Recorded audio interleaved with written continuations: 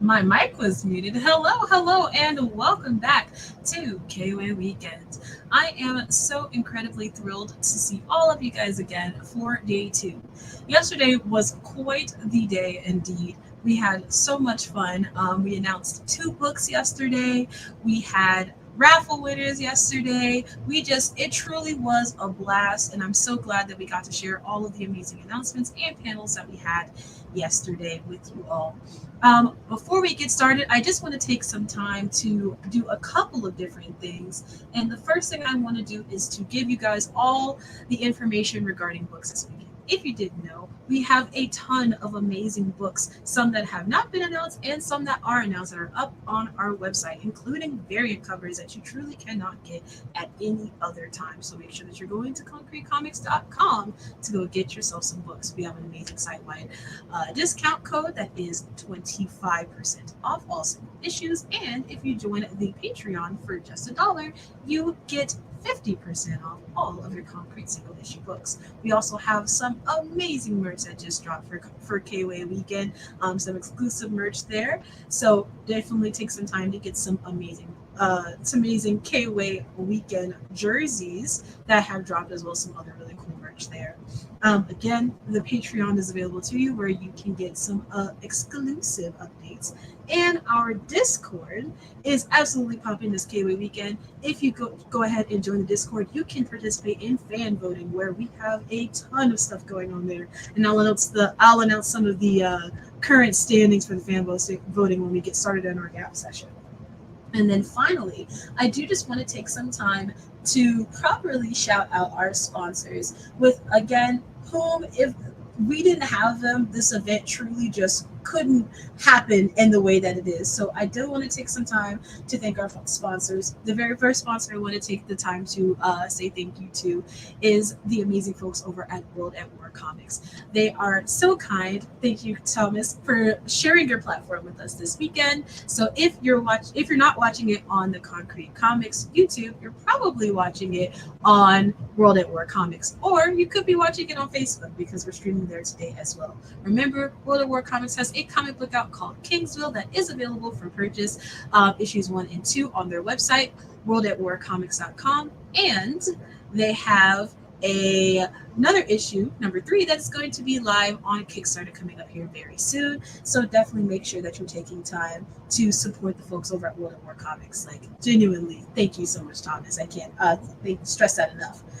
Next, I do want to give a big shout out to the folks over at Blurred and Powerful. They did an amazing panel yesterday. So if you missed it, you can check out our live stream from yesterday to kind of familiarize yourself with that.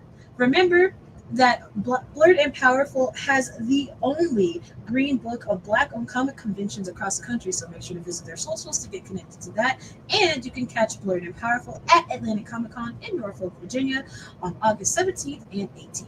More sponsor reads will be a little bit later into the cast because I don't want this to be a whole big ad block here, but I am going to go ahead and take time to get started on the Yap session here. So with me this morning, I am so excited to announce all the lovely folks I've got here in the background. You can't see them quite just yet because they're getting ready. Some folks got some beautiful hair. They need to make sure that they put in the right space before they join the camera. So they're gonna get their hair together. But I do want to go ahead and say we're bringing on this morning Lonzo Starr, CEO of Comics. We also have Jamila Lessie, who is the creator of Absolver, as well as the art director. I do not want them to get mad at me because I wanted them to say, art director also, they're trying to assume the space of being the CEO. I don't know how that works, but everyone's fighting for that chair apparently. And then we have Onaji Rouse, the brilliant, absolutely talented Onaji, who is the creator of Odina, Kandake, and Sister Circle X, as well as the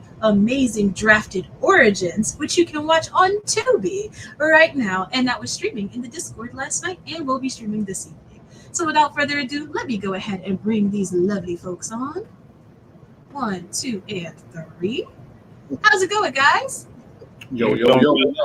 It's good. What's up? What's up? What's up with you guys? How's this morning? How's your morning going? It's going great. I can't complain. I love that. I'm loving the vibes. Everyone's looking all good in their concrete drip. I see the Acolyte shirt on.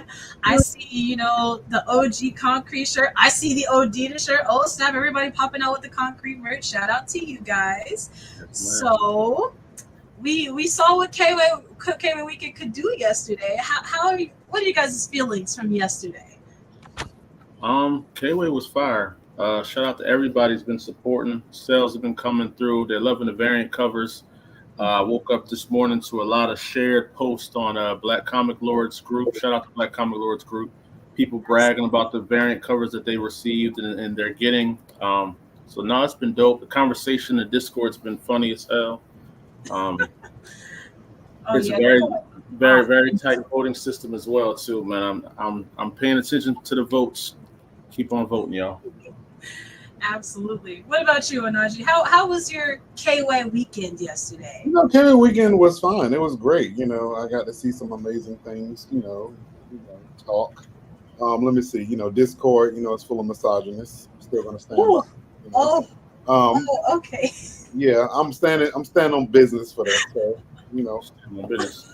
Yeah. I don't agree. I mean, but also y'all have to prove Onaji otherwise. Make sure you go down to our voting channel in our Discord and make sure that you're voting for Kandake, Sister Circle X, and Odino wherever you can vote for them.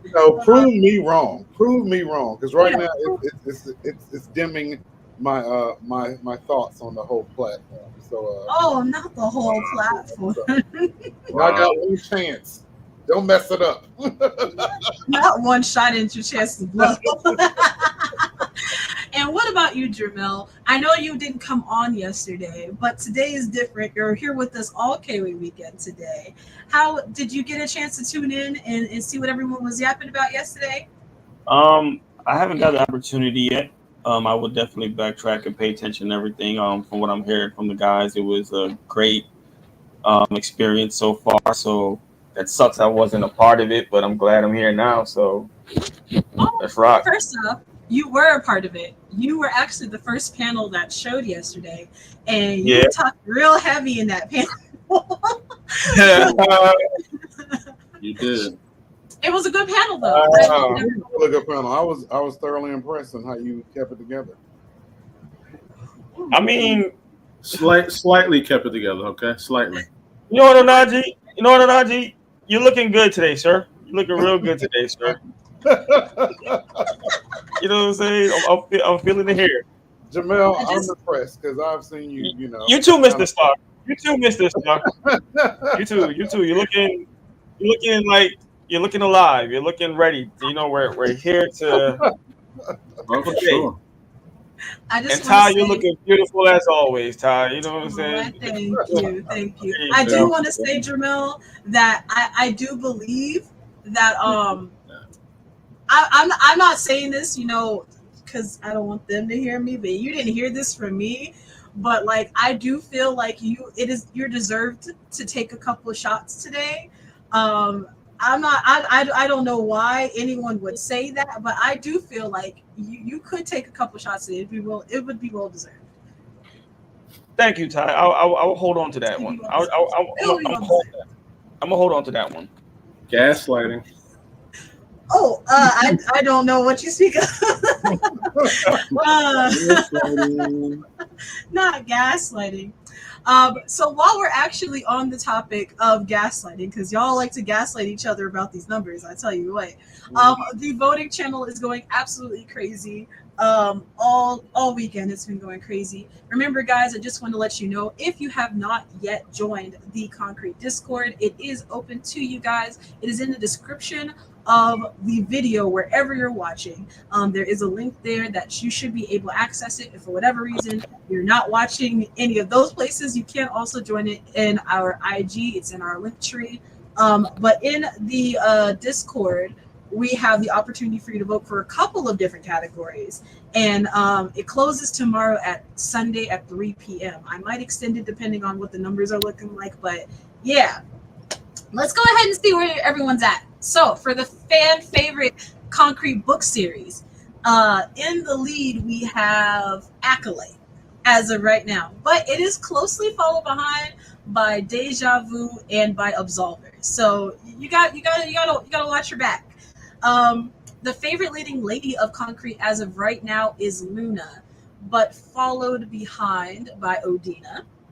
The favorite leading gentleman of Concrete is Acolyte, followed behind by Deja Vu, which is crazy because yesterday for a moment Deja Vu had you beat out. So definitely got to. Deja Vu is definitely a fan favorite right now. For the best hero costume, Deja Vu is in the lead. For the series with the best cover art, we have it's patterned out a little bit. So Luna is still winning at number 7, but close behind her we have Odina and Absolver.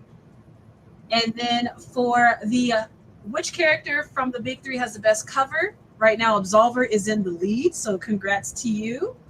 Oh, Favorite I have content? something. Okay, I have something. You got something, you got something. And then favorite Concrete creator, unfortunately, fortunately, You said it right the first time. Unfortunately, huh? Lonzo is in the lead, followed closely behind by Carla, and followed closely behind by Carla, and then after that it would be Jairi. So you've got some competition. I will say you do got a pretty big lead for the favorite content creator, concrete creator. I don't know if they'll catch up, but I hope so. I hope so. Someone's Hey, got me to throw too. Me too. You know what I'm saying? It's it's all love over here. It's all love over here, man. Shout out to everybody that's voting. I want Yeah, to I heard see. what I said. I'm gonna stand like I stand All on what right. you I know. want to see what happens in the big three cover range because we all got some glorious covers, especially some of them variants I just posted, man. There's a couple of Dinas in that joint that's crazy. A few I don't Absolver know. joints is crazy. I think Absolver has the most covers, and like all of them is like killer I don't know. I covers. I will say the Absolver cover. I will say I have most. I think out of all of the Concrete books, I do have the most Absolver because for a long time Absolver was my favorite character That's right. in the Concrete universe. It's not gaslighting; it's the truth. That's what I bought before I was even with Concrete. Those are the books I bought. So I have all of your covers, but there's another cover that had dropped I hadn't seen before, where you're like gripping. I'll have to pull up some photos later, but you're like gripping. Absolver's like gripping energy or something like that. And I was like, that's a dope cover. So good stuff. Good stuff indeed. Appreciate it. You see how Lonzo could have so many W's, and the minute you have one that's he's not of, he complains Wow. and talks shit like that. That is our CEO, people. That's our CEO. So I'm not There allowed it to be is, competitive, man. You bro. saying Like, I'm not allowed to be competitive? Matt yo, says, "Oh, go go ahead. ahead. No, finish. You're good. You can.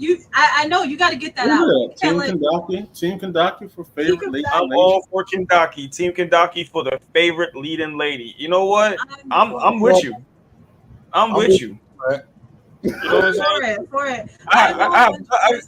I have nothing against Luna, but Kendaki, she's a killer. You know, I love that. I love that. Oh, You know, absolutely. You're very right, Montrez. Things are getting a little intense. It's getting a little hot in here. It's getting a little spicy in the space. it's getting Oh, hot in her. not it's getting hot in here, but we've got an exciting and full schedule today, guys. Like it's gonna be bumping all the way until almost 8 o'clock tonight, which is wild. But I'm so excited we get the opportunity to hang out today. Today we've got a fan casting panel happening right after we do our major announcement, which is coming up in a moment. We've got also we're showing some interviews from the cast of Drafted today. So if you have not seen Drafted and you want a little behind the scenes zhuzh, we're going to be showing some of those today.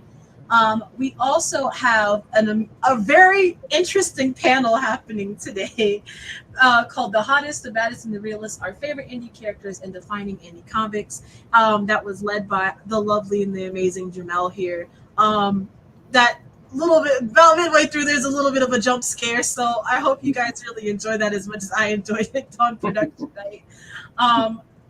I do want to let you guys know that there is going to be a slight change in the schedule today. The Ladies of Concrete panel has been swapped out with the Women in Comics panel, which was going to showcase tomorrow. So just so that you're not jump scared, That's there. That's there today, and then we've got some other stuff happening later in the evening. But without further ado, I do want to go ahead and lead into our first major book announcement.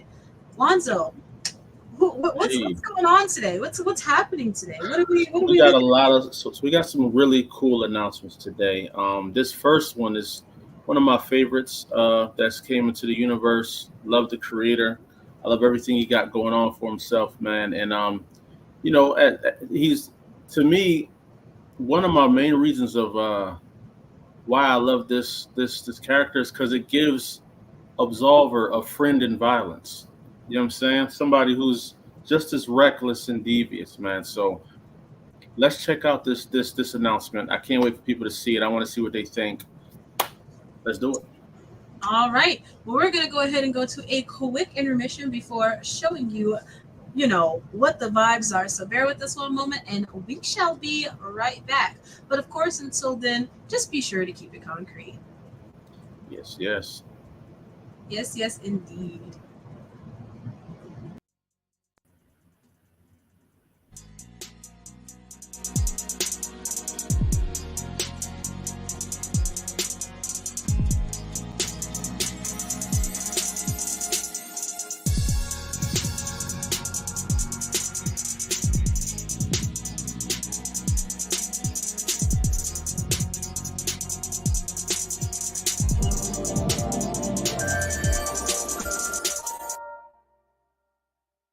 While Prime 8 battles the KKK to save the liberated nation, dark secrets from his past are revealed, and a mysterious figure rises to confront him. The wait is over. Order your copy today at concretecomics.com.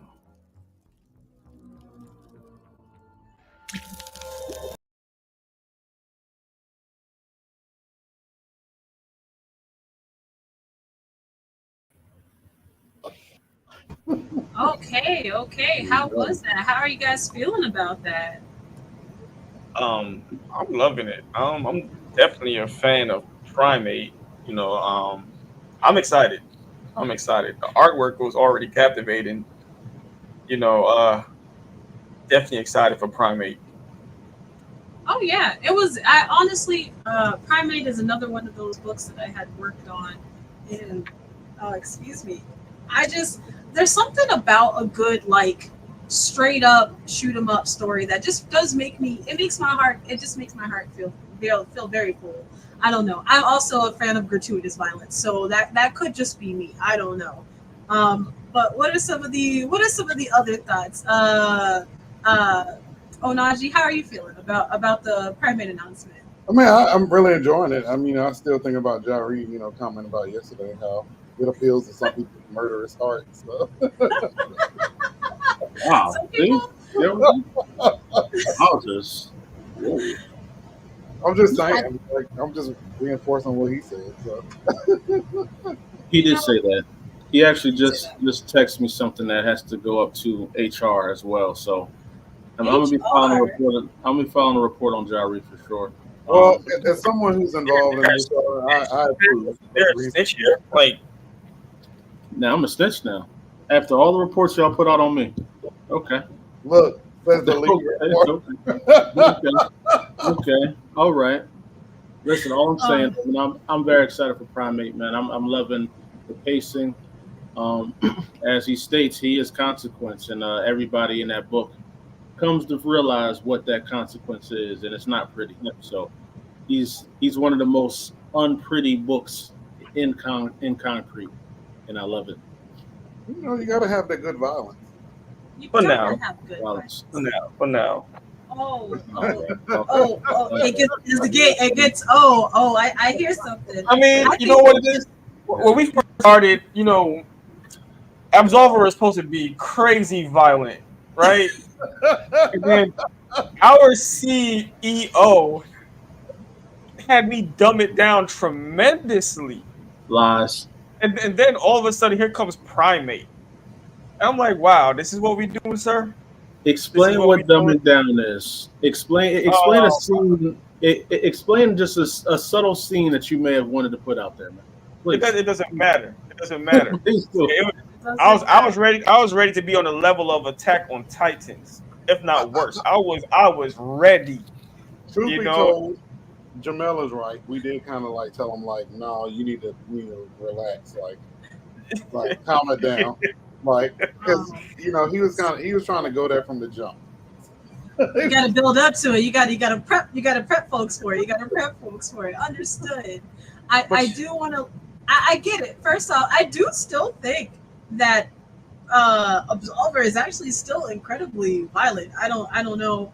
I think Absolver is fairly violent. Like the lady's face in like issue 2 completely like separated in half. I think that's kind of crazy. But could just be me. Well, see, his level of violence is so far beyond that. You know what I'm saying? So to Jamil, this is light work. You know what I'm saying? He like, man, that's just a little taste for y'all. You know what I mean? Oh, head splitting open is light work. That's concerning. I just want to say, Avery, we absolutely adore you, and we're so happy that you have that you finally got your first book out to the concrete masses. And of course, I don't want to stop here. We actually have a little bit of a surprise for you. Just like yesterday, we have the creators themselves doing interviews. So without further ado, we're going to go ahead and segue into our intermission so that you guys can get the interview between Avery, the creator of Primate, as well as Nix from Do You Speak Geek, who's conducting the interview. Shout out to Avery too for creating Primate. He's a talented writer, so shout out to Avery for that. Absolutely. Yeah, Shout out to Avery. A great read. I love the character design. I love it. I love it. I remember it was just this. I think what I'm allowed to say is we had to go to bat for Primate, and it's like when people don't understand the creativity behind what a creator does and why they're doing something, and they just go straight on attack mode, and it takes a lot of time and effort with us because there's research and editing and all that gets involved. And for them to attack the creator the way they did, we definitely had to go to bat for Avery. So man, give it an opportunity, give it a read. You would enjoy the story, man. Trust me. Not just for the violence. It's just a really great read. It's a great character and a great read. It's, I love Primate. Oh, absolutely. Right before we move on as well, I do want to say one of my favorite things I love about Primate is that there are these moments where he has these incredible one-liners, like just these moments where you're just like, oh snap, like that's a bar.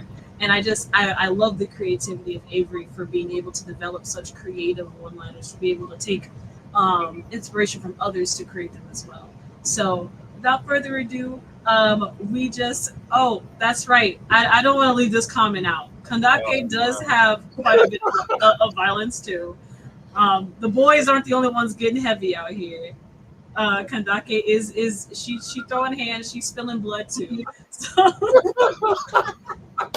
So Lonzo, let me cook. Yeah, I'm letting you cook, man. You know what I'm saying? All the self motivation and promotion. Self motivation. Wow. Self motivation is wild. Self motivation is glorious. Wow, that is nasty work. Wow. All right. Self motivation and come on, yo. Oh goodness. But without further ado, I do want to go ahead and keep it moving. So bear with me, guys. We're going to go ahead and go into another short little intermission. And then after that, we're going to go ahead and move into the interview with Avery, the creator of Primate, and Nix from Do You Speak Geek. But of course, until then, I just need y'all to keep it concrete. And we'll be right back with you. Yes, man.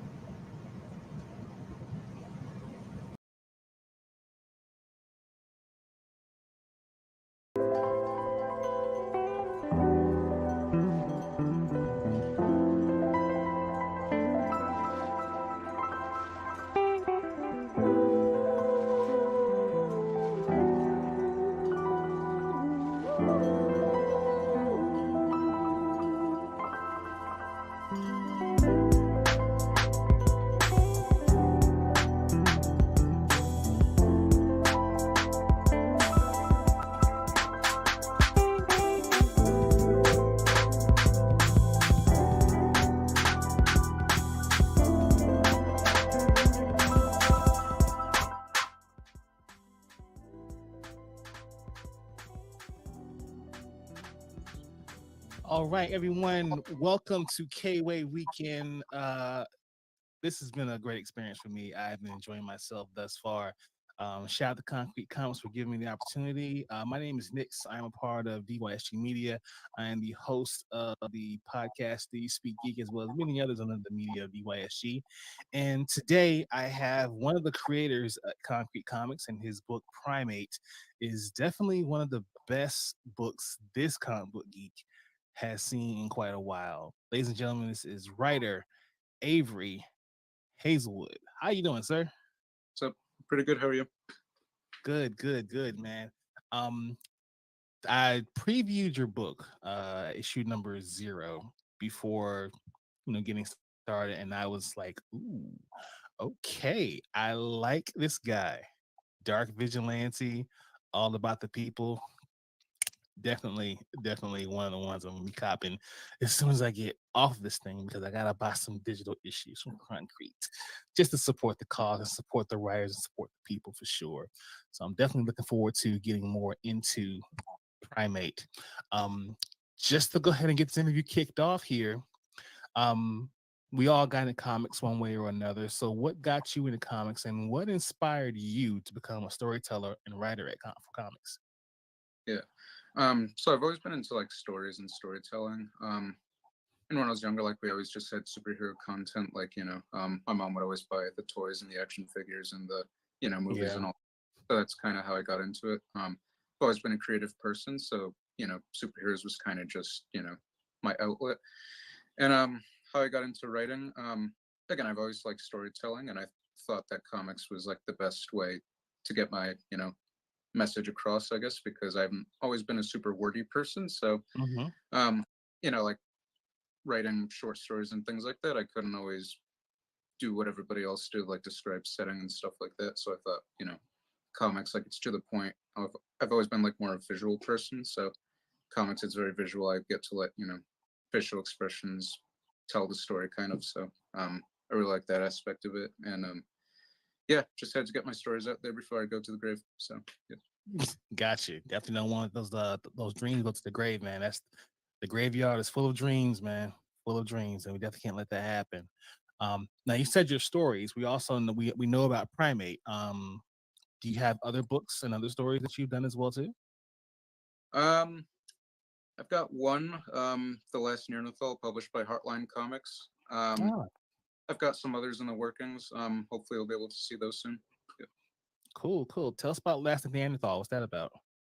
All right, so it's about a Neanderthal whose tribe is wiped out by the devil.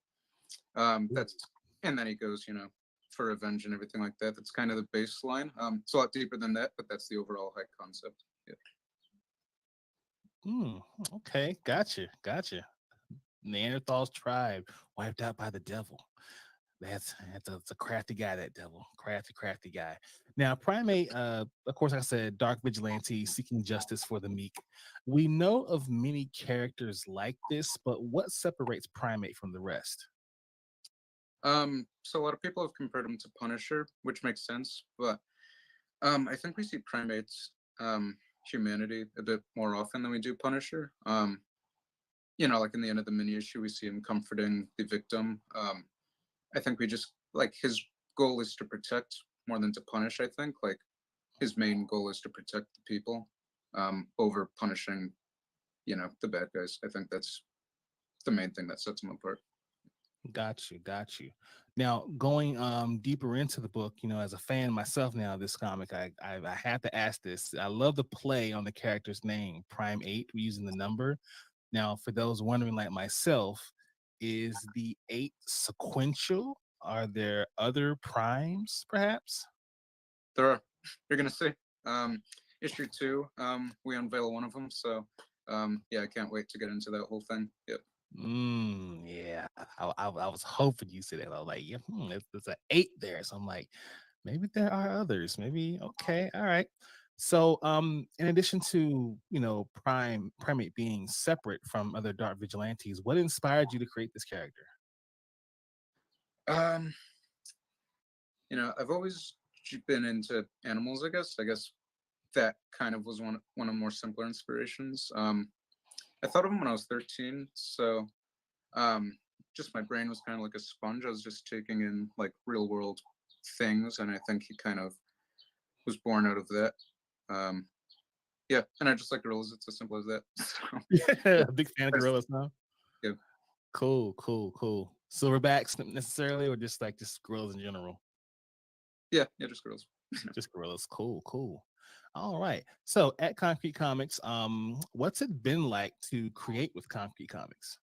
It's been awesome. We have a really good community. Everybody's really supportive. We're always bouncing ideas off of each other. Yeah, we just got such a diverse, you know, lineup of books and everything. Like, you know, Primates, nothing like Watchmen, nothing like Deja Vu, nothing like Luna, nothing like Acolyte. Like, everything's just so different. Like, it's just such a broad universe, and I'm glad that I'm able to, I guess, tell my story the way I want to tell it. Like, I'm not really, hindered in any way, shape, or form. So, yeah. Yeah, that's awesome. Yes, you definitely want to make sure that everything under an umbrella has some sort of a separation or a uniqueness to it. We see that a lot with other comic book companies where there are a lot of books that are the same, and that's what I do also love about Concrete. That the books are very, they're different, but they all do follow the mission statement that Concrete has with the diversity and making sure everyone's well represented in that way and faction. I definitely agree with that for sure. Um, so when you are creating, what would you say is your creative superpower?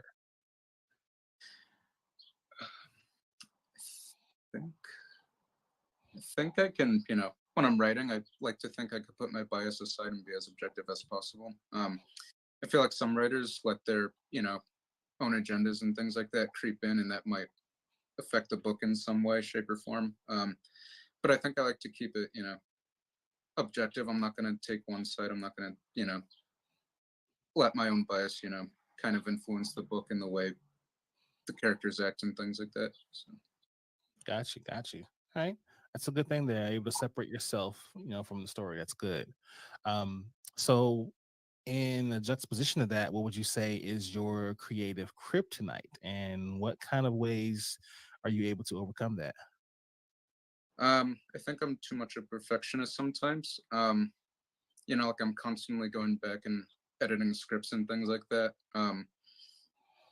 Yeah, I'm just always trying to make it as good as possible to where I'll drive myself crazy. You know, myself like there's still some parts in issue one where I look back, I'm like, I could have done that better, So I guess I kind of just have to, let it ride. It's all good. Yeah, just too much of perfectionist sometimes. Yeah. Yeah, it's the creative struggle, man. We all know it well. We are our worst critics, where some people can see, hey man, you're one of the greats, but all you see is mistakes. So Yeah. yeah, it's definitely one of the ills of being a creative mind. Um, so since you've joined Concrete Comics here, what's life been like, as far as people talking about your book, and how has the community responded to your book? It's been awesome. I've got really good feedback. It's just really cool to see people, interact with and, be a fan of what I'm doing because, I'm a pretty low key person. So, just seeing people get really into something I'm doing that's just really cool. And I've, really appreciated the support. Yeah. Yeah, cool, man. Cool, cool.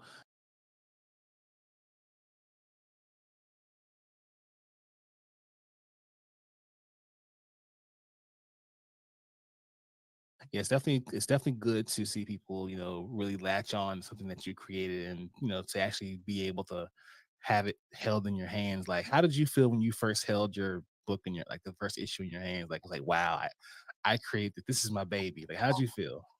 That was it. It was awesome. Like, I can't describe it. I just pet it. I was like, this is my baby, you know? Yeah, man. Yeah, yeah. Did you go show it to everyone? Like, hey, mom, look what I did. Look what I did. Of course, yeah. That's what's up, man. That's what's up. That's awesome right there. You definitely got to make sure you show it off. Now, I read the premise to the book, at least the first issue, and it's worth the attention for sure to any reader. I will tell you that. It's the last line of the premise that really grabbed me, and it goes, "And sometimes spilling blood is the only way to make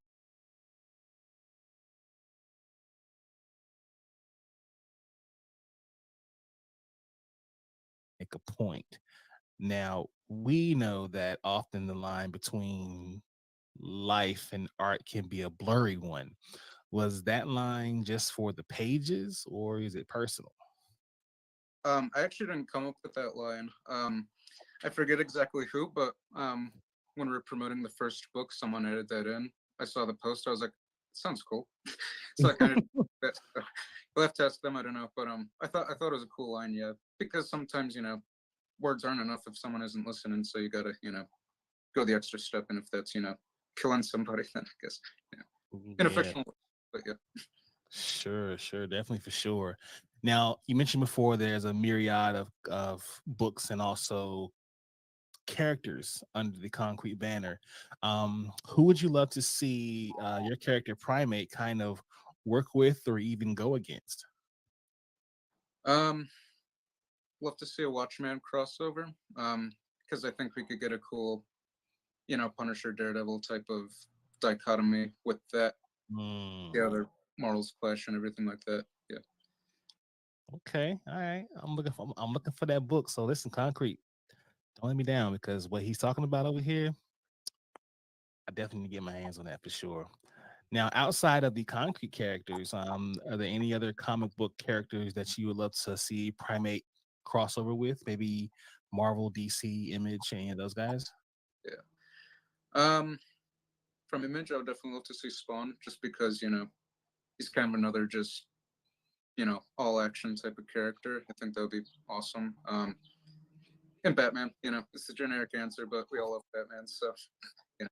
Yeah, we some of us hate to admit it, but we all do. Yeah. We like that. We like the rich boy. We definitely do. Definitely. So do you have any outside of Primate, any other upcoming projects within Concrete? Um, Not officially. I've got stuff in the workings that only I know about, so I'm gonna have those come out hopefully soon. Yep. Okay.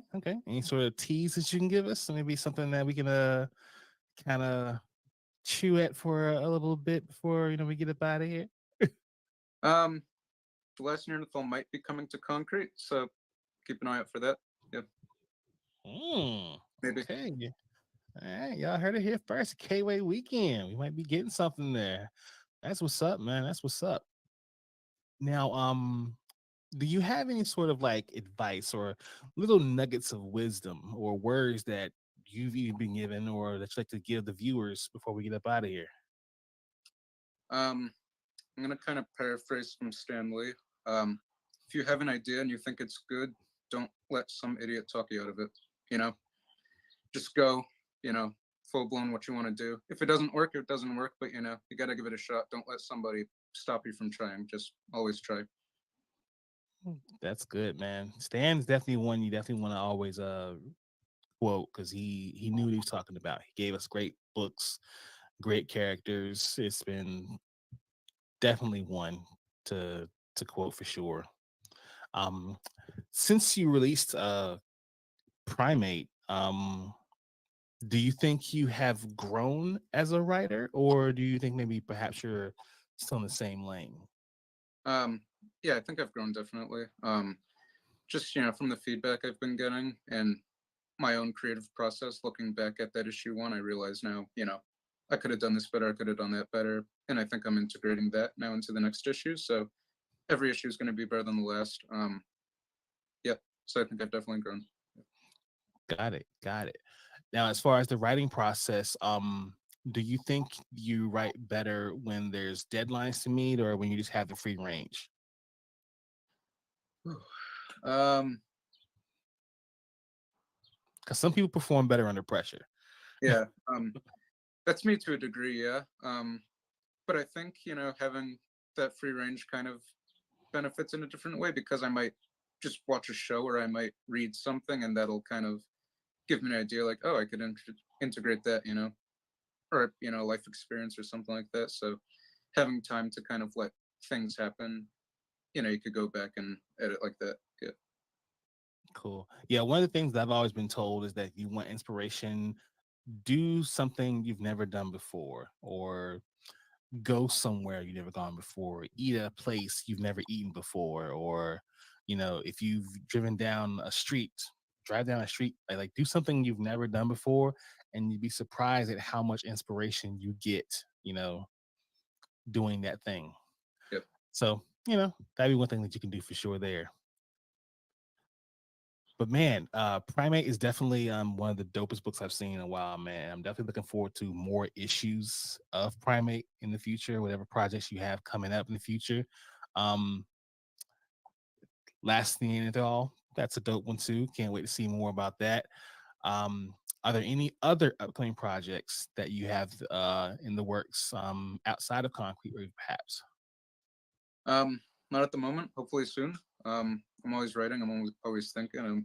It's just a money thing now. Got to pay the artist. So yeah. Yeah. That old chestnut. Yep. You gotta get those bills paid. Yep. Well, Avery, it's been a pleasure, man, talking to you. Ladies and gentlemen, this is Kway Weekend. I'm with the one and only Mr. Avery Hazelwood, writer of Primate Comics. They read the Primate book under Concrete Comics. People, check this book out. You won't be disappointed. Pull up to the shop, Concrete Comics. Get that book. Trust me, you will not be disappointed. My name is Nix, and as always, people, keep it concrete.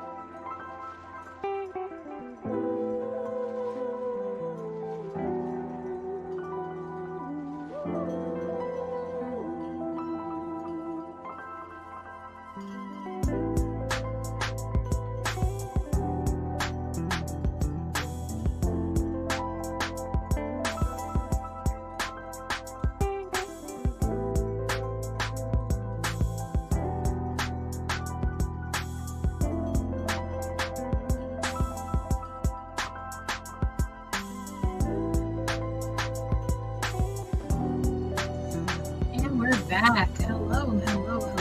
I thoroughly enjoyed that panel with Avery and Nix of Do You Speak Geek. I mean, I don't know. Like I keep saying, I really do genuinely just get like so starstruck with all the amazing folks over at Concrete. We really, really do our stuff like nobody else. Before we get back into it, I do just quickly want to go ahead and give a shout out to our sponsors. Again, without our sponsors, there is genuinely like no way an event like this would flow the way that it does. Big shout out to the folks over at Blurred and Powerful. Again, have you heard? They maintain the only green book of Black-owned comic conventions across the country. So make sure to visit their socials to get connected and support a con near you. Also, you can catch Blurred and Powerful at Atlantic Comic Con in Norfolk, Virginia on August 17th and 18th.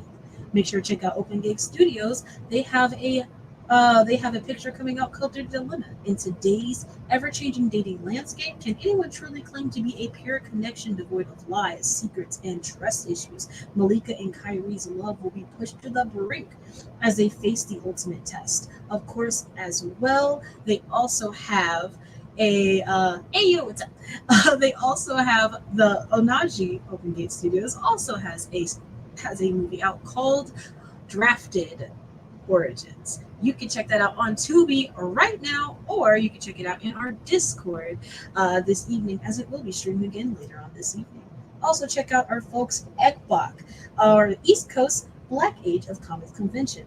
The celebration of the contribution of Black folks doesn't stop at Juneteenth. Celebrate the art and creativity of Black comic book creators in the capital of Black indie comics as you walk through Philly's comic book history at City Hall on June 26th from 4:30 to 6:30 p.m. Eastern Standard Time. Again, it's hosted by Ekbach, or the East Coast Black Age of Comic Conventions. For more information, make sure to go to ecbacc.com. Also, big shout out to the folks over at Black Comic Lords. I'm sorry, my camera is going wild. Almost done here. I do also want to give a shout out to a few new sponsors I have not shouted out before. Big shout out to to Amber Coco Allen, also the creator of that amazing 5 Years of Concrete logo, as well as all the rest of our 5 Years of Concrete logo. Shout out to you.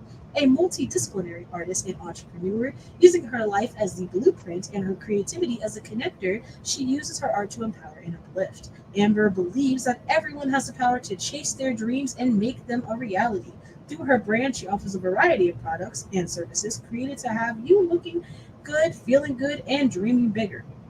Her offers her offers range from gorgeous fine art pieces, fashionable wearable art collections, and empowering words and uplifting stories in their stories and newsletter. Also, Amber offers a full branding services for entrepreneurs at any range of business development. Thank you guys so much for listening to the ad reads. I know there's a lot, but again, without our sponsors, we genuinely would not have been able to do the event in the way that we've been able to. So I appreciate you guys, all of our sponsors. There will be more sponsor reads a little bit later in the day, but I do want to go ahead and transition into another Yap session. So I'm bringing it back some of the kings of Yap sessions, if I do say so myself, Mr. Lonzo Starr, as well as Jermel Lessie. Whenever you guys are ready, I'm gonna bring you guys on. How's it going, folks? Hey, Chuck. Quick question, man. What made you choose some of the beats that you chose? They were you gave them to me. You know what? Pause. You know what? I was gonna come on here and give so much compliments toward that man about these beats, and then he comes out here showed all his arrogance. This is why we do this. I just want to listen. I sent Ty a folder of mad beats, right? So she selected a few. I just want to know what made her choose those ones, because some of those are some of my favorites. Oh, so that's the angle you come with. Just make that's sure. where I was going. So the one beat, right? So the one beat we used for Kway Weekend last year. I don't know if anybody remembered. We did Kway last year. It was a 1-day live stream, and everything was pre-recorded. That was the beat that I used when I was producing Kway last year. And then I genuinely like that beat. The other two, I'm a lo-fi girly. I like smooth music.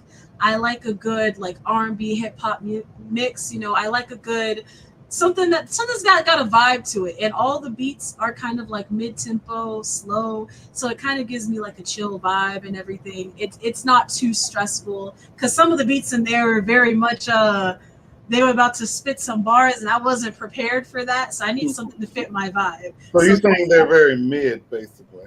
Oh wow, I don't recall saying that. I will be honest with you. I don't actually recall saying any of those words, but I did say. All I'm saying is backstage, I saw Jamil doing hand gestures to one of the beats. I said, "Hold on, is he back there writing himself? What's going on here?" Jamming out to. You know what? When I was heavy into spoken word and I wanted to do my own album, that's the kind of beats I would love to just playing in the background over my lyrics. Oh man, so yeah, I was feeling it. I was feeling it too. Honestly, there's one, I don't know if I played it as much yet, but you'll hear it a little bit later through the Kway Weekend. I was just like, oh snap, this got a little bump to it. I think, and you guys, I don't know if you guys are aware, but before, Lonzo was in comics, he did the music thing. He did, back in the day. You're actually going to hear about that a little bit later. Ages ago. Hey, this is Kway Weekend, not Lonzo's Weekend. Let's keep it going. Okay, I'm sorry. No, I'm everyone's hype man. I'm here for everybody. I'm voting for everyone. It's all right. I understand. He's the CEO, and I get it. But right now, I'm telling you, okay. Let him go. It's all right. It's all right. No, to be fair. See, this is what happens when you bully people. You can't.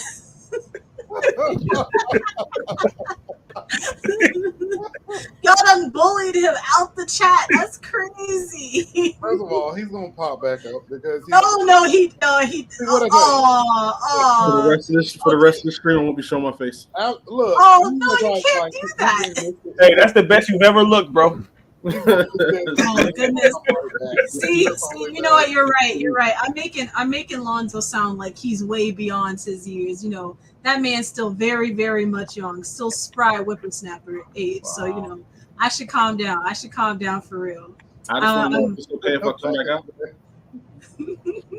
out. First off, I don't think that you should let them allow you to bully you. Also, if you're talking about why, you know, I'm giving him props because his name literally it says CEO of Concrete Comics. Like that doesn't deserve a little bit of prop.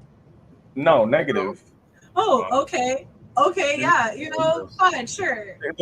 Everybody's as successful as the team behind them. So no. That's true. There is in fact no I in team, but there is happiness in dinner. And the CEO bought me dinner last night. So yes. I never got dinner from him. I'm just saying, you know, will my opinion change if you buy me dinner? I'm gonna show y'all how peaceful it is, okay?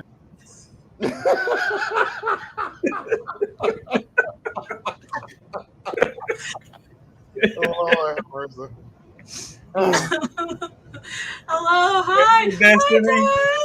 I miss you so much. I miss you so much. Oh, goodness gracious indeed. Oh, goodness. We just got off. Isn't Lofty like the beats that you play on YouTube to kind of like chill? Yeah, yeah. I'm that person too. I do that in jazz music. And when Jamel Alonzo called me in the morning when I'm playing my music, I get crap for playing my music to kind of like relax. They're like, what is that noise? It's so good though. Like lo-fi, it's like it has a good mess because I also love jazz music as well. Well, like when I'm studying or reading or whatever. But lo-fi, like sometimes jazz music doesn't like because of like the way that it's produced, it's kind of like all over the place. And sometimes you just want something consistent, something that doesn't really do too much to stimulate your brain. It's just kind of vibing. It's just don't get like the nightclub jazz. You got to get like the coffee house jazz. Oh yeah, that's where it's more like for reading and studying. Yeah. So okay. I gotta get some coffee house jazz in my rotation for sure. But before we move on, I do just want to go ahead and take some time again to touch base on that last interview we just saw. So we saw Nix of Do You Speak Geek and Avery. They were talking about Primate. They were saying that Primate just dropped it, guys. Of course, if you guys haven't checked it out, it's on the website. It's available. You can get your covers, all the variant covers for it as well. But one thing I didn't know that was dropped in that interview is that Avery hinted at there being other primes in the world of Primate. Like, how are y'all feeling about that? I'll let I feel like that. Go ahead, sir. Number of respect here. I love that idea of it being like I want to say a cult, but kind of like an organization maybe or something like that. I kind of like that idea because you can have internal conflict within the actual organization as well. Like not just what the characters facing up against the streets and his villains, but also what goes on within the ranks of the Prime. So absolutely. Real quickly, we have a treat here. We also got Jairi here in the background. I'm so excited. Jairi's kind of come up on the stage. How's it going? What's happening? Pretty good. What y'all got going on, man? We're talking about Primate. Everybody come on, black team. Everybody, look, we don't ran Lon off. No, you gotta switch it up. You gotta switch it up. Yeah, we had to get him up out of here. Cause all this chaos, man. Not y'all say he causing chaos. Oh my goodness indeed. Actually, I'm glad that you're here because now that means I can go back and do the voting. You've been really sweating Lonzo. He's been feeling a little touched about the fact that you've been getting real close to him in some of these voting polls. he created a couple fake accounts, voted for himself about 6 extra times. Thank you. It's getting out of hand. Okay, It's getting okay. out I of thought hand. it was just me. Okay, that sounds like Nah, nah. I am consequences. Why? Oh goodness. But I think that actually just goes to show how cool, Deja Vu is, because like it's become such a fan favorite over time. So I love that for you. I don't know. I'm gonna let y'all talk about it a little bit, but how are y'all feeling about where the fan voting is sitting right now? I mean, as long as let me see, man. Aside from Lonzo's foolery, man, I definitely appreciate everybody, coming through and telling us what they think.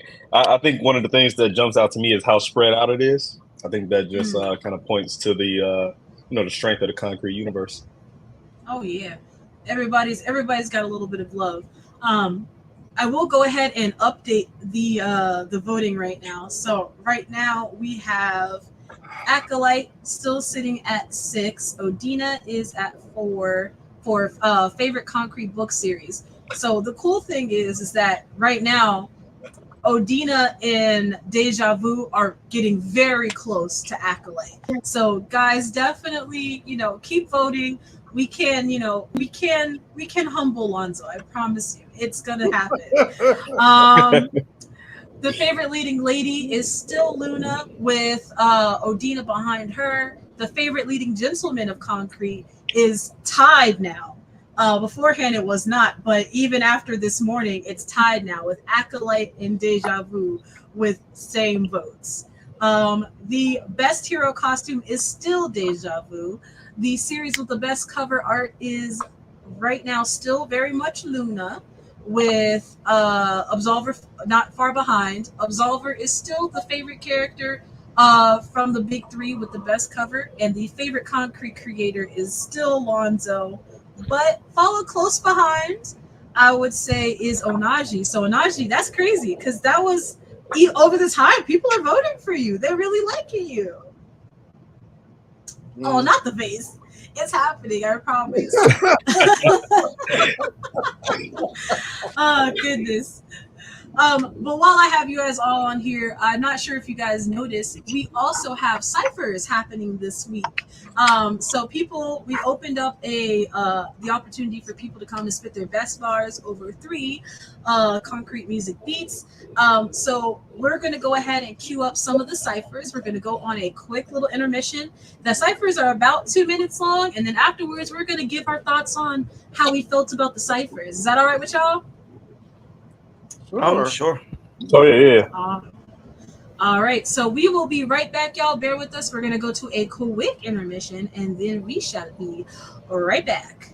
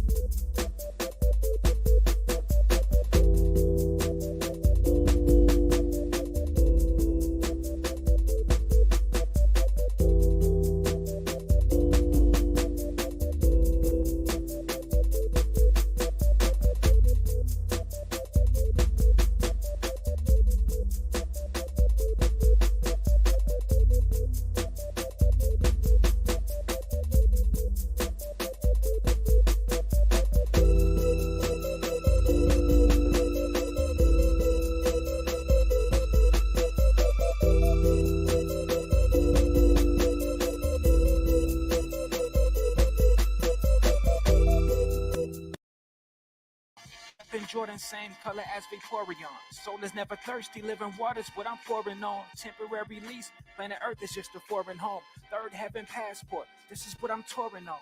Flying nimbus, I am winning with cloud-like. Approach to it, Clark Kent, I'm mild-like. Until I hop in the booth and change suits, leaving the track poof, no ceilings or roofs. It's no use when compared to these Venonats. Desi Yates been a stack, Apertiro killing that. Heard they sting, let me ask, where your venom at? Nothing like a symbiote, more or less they comatose. When in fact the pen has been engaged with me since Soldier Boy rocked the big shades. I've been amazed, then again, it's a fact. If it's real, then they feel. If it's whack, fall flat.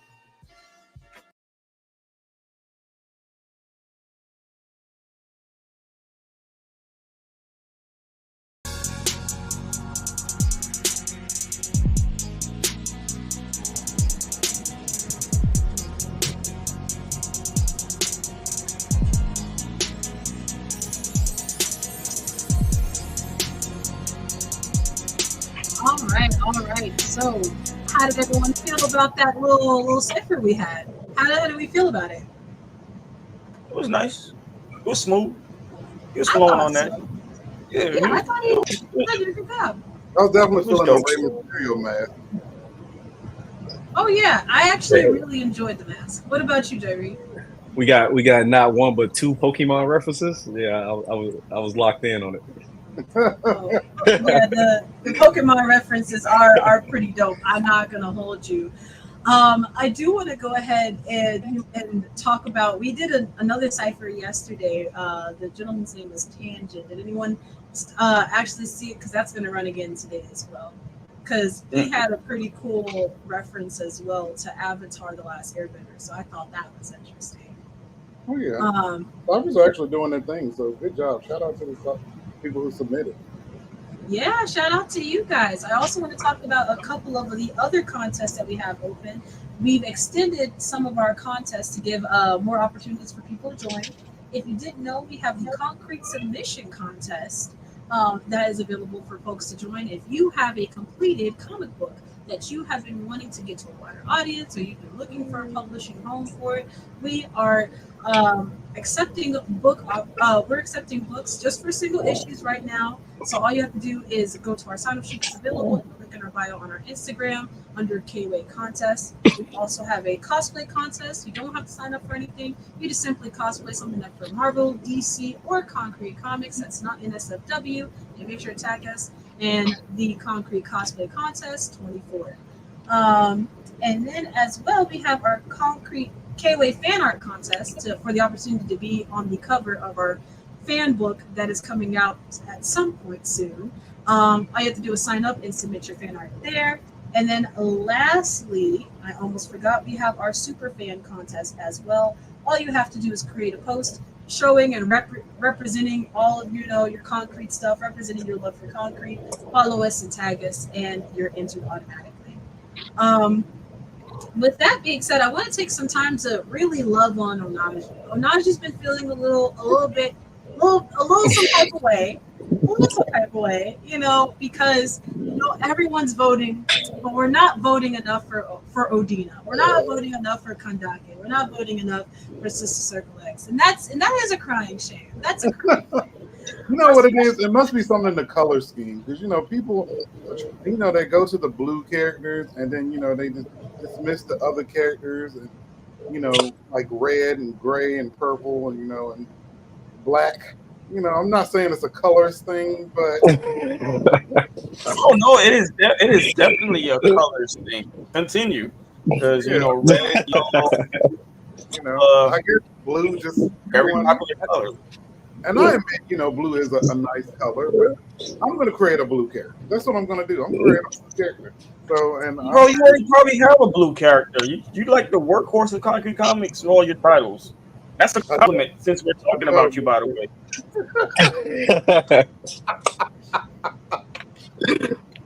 I'm just saying, show the people who got red on their character or gray, violet, black. Show us some love. We're here too. I agree. I do have to ask,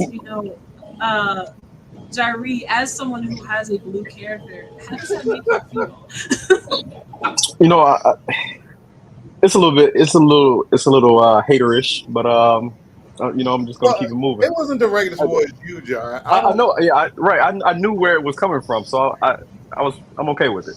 I caught a stray. I caught a stray, but I'm okay.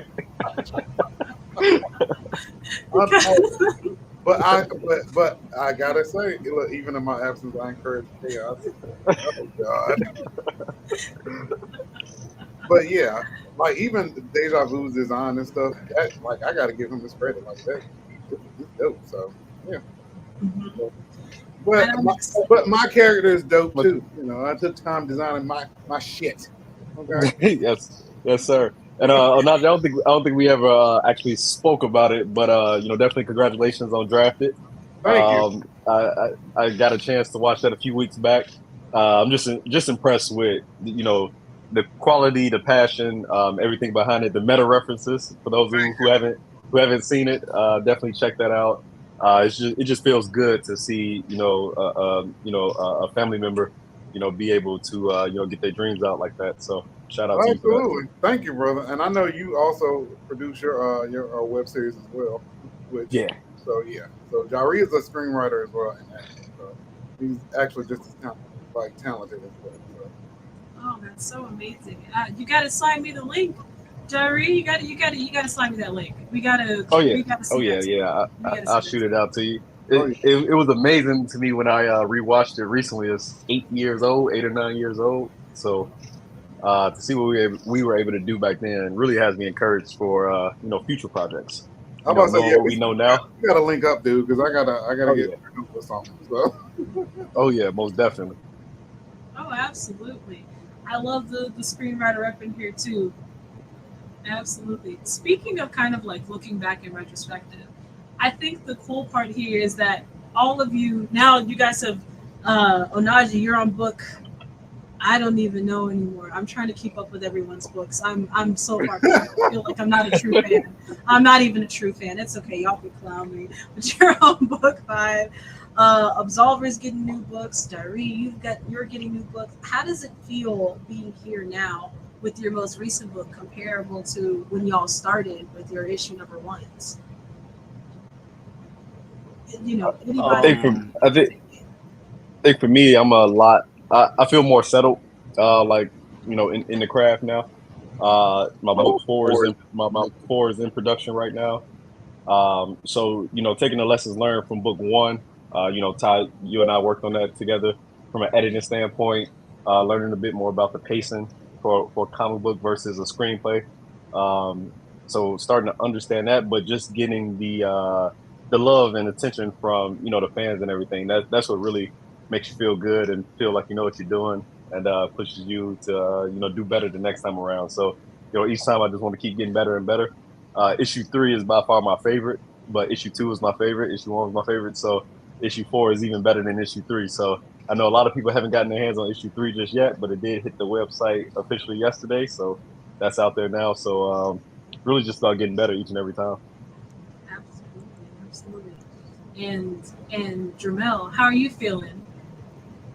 well, just after getting ready to, I don't know what the announcements is looking like. So, being where I'm at currently on issue 4, I definitely had to take a step back and redo issue 1 entirely. From the writing process to telling the story, the art, everything. Because as you grow, you know, you, you know, you want everything to grow with you. So when I went back and reread issue 1, I was like, you know what? Nah, this ain't it. And there's so much people that haven't. And even though there's a lot of people that love Absolver and I appreciate everything, I felt like y'all deserve something better. So putting together a complete story and redoing issue 1 is everything. So yeah, growth. The growth is always there. And as a creator, I'm never really satisfied. I always want to be better and do better every time. Something Avery said in his interview about how he's a big critic to himself, not word verbatim, but that is me. Like I will rewrite something 17 times before I'm okay with it. And trust me, when I say 17, I mean 17 times. It'll get I will rewrite it. So yeah, that's my response to that. What was the question again? I was asking. No, you're good. Book issue number 1 versus where you are now. How does it feel? Oh, it feels tremendous to release issue 6 because this is a close out the story arc. And by the end of the year, I got a huge surprise for everyone because the growth, like Jamel said, is there because I see myself growing as a writer in all areas. So I went back and I'd be like, ooh, I could do better. So like, 'cause like it's like even like a lot of people don't know, even when you read like your first work, whether it's the comic book or the screenwriting, you'd be like, whoa, that shit was trash. but I've come a long way. So I actually rewrote issue 1 where it's still similar, but I added an extra page or two so that way. So trust me, it'll there's the growth and how, and I feel a lot better now. Even though Jamel said, you're still learning. You never stop learning. You never stop learning. I think that's the beauty of the industry we in. We still can grow. I totally agree. But I do want to say, give everyone their flowers and their congratulations because you guys are absolutely killing it. Concrete is definitely, there's something special about us. And I think that there's something special is you guys. You guys all put your best work out there every single time. Even if later down the line you don't feel like it's your best work. When you dropped it, that was your best work. And now you're putting out your best work. So it's okay. As long as it's the best when you drop it, everyone will still love it. And I think that's very apparent. Yeah. And speaking of your best work and drafted, I do want to go ahead and say congratulations again. We're giving you tons of love for drafted because it is a hard thing to do to make a movie and produce a movie. So thank you for doing the hard work. Thank you so much. Like when I tell you, a lot of people don't know, or Doreen might know, but a lot of people that goes on behind the scenes to do stuff, like it is like, especially when you're independent, it's like 1,000 plates spinning. So you're trying to, do location scouting, craft services, time management, all that good stuff. It's fun, but it's a lot of stressful work. There was a ton of times where I was like, I'm about to lose my shit. Like somebody about to get it. But the craft services is real. you don't know about it until you know about it. Like you gotta make sure people are fed because people ain't fed. It gets nasty. It's real angry. Oh goodness! But we're going to go ahead and transition. I actually have some interviews from the cast of Drafted Origins. So we're going to go ahead and switch into some interviews from the cast of Drafted Origins, and then afterwards we're going to go right into a panel where it'll actually be Jermel and Avery. You'll see them again as well, and Jari, they were there as well as some other fun folks in a panel talking about our favorite indie creators and defining indie comics. So with that being said, we will catch you later, and until then, make sure to keep it concrete. Exactly.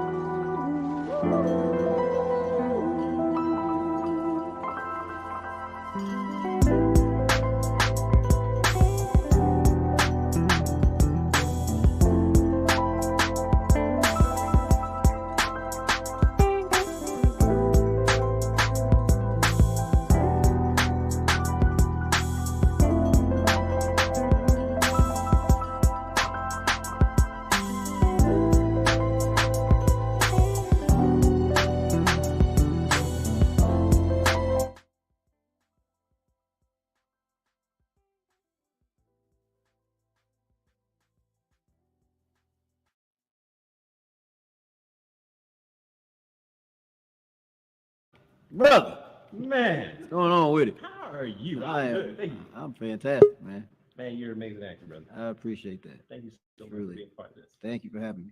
As anybody or whatnot most already know, but please reintroduce yourself towards the audience. I am Alec Adams playing the role of Anthony. Double A. Okay, That's we it. know. What does Anthony bring to Draft Board? Anthony is a telepath, kind of going through some things, finding himself, uh, trying to find himself in this world, in this universe. Kind of plays on mental health a little bit as well, I like to think. Until obviously he finds out, what's really going on, but I like that aspect of it. We don't see enough of that in Brothers on cinema. Until now. Until now. There we go. Right. Favorite part of this no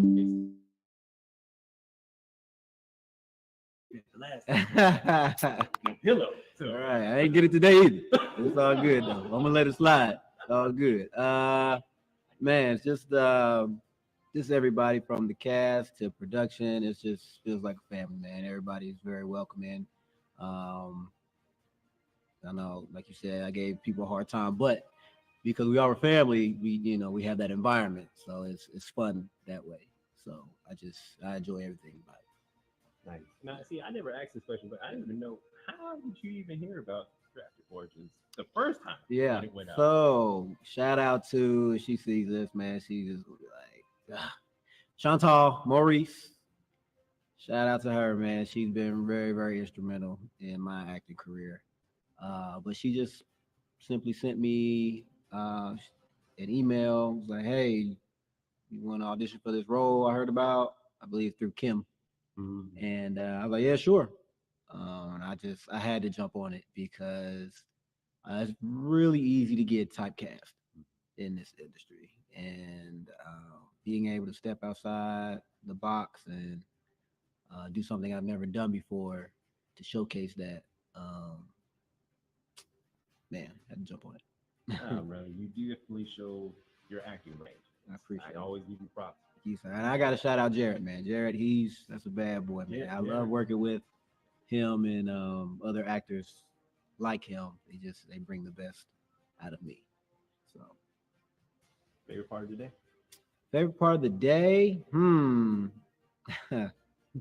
when I got to do a little yelling. Acting, man, it can be therapeutic at times. It can be free. So being able to, no matter what you're going through in life, or maybe if I woke up on the wrong side of the bed this morning, I was able to channel that. Not saying I did, but if I did, I was able to channel that and let loose today, which I felt like I did. Excellent. Alan, can't wait to have you back on set with us again, man. I can't wait to be back, man. It's always a pleasure. Whoop some ass, okay? Yeah, you never invited me back. All right, I'm waiting.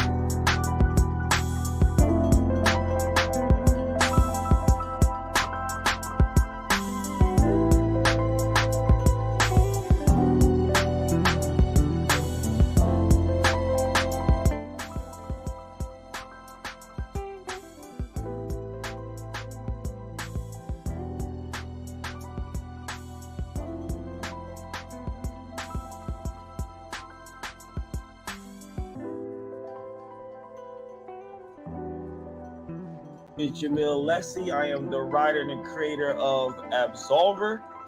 And I got a dope panel here with me. And right now the topic is the hottest, the baddest, and the realest indie characters. So I'm gonna give everybody opportunity to introduce themselves. So we're gonna start with Spicy Lady, Jareed, and Avery. Tell us about yourselves and let's go. Awesome. Yes. My name is Spicy Lady. I am a content creator, writer, cosplayer, you name it, dancer. But also lover of comics first. It's nice to be on your panel today. All right. All right, my name is Jari. I'm the writer creator of Deja Vu. I've been with Concrete now for about 2 years and ready to talk some indie characters, man. All right. I'm Avery. I'm the writer of Primate and the youngest writer on Concrete. So yeah. Okay. So let's get started in any order. So outside of Marvel and DC, the indie community has let me rephrase that. The indie community has been taken over. I think it's very important that we're here in this space. So I just want to know from everybody, why do y'all feel like the indie community is very important to y'all individually, and what has the indie community done for you to this point? What makes it different from the big two, Marvel and DC? And then from there, we're just transitioning and talking about the indie characters that influenced everybody. So Avery, let's start with you. All right. So I personally like indie comics just because it's just something different from the big two. Like in Marvel and DC, we've got our established characters like your Spider-Man, Batman, Supermans, and there's a status quo with characters. Like you can't really break out of that mold. But with indie characters, it's just a completely different world where people can write their own thing, control their own narrative, and yeah, it's just new, different storytelling that we don't see with the. All right, Jari. For me, I think the indie comic book space is important to me because it's a lot more tangible, right? When you look at the big two, that's more that pie in the sky dream scenario where you can be Spider-Man. But when you look at the indie space, the content feels a bit more raw, it feels more tangible, it feels more grounded in realism. Look at what Concrete has built over the past 5 years. We've been able to grab creators from all around the country and come together and write our own individual stories and put it out there and share that space. So for me, is the fact that you could reach out and you could touch it and you could feel it. All right, and Spicy Lady. Yeah, I think I agree with everyone here. I think it's just it's fresh ideas, new characters, whereas the big two, they kind of center on the main popular characters where new characters might come into the fray, but they may not be as prominent in like the main storylines. Whereas indie comics, new characters get a time to shine, and that's what I really enjoy, just seeing new batches of characters get the development that they deserve, and just kind of seeing new perspectives and new spins and takes of certain power sets or whatever have you. So that's why I love indie comics. All right. For me, one is very obtainable. Without the indie space, you're chasing that dream job of working for Marvel and DC. And I guess one of the biggest reasons for me is I'm allowed to break the rules. Like, I have this dope concept of this Batman story that I've always wanted to write, but my chances of writing that is very far-fetched. So now I just get to create a rendition of Batman and break all those rules, and then I get everybody touched on it. It's just the creative freedom, and I hate the fact that in the next year we're going to get a reset on Batman. So we're back to issue 1. Same thing with Spider-Man. Same thing with Superman. Same thing with Iron Man. Back to issue 1. So yeah, that's why I love the indie space and why I feel it's so important. So with that being said, name some indie titles or characters that's very prominent in your catalog. I think we could go as big as Image Comics and Boom Studios. We definitely want to leave out Marvel and DC. So whoever wants to go first, just rock. Okay.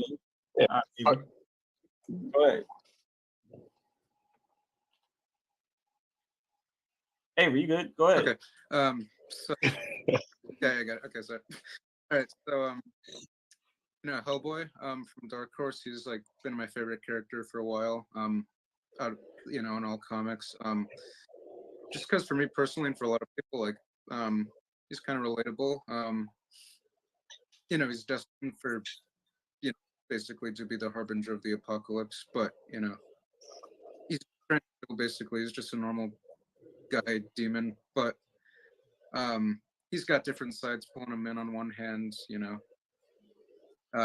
BPRD, they want him to fight demons, they want him to fight his own kind, and then on the other hand, Hell wants him to attain his destiny and things like that, and he's being pulled in all these different directions. And I think that's something a lot of people can relate to. Just being pulled in different directions when you want something, but that's not really being considered, I guess. All right, that's cool. Next. I'll jump in and go next. For me, my favorite indie character. So I think I'm gonna cheat just a little bit, but I'm gonna explain why. So my favorite indie character is Grifter from the Wildcats. So this was one of the first comics that I ever got in my entire life.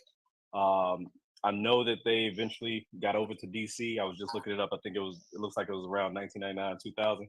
So I'm gonna date myself a little bit, but before they were with DC, I had some of the Wildcats, and Grifter. He was just like, he had that cool factor that a lot of the big two had, but in a different space. And to Jamil's earlier point of kind of breaking the rules, like he was doing things that you didn't see Spider-Man do.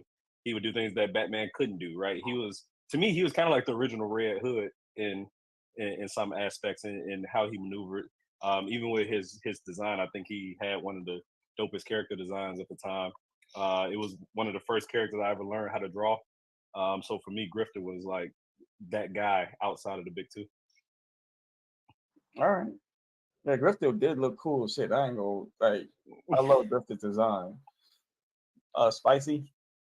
I think for me it's two characters. One being Red Sonja. Only because I love badass women characters who carry swords. I have a affliction to them. Well, I'm not, that's the wrong word. I like them. Kind of goes into me why I like liking share or whatever. But I've been collecting a lot of her comics recently. And then I like Vampirella just because she's really cool. She's badass. So those are like the two ones I really enjoy. And I like the free comic book day I think Vampirella had with Alex Cross did like the cover art for it, and I was so excited. But yeah, those are my two favorite ones. All right. Well, everybody that know me knows Spawn. Definitely Spawn. At the time, let me see. I grew up watching Batman and Superman and all of that. So then one day, I don't know, we moved somewhere in South Carolina, and this dude just brought in this dope comic book, and this character looked dope as hell. Because DC and Marvel wasn't doing the cloaks and the spikes and the demons and all of that. So I just got infatuated with the character, but mainly because he looked cool. So Spawn would just, for me, you just wasn't seeing heroes look like that with the skulls and the chains and all of that. And then if I had any runner-ups, it'd be the Darkness, and then definitely Witchblade. I love Witchblade. I think she's like one of the dopest female characters out there, and she does not get enough love. But yeah, that's it for me. But here's a very important question. So we understand indie is short for independent. So outside of the definition, though, when is something no longer considered indie? And not by definition, because I think Spawn has become very mainstream now. You know what I'm saying? So in terms of, Image Comics and Spawn is definitely not in the same realm as Concrete Comics. You can definitely say Image Comics and now Boom Studios is definitely getting up there with Marvel and DC. So should we reclassify it, or do we keep them there because they're not as big? Whoever want to take charge, I'm cool with it. I'm glad you asked. I'm glad you asked this, but I'm also not glad you asked this because I don't have an answer for it. Right. Because this is one of those things that have, like, ever since I started, publishing Deja Vu and everything like that. This is one of the things that actually kind of had me a bit perplexed. You could say is, everybody knows Spawn. Spawn is almost as common as the Batmans of the world, right? So how do they get that indie classification? I think it's just one of those things that just stuck, right? I think it's more so how they became what they became. And once you get that title, you just never lose. I guess you're just always a part of the club at that point. It's really just anything outside of the DCs and the Marvels. But when you look at Boom, what they're doing with the Power Rangers. That's been around 30 years now. Countless issues, countless titles, countless stories, huge popularity there. The TMNT run, that's wildly popular. Yeah. So I don't know what keeps them in that indie realm. But yeah, I think it's just about how you came up or how you got into the business. I like that. Anybody else? I don't know. Usually just this, indie with creator owned, pretty much.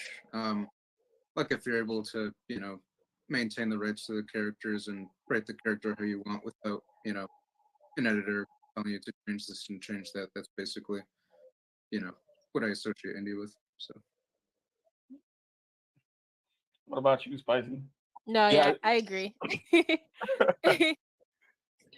Oh, Avery, I think you made a very good point just then, though, right? Because when you think Spawn, like McFarlane is always attached to that, right? Like they're almost synonymous at this point.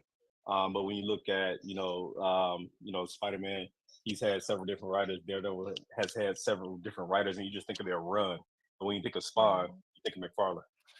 So McFarlane. I'm sorry. Oh no, you're good. No, I'm saying like McFarlane really like drove the blueprint for the indie space in terms of like incentive wise and like how publishers get paid. So I really appreciate him for that. And I watched a documentary of him explaining everything, which I thought was really cool with his time at Marvel and him just seeing like writers not getting paid their worth and how he just created his whole structure and then the toy line. So I think he himself was probably like a really cool like reach, I guess, or goalpost in terms of like indie creator that I feel like I look up to just off of like what he kind of like created for the space. Okay, so based on what everybody is saying, so Spicy is saying, to my understanding, Todd McFarlane would represent the goal line for an indie creator. But Jari, you said that because he's closely tied to it and constantly writing it. So, like yourself, like us, we want to do multiple titles. I get another writer on Absolver because I want to focus on my other titles. Does that take Absolver outside of that understanding of indie? Not definition, but what we classify it as. And that's what I'm trying to figure out, because it's all in a two-part question. Is it also safe to say that Spawn has transcended? We can no longer call him indie. Is Boom Studio still considered an indie comic book company for the simple fact, now that they're writing Power Rangers, Teenage Mutant Ninja Turtles? Like, what if somebody gave Concrete Street Sharks? Does that take us out of that realm? So I don't know. Answer these questions. I know it's a lot, but let's figure it out. Hey, First of all, do we have to acknowledge this invader? No, I purposely ignored him. Gary. When I heard Jamil was running the panel, I had to come in here and make sure there was no PR I needed to do, clean up. Everybody was fine. It gets that bad? Hold on. Yeah, we okay. definitely got to keep the HR rep on standby. That's what I'm saying. If y'all need anything, just put one finger up in the air. We'll get somebody right over there to take them out of the room.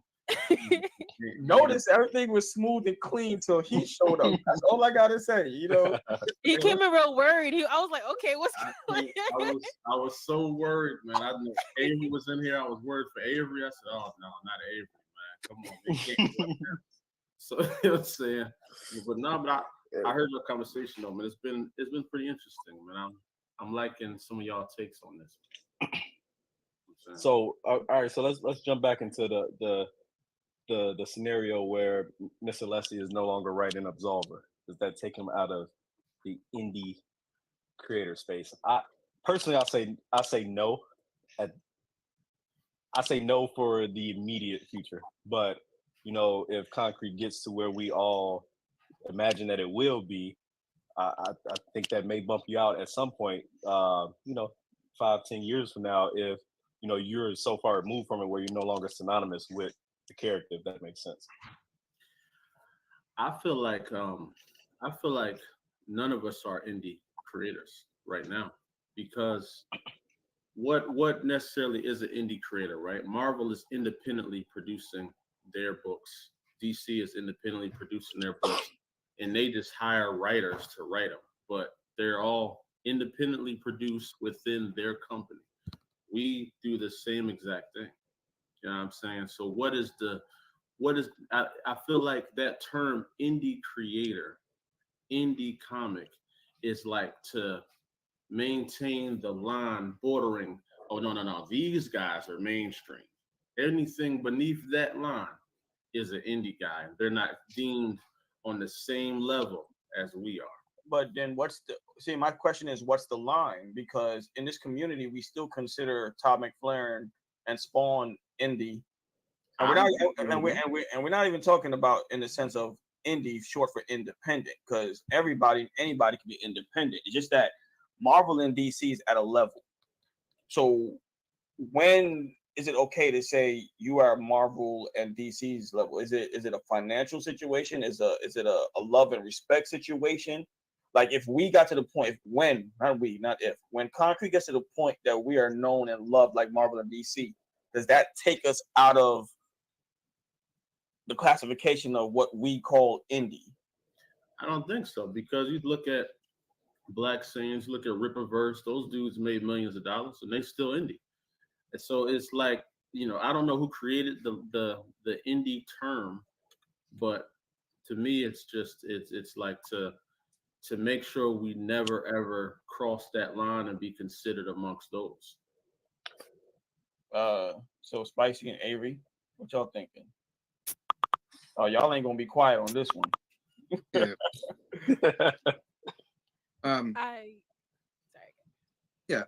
That makes sense. Like, when we talk about indie music, indie movies, just a different classification. Like when we think of an indie film, we think of, I guess, something that doesn't go to theaters, something that's not mainstream. So, I get that point. Yeah. Spicy. You know what? I mean, let Spicy get some words in. Oh no. I don't know. I think it's definitely I do believe in terms of like what's known and what's not like as popular. But I do think at the grand scheme of things, as a creator, it is backing. I do lean a little bit more on the financial side of it. But that's just me. But I think what everyone's saying is pretty on brand. I'm kind of, I can't really dip my toe into this much because I don't really know much about it. So.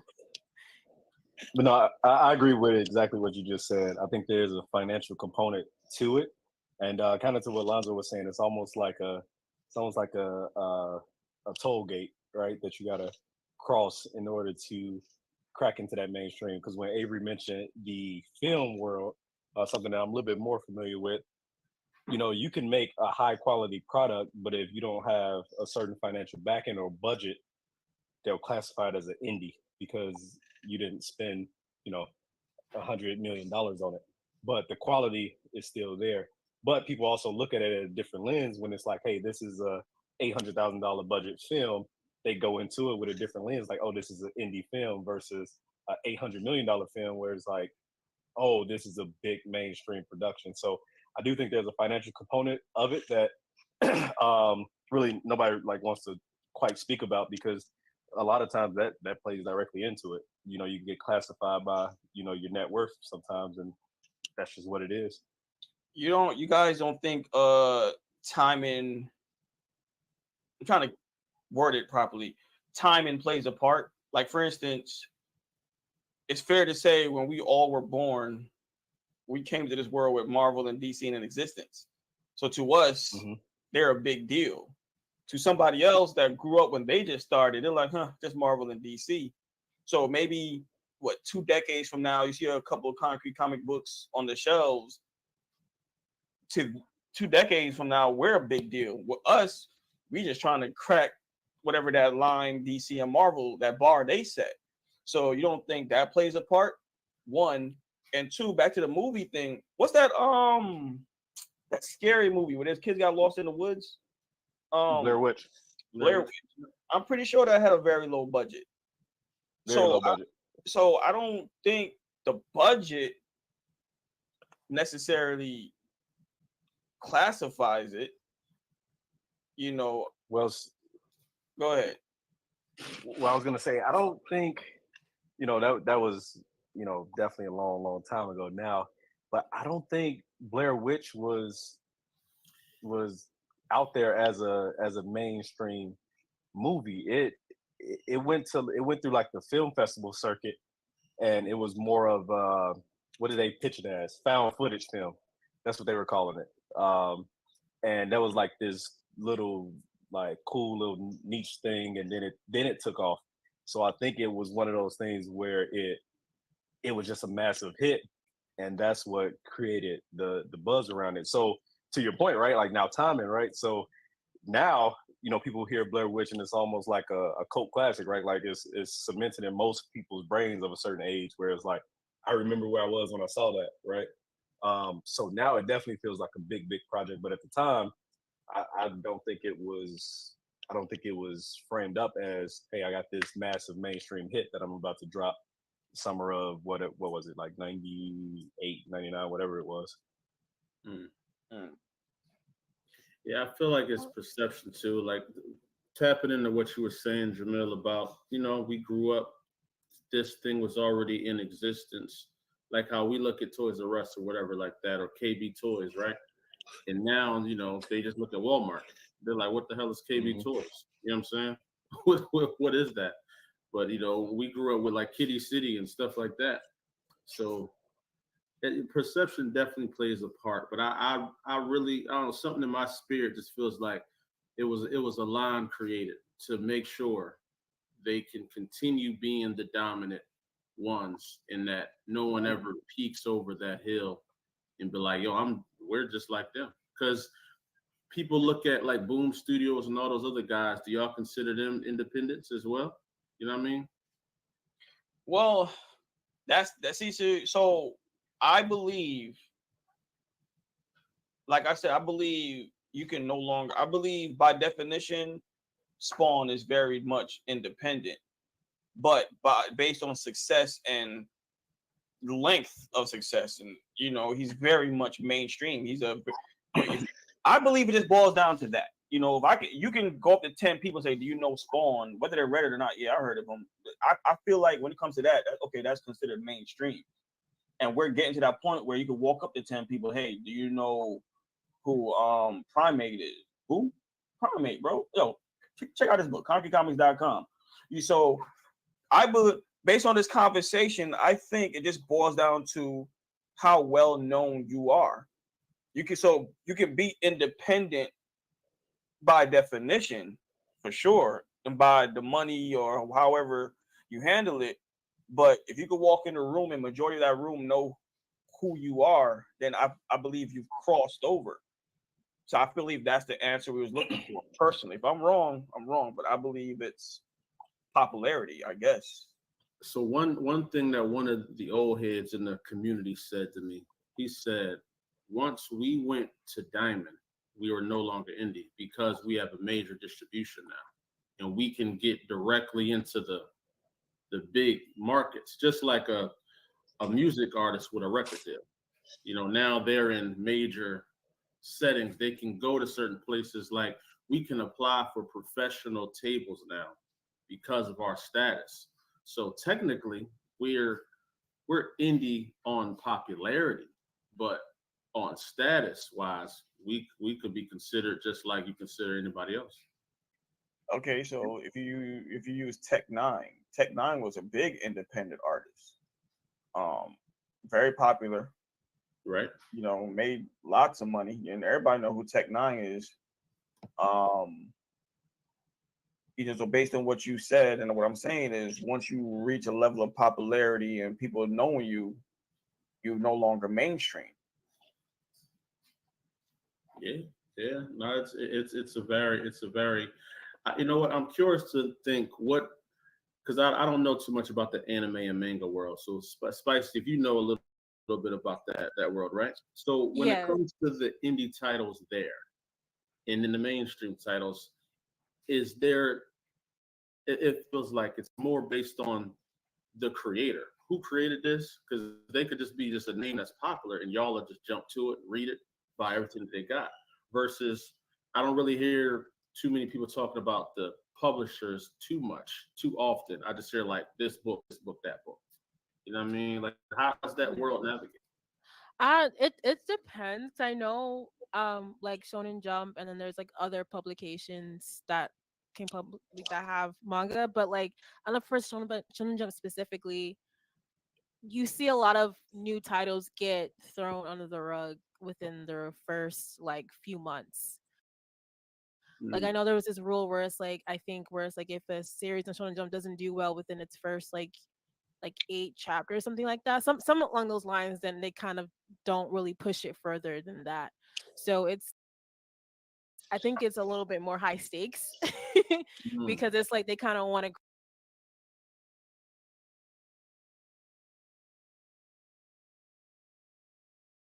gravitate like that buzz. Whereas now all you really see JJK, Kaiju number 8, and like the main popular manga series kind of like are continuing, where the other ones that are new may not get like the shine as what those series do. So but I do know it's a little bit more like high stakes and more daunting on the mangaka, because of that push of wanting to get something popular out. Mm. Okay, that's dope. So so let's go back to where we started with our characters outside of Spawn.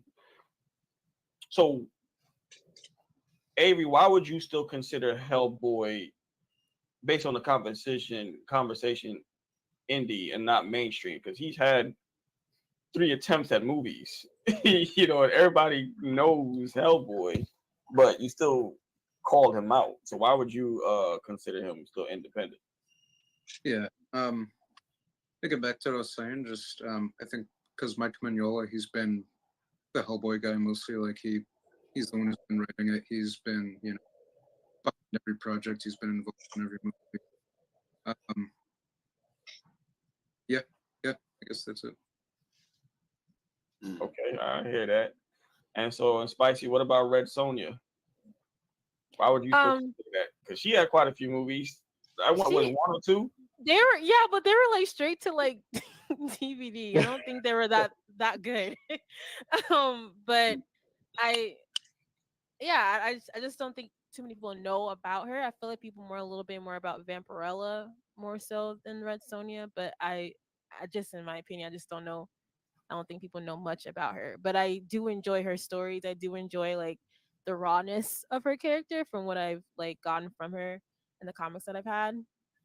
But yeah, in terms of like Blade and Hellboy, I don't think people know much unless they're like real diehard like fans. But I don't think if you go up to someone on the street, like, hey, you know Red Sonja, they'd be like, who?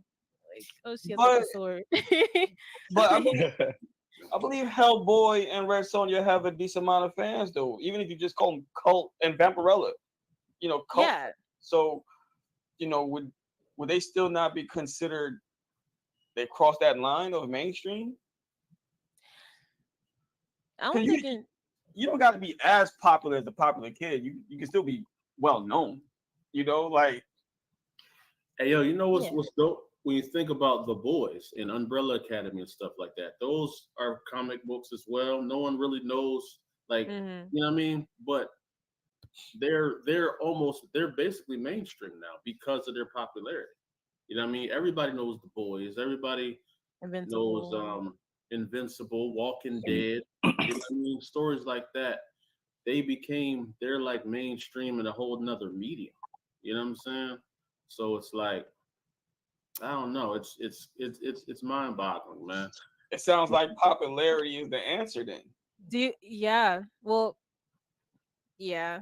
go ahead. You about to ask a question? You can have the floor. Go I ahead. was gonna say because like, that was like Invincible. Like the books were popular, but like the animation series really kind of like took the helm for that, geared that, like, don't you think? Same with the Umbrella Academy. Like, I don't know, it was a comic book series until I did my own research on it.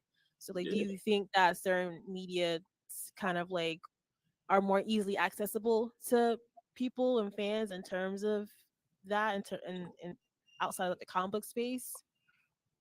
Umbrella Academy, Stranger Things, all I of them mean, were I cool. mean, if media helps drive it, I believe so. But then does that make it mainstream as far as TV goes? Where does the comic lie? Because I was reading Invincible long before the cartoon even came out. So um damn, that is a real good one. See, God see, and damn. I'm on the exact opposite end of that because I had never seen a boys comic book. I had never seen Invincible comic book until after Right. the TV shows. So I think once you kind of cross genres and reach that level of popularity in a whole different medium, I think that's worth discussion. But I think it's all the more and more we talk about it, it's really all semantics when you talk about indie versus Yeah. because it's really just anything. Basically, indie is basically anything outside of Marvel and DC. And a long time ago, somebody decided like we're the juggernauts here, and everybody else is beneath that line. And I think it's just one of those things that just continue. But I think the more and more you break down those barriers, you really got to ask yourself, does it even matter, right? Because you look at the popularity and the success of Invincible's Image, everybody else that we've been talking about here. Does it really matter? Because they all have their own fan bases and they all are doing very well, obviously, because it's so popular. I think that's true. I love what you're saying. I just hate the label. You know what I'm saying? Because it feels like why I'm independently pushing this product, but that doesn't make our product less than that because it's not seen on the grand scheme as like I would consider Hellboy a mainstream title because of it, all the mediums it's in video games. He's in Mortal Kombat, or not Mortal Kombat. He was in Injustice. he was in Injustice, right? Justice. He's in Injustice. You know what I'm saying? The Ninja Turtles, they're comic books with IDW, right? You know what I mean? What do we Yeah. consider IDW? They is that indie? Because they got Transformers, they got they got some stuff over there.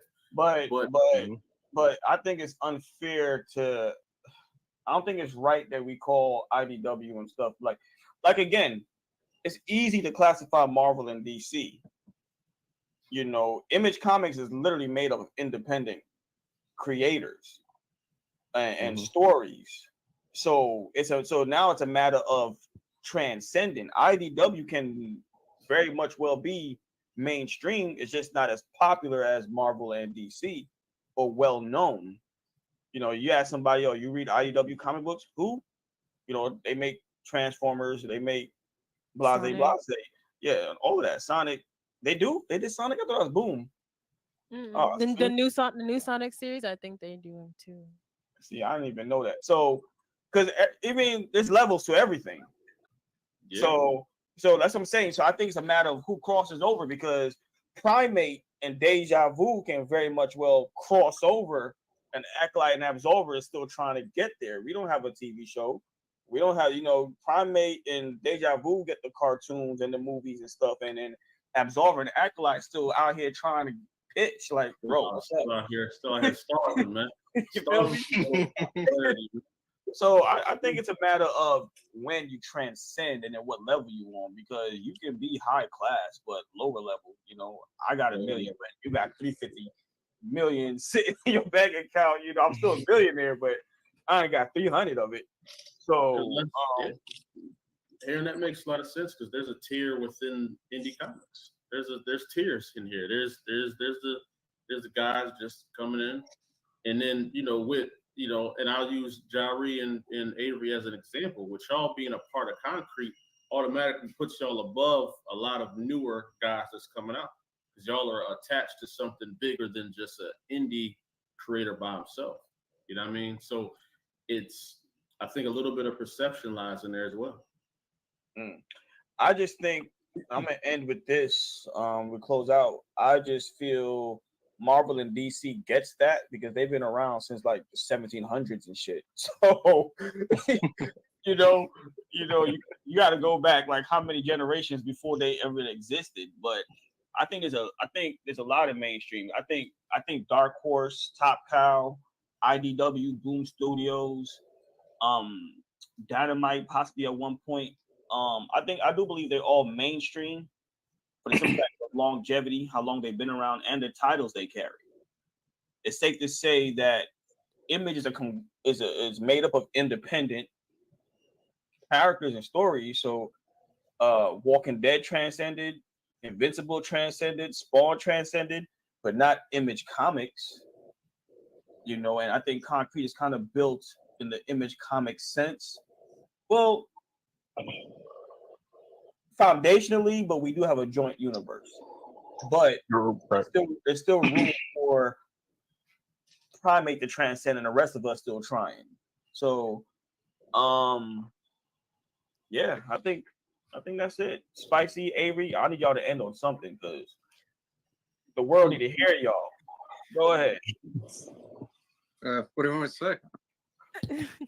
Whatever's on your mind, Hellboy.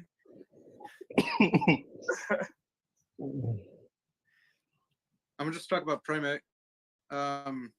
Just coming soon. We got one more each, so stay tuned. It's gonna be better than the first one, I think. So yeah, get ready for it. Hey, major shout out to Avery too with Primate, man. Your growth was fire. I know how you started, how you began with Primate, your first hiccups that you had, and I'm just happy to see people really receiving your book, man, and loving it, man. Like I knew they were gonna love it, dog. You know what I'm saying? I love the book. Is one of my favorites. I know Mr. Leslie likes to think that I'm a Boy Scout and I don't like blood and stuff, but I love Primate, man. No, Primate is a dope story.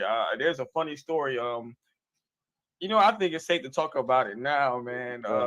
Some interviewer was going in on Primate, bro.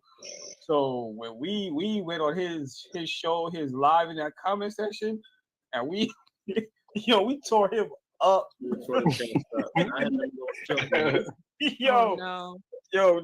tore him up, bro. I think after that his show started to fall apart. He's now starting to pop out again, but we tore him up, bro. That's how much love and respect we have for Primate. Oh man, such a beautiful read because it is violent. It's real. He's definitely a grounded character. I love him. Spicy, what's up? Tell us about what you do. Lately I've been just reviewing comics. Right now I'm covering the latest Marvel Blood Hunt tie-in issues. So because there's gonna be like 80 million of them. So I'm trying to hop in while it's hot. But it's been fun kind of learning more about Brielle, who's Blade's daughter. I'm just, trying to pump that out and get people interested in comics because it can seem scary at first, but I mean, once you kind of figure out the lay of the land, it's a lot of fun. So hopefully I get to open other people's worlds up to that. All right. So where can we follow your reviews? Yeah, you can follow me on YouTube at Spicy Lady Talks, TikTok at Spicy Lady Entertainment. Yeah, Spicy Lady Entertainment, and Instagram Spicy Lady Entertainment. All right. Hey, real quick, tap into spicy, man. Your content is fire. I love Oh, how you thank break you. down your. I love how you. I love how you just got the knowledge. Like I'm always in awe by the people of y'all content creators and y'all genre. Like how y'all consume information and are able to relay it out. Like I think that's fire. I love the break you did of organic Chrissy as well. So Thank you. Thank you. All right, all right. Yo, watch out for Lonzo. All right, he's a oh wow. Drake ass person. You know, See? ghostwriter. I knew it was better. He's gonna I knew steal it what was you better. do, and he's gonna tie you to concrete and shut your channel down, just like Drake and OVO. I knew it was a matter of time before his It was a matter of time before it just all fell apart. Yeah, it was a matter of time. Yo, You pushed him over the edge, man. Yeah. We was clean and professional before he joined. All right, Jari, tell us about Mr. Deja Vu. So Deja Vu, all right, Avery. Since we plugging books, man, we got a couple of Deja Vu projects coming out. I will talk about issue 3. So issue 3 is already done and finished. It's been doing really well out there on the convention circuit. So we've taken it to Philly Fan Expo, Blurry Bash Chicago, and people are giving some rave reviews around that. So that will be coming to the Concrete Comics site here soon. So stay tuned for more information on that. And then I got a top secret reveal that you gotta stay locked in for. So that's coming. But it is centered around Deja Vu, and I think it's what the people want to see. So looking forward to that. All right, we're gonna Lonzo. I gotta before even come back to me. I got a way to end this thing. Go ahead. Oh, you want to end it? So, yeah. I want to end it. All right, Mr. Part-time CEO, tell us how you feel. You trying? Where do you see Concrete? What level we're in, and where do you see us next year, or 2 years from now, 3 years from now? When and how do we transcend? What's up,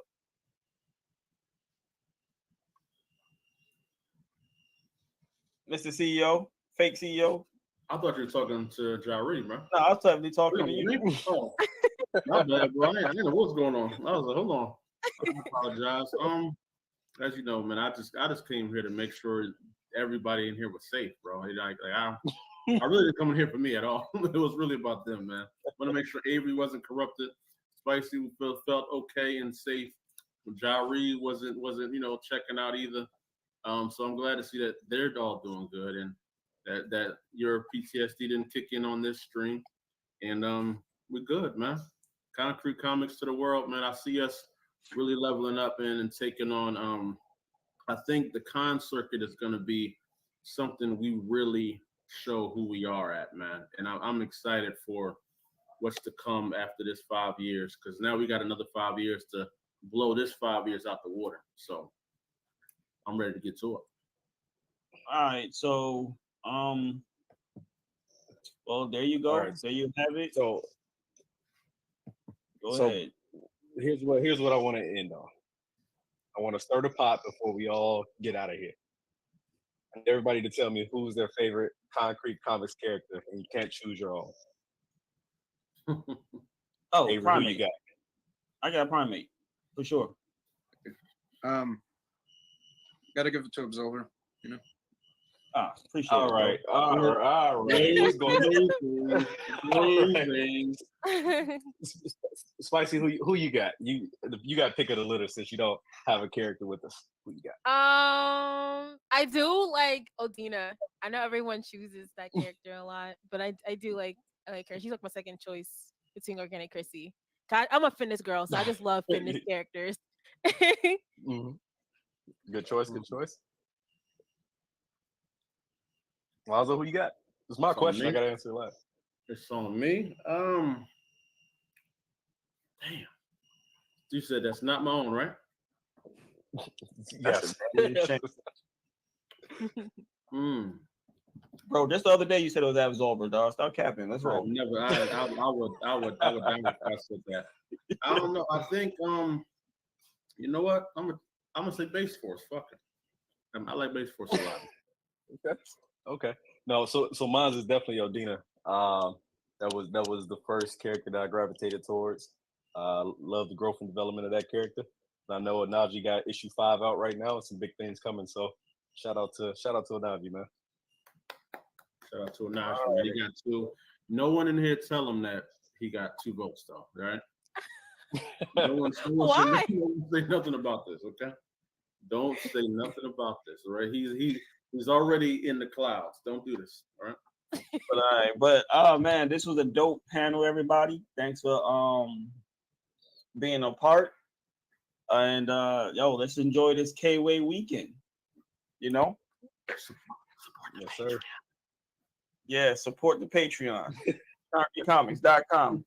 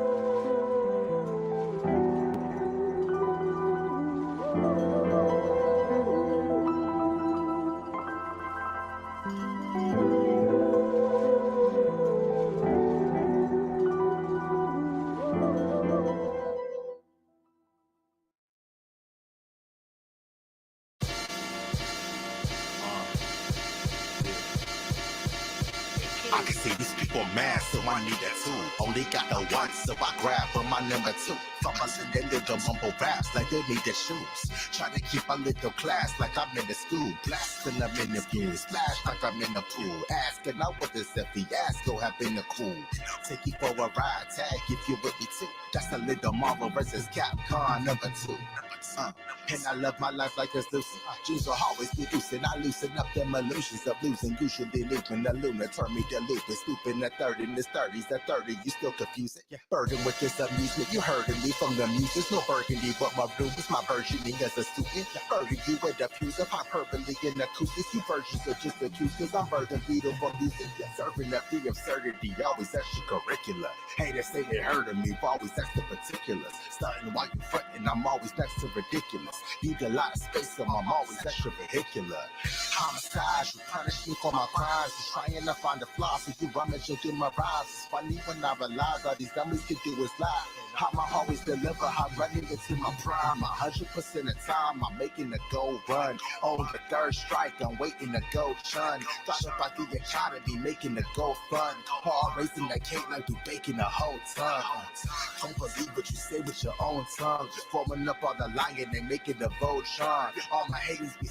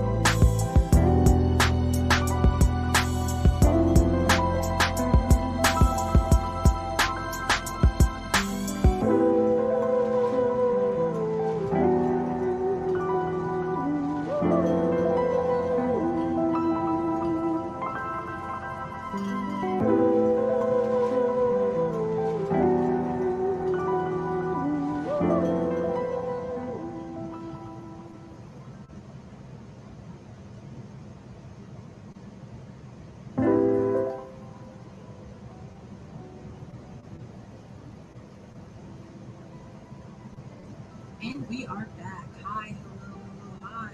I hope you truthfully enjoyed that panel. I certainly did. It was very interesting. I know a lot of people tapped in to that panel. Some of my favorite comments I had seen was Matthew here. He says, "Does content define mainstream, or mainstream define content, or does mainstream mean exposure?" Um, I think that's a really good conversation. I definitely would love to see us tap into that a little bit later. Jerry says maybe a checklist should be created to determine when indie becomes mainstream. All really good thoughts. Honestly, I've been wanting to know the answer to that question as well. And when the creators are available to come back on, I think I'm going to tap into that question, ask them that IRL to see how they're feeling about that. But before we get into it, of course, I've got to thank our amazing sponsors. Without our sponsors, an event like this just really couldn't run. So we're going to go ahead and do a quick little sponsor call.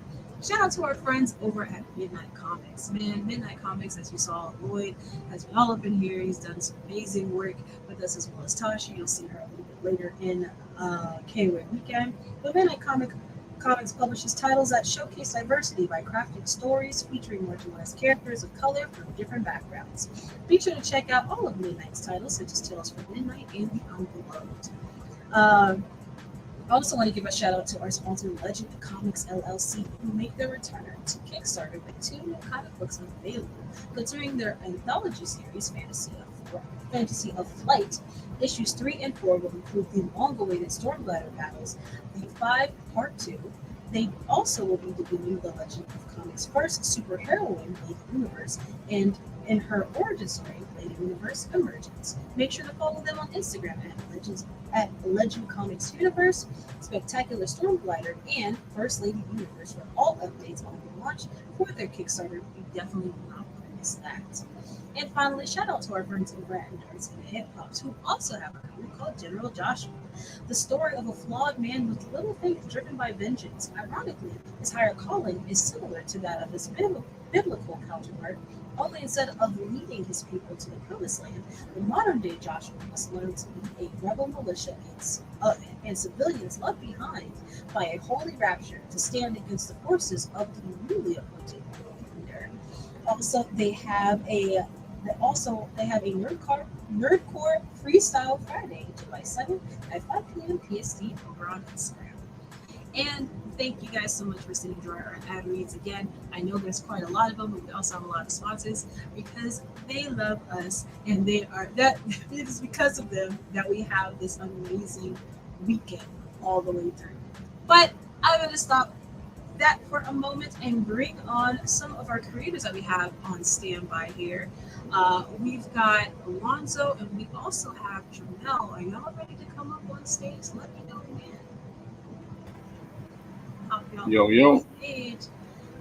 Man, so we saw a lot recently. We saw exactly that panel, that very interesting panel it was. There was a lot of interesting conversations that were had in that panel. Jamel, by the way, I just want to let you know your mic is muted before you. I just wanted to know, just in case you want to speak. But you guys are talking about a really important conversation about indie media versus mainstream media, kind of like trying to define the lines of what's different. And you guys had some different opinions in the panel, and I kind of want to just go deeper into that for a moment here on live. Lonzo, you were saying, if I'm not mistaken, that you don't believe that there's really any difference between indie and mainstream, only just kind of like the exposure for different stories. Is that correct, or is there a little bit more to it? Yeah, I feel like financially and exposure wise, it's really the only difference between what is said is mainstream or what is independent. I feel like it's just a barrier, man, to keep us below the upper echelon. You know what I mean? And I want to break that. I want to make, I love the term indie is the new mainstream because it's true. You know, it's true. We're the majority. They're, they're, you know what I mean? We're the majority. They're the minority in this industry of comic book making. It's more independence than it is mainstream. Absolutely. And for you, Jermel, how are you feeling about that panel in retrospect? I don't think there was really a wrong perspective. In that sense, um, to me, I think it was just always the question of how do we classify, and that's what I was going after. That was the ultimate goal because that was a perfect panel that I, got asked to do because that's always in my head. Like, how do we classify it now? Because we understood what it was prior to getting into this, and now that we're in it, there has to be a difference. And I believe that towards the end, I think the popularity was the popularity to me was the best answer as far as what we was looking for, not by definition. If we're going by definition, I think Lonzo has a very valid point, you know, but we do live in a society where classifications and titles are very, very important. So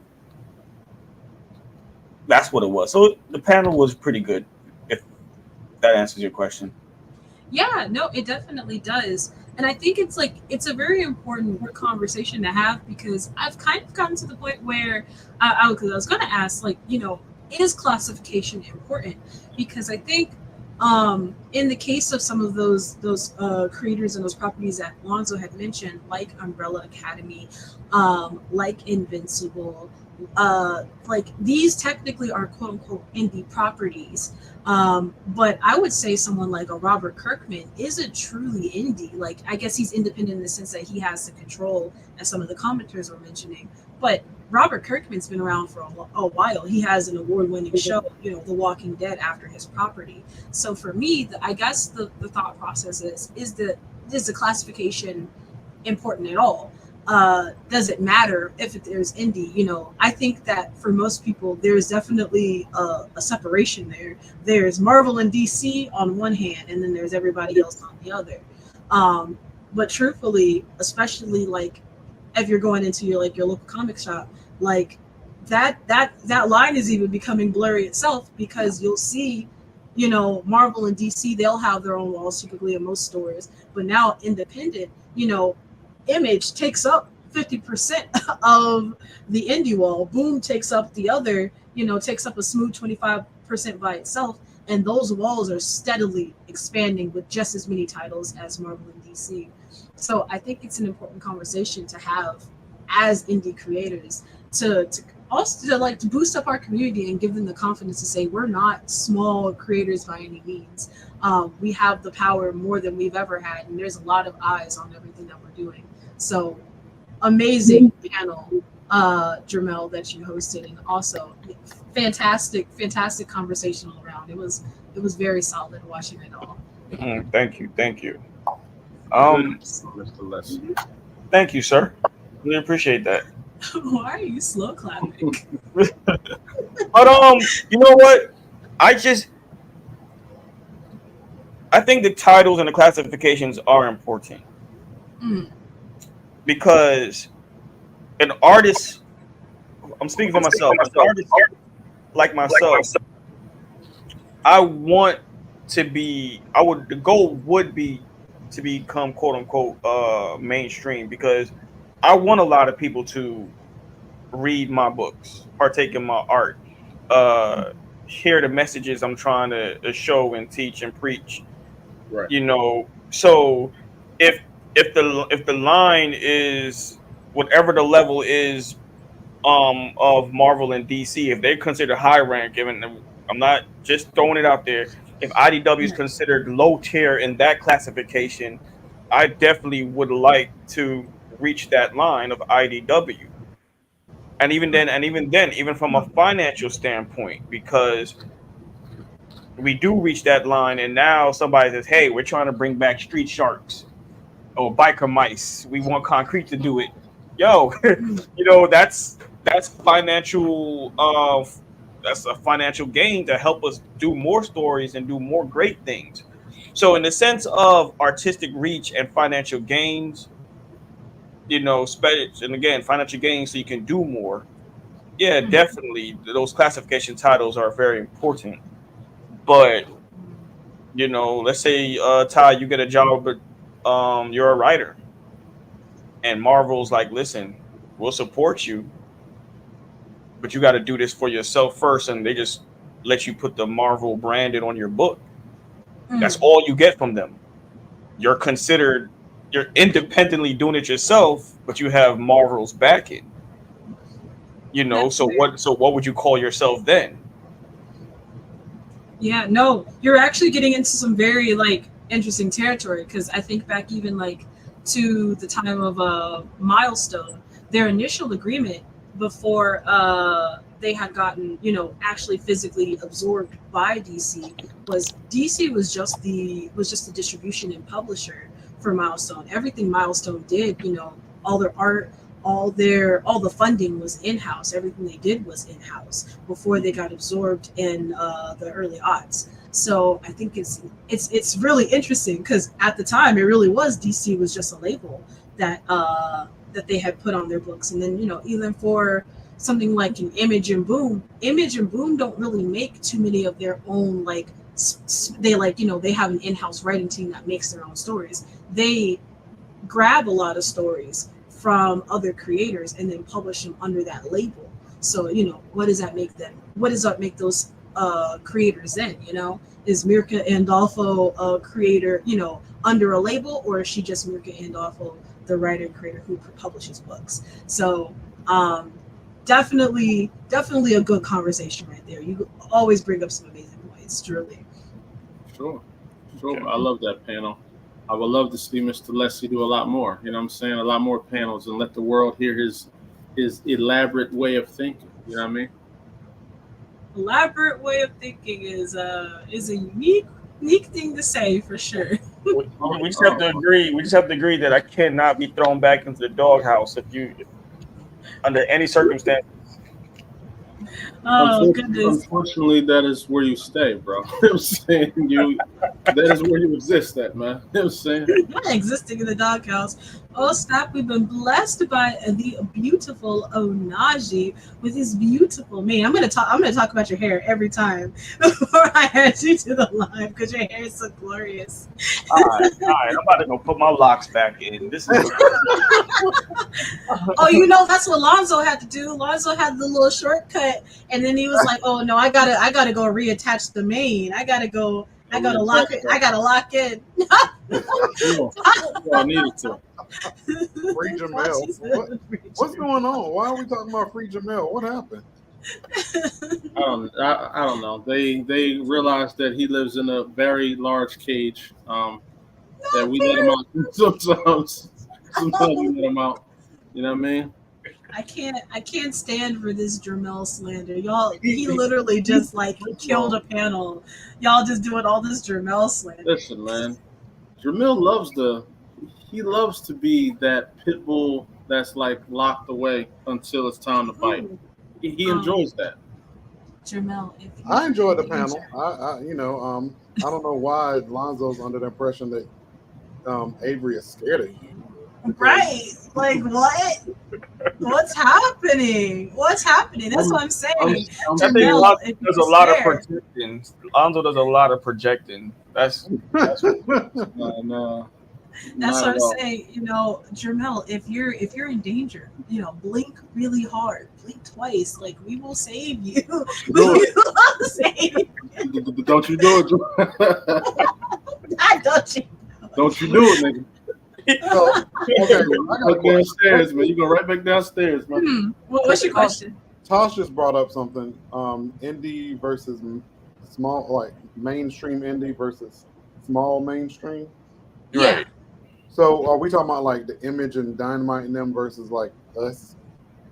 I do think. Well, that's actually one of the big questions that we were trying to define, I think, in that panel, and then like while we're talking, is trying to figure out like, what are the classifications? If we're going to do the classification game, what kind of classifications we're doing? Everybody kind of recognizes that there is a difference between Marvel, DC, and everyone else. But then between everyone else, is there a difference between Image, Dynamite, Dark Horse, Boom, all of them, versus everybody that's kind of still working their way up? So that would be us, maybe Midnight Comics as well, Godhood Comics. What kind of differentiates all of us in this category? Because I would say that there's a lot of people in this indie space who yes, I wouldn't say none of us have quite made the way to someone like, because the first one I think of is like Robert Kirkman, because he has had so much critical acclaim. Also, I know Tom McFarlane was brought up, him as well. But what's really the differential between us? And the first thing like I'm hearing a lot of is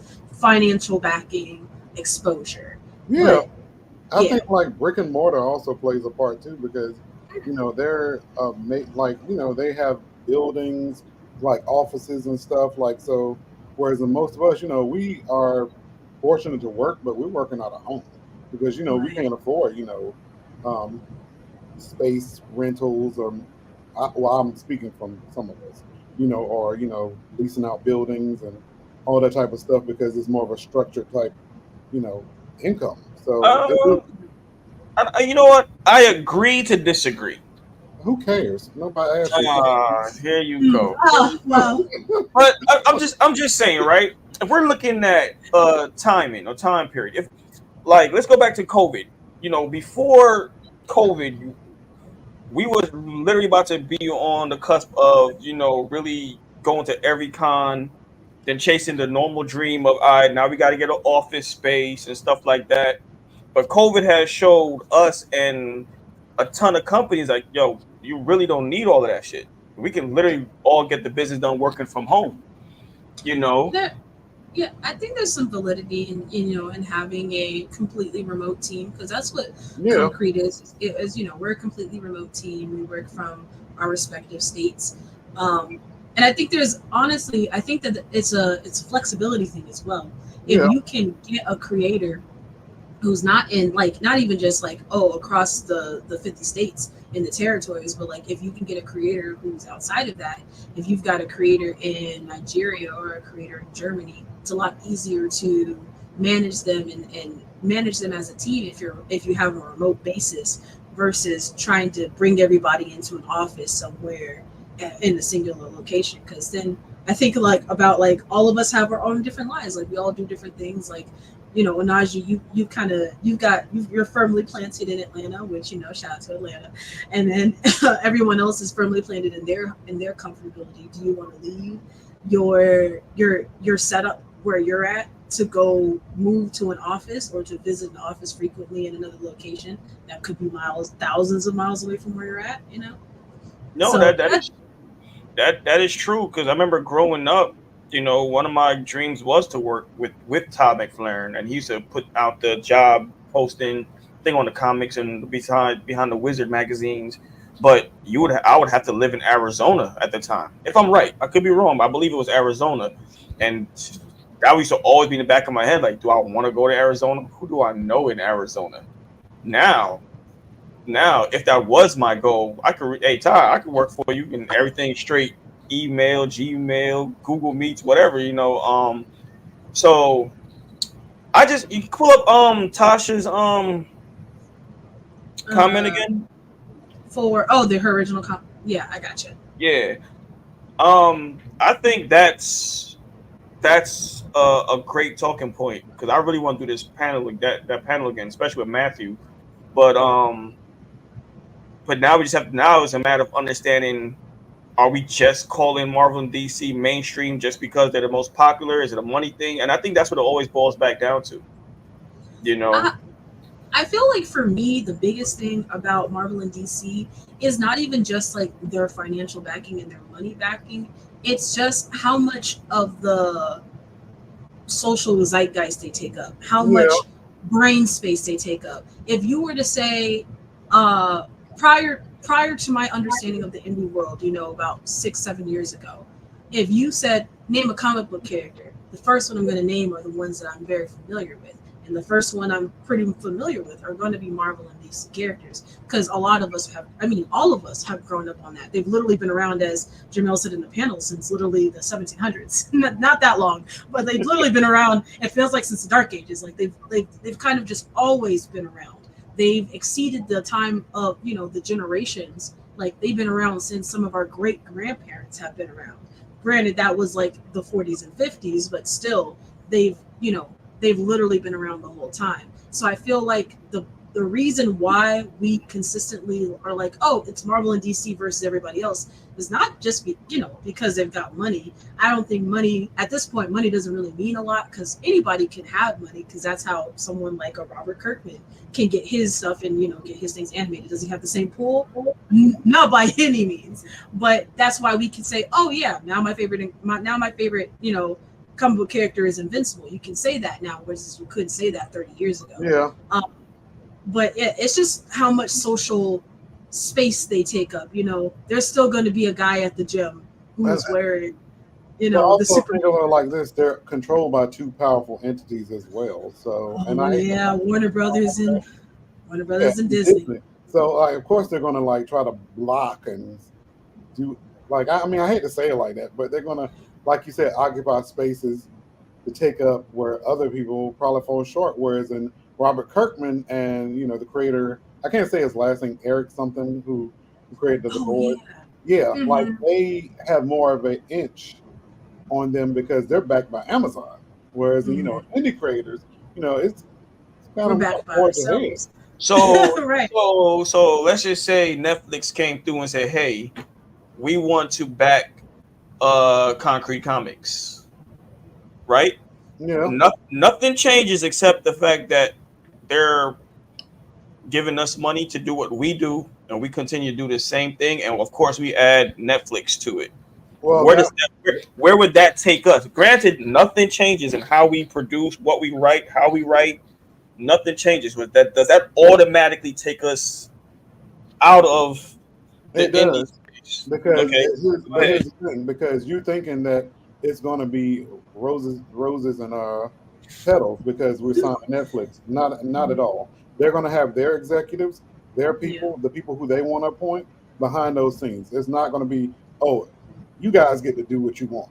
No, they're investing money in us. No, here's what we want. Yeah, so we have an inch, as far as in fighting for what we want, like a small smidge of room, and that's if we play our cards right. But outside of that, they're not about a chance on their money on just us doing what we want. They're gonna be like, no, I want to see this, I want to see that, and I want to see this right here. And unfortunately, when it gets to licensing and all that stuff, that's when it comes to oh well, if you're not willing to play hardball, then unfortunately we're gonna have to walk away. Unfortunately. Matthew says, as Concrete finishes its first 5-year arc and begins its next 5-year arc, perhaps within its trajectory could be a subpath to define and codify its own classification. Maybe being naive, but I don't think you are being naive. I think that that's the one thing that maybe if I'm speaking on behalf of Lonzo, that I think I'm getting where you're getting at is. It's important for us to support each other. That's why why we have these sponsor roles, of other indie creators and of other small businesses, because the true, in my opinion, I think one of the things that the more corporate you become, the less power we all collectively have. That's why one of my favorite properties is Avatar: The Last Airbender.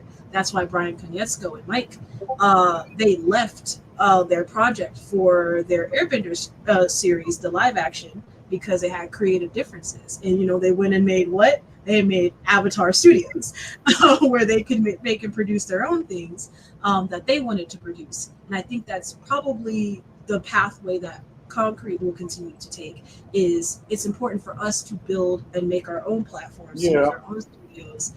That's why we have Onaji and Open Gate Studios. That's why we have Concrete and all the things that we're expanding to, because as long as we keep everything in-house and we're supporting each other, we're generating our own money, we're bringing that money back into us, we're our own sponsors, we'll eventually get there. Of course, it'll take some time, trust me. It's no overnight. Oh no, and this is still a capitalistic society, so we'll get there when we get there. But I think that we have so much more power. Then I think that's the one thing I would love to say to indie creators. You have so much more power by owning your own story than you think. A lot of people, their dream is, I want to get it on the big screen and I'm willing to give it to anybody who gives me a decent deal. And there's just something so powerful about being able to produce your own content, especially if you're good at what you do. I think the only way No. Let me rephrase that. I believe the best way for the indie space to change the projected look is from us to look within. You know, it's almost like if we're competing against Marvel and DC, then we shouldn't be competing amongst ourselves. Mm. You know, and we have to look at it like that. You know, if we look at it from a numbers case, in the panel, Lonzo said it, the indie community is huge compared to them. They're literally the minority, but you know, we just can't seem to come together and have great working relationships. Not that we don't have it. I'm just talking about in the whole wide spectrum. You know, Concrete and Midnight Comics works well together. You know, and that's because everybody leaves egos and pride at the door. That's how we work within Concrete. So, you know, outside of everything that was said and everybody having great points, I just believe if we literally want to change the outlook of indie versus mainstream, like literally tomorrow, then we all have to come together. Like, listen, we friends, they the enemies. Let's get to this, and then you will see because our $1 multiplied by X amount of everybody else is gonna be more than their billions, well, millions. Let's stop. You know, they got Z and WB. But you understand what I'm trying to say. You know, we can do a lot. We can do a lot more damage together. You know, just I versus apart. And to me, it's always about. It always boils down to the unity of everything, whether it's within the culture or everybody else, not just the black indie versus the white indie, because even that's a dynamic. You know, we fight amongst ourselves in the black indie community, and then we're still going against the other indie communities, um, which is crazy. You know, and that's how we have like gatekeeping and all of that because everybody's looking out for themselves versus looking at the bigger picture. And then if we're still always looking out for ourselves, then we're always going to be chasing. We're always going to be chasing as far as a whole, not Concrete, but as the indie community, we're always going to be chasing Marvel and DC. And quite frankly, you know, I don't want to keep chasing. You know, it gets tiring after a while. No, I completely agree. I think you're onto something. I think that's something I'm actually really proud to say, and I'm really thankful that Lonzo definitely is trailblazing in that respect. Is I think that you do have an open platform. I think it's very crazy that I always use myself as an example. About 5 years ago, or like, oof, man, this time is. Ooh. I'm sorry. I was thinking about we started talking in 2020, and in 2021 we became partners, and Black and Culture partnered up with Concrete Comics, and then basically it's just been further integrating into each other's lives since then. But that doesn't happen, you know, without you having an open platform for people to chit chat, for people to talk. I think also, real quick, before we go into our next segment, we also got to show each other grace because not all of us, you know, have money like that to be supporting each other. So, I mean, it doesn't hurt to share, but you know, so just you know, we're all in this together. And then also think of like Tyler Perry. Unfortunately, a lot of people give him crap, but that man built himself up to the point where like people are coming to him for deals. Like they don't care about his content. They're making deals with him because he's guaranteed money. That's indeed. That's very true. People do have a lot to say about Tyler Perry, myself included. But you know what? I'll be the first one to say, for legal purposes, this is a joke. But I'll be the first to say Tyler is a little, Mr. Perry's something else. I don't know. I don't know, but yeah, I think that he's doing brilliant things. I have an immense amount of respect for Perry, and I think that the one thing I respect about Tyler Perry is that you'll always see anybody he brings on stays with him, has stayed with him since day one. You'll still see Cheryl Pepsi Riley in plays. You'll Yeah. still see her.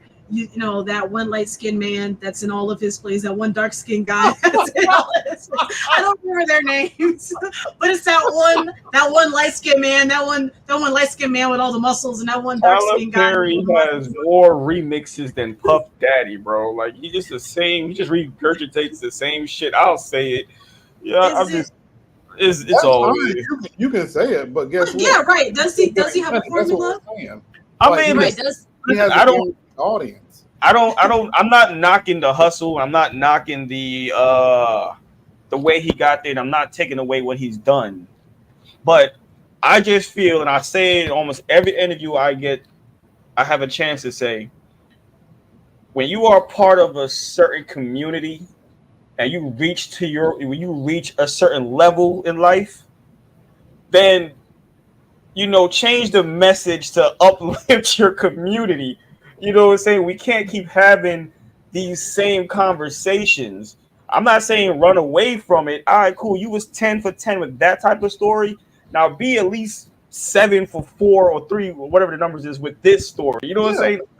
Growth is at all levels. Yes, I You totally know, agree. and that is my issue. Like, again, if Absolver got to chop a couple of heads off for me to get to a specific level in life, then once I get there, then I can tell the stories I want to tell. I want to tell more Adze type stories and stuff. Like, I want to uplift our people, and that's my gripe with Tyler Perry. Like, bro, okay, we got it. We got it. Uplift us here now, and that's all I'm saying, bro. We get enough of this shit from everybody else, but you keep adding to it. Like, I'm tired of it, bro. No, So that's yes. fair. I do want to take some time to go ahead and move on into some ad reads and some sponsor roles, as you know. And I continue to say, over this weekend, without our lovely sponsors, an event like this does not happen. I'm actually going to start with one of them who was in this room with us. Shout out to Open Gate Studios, who was looking to release a new story called Dirty Dilemma. In today's ever-changing dating landscape, can anyone truly claim a pure connection devoid of lies, secrets, and trust issues? Malika and Kyrie's love will be pushed to the brink as they face the ultimate test. Also, we have East Coast Age of Black Comics Convention. Remember that they have an event coming, the celebration of the contribution of Black folks as a stop at Juneteenth. Celebrate the art and creativity of Black comic book creatives in the capital of Black indie comics as you walk through Philly's comic book history at City Hall on June 26th from 4:30 to 6:30 p.m. Eastern Standard Time, hosted by ECBOC, or the East Coast Black Age of Comics Convention. And for more information, you can go to ecbacc.com. Also, I want to remind you that we have a Patreon and we have tons of sales going on. First, we'll start off with, we have a site-wide discount code for 25% off.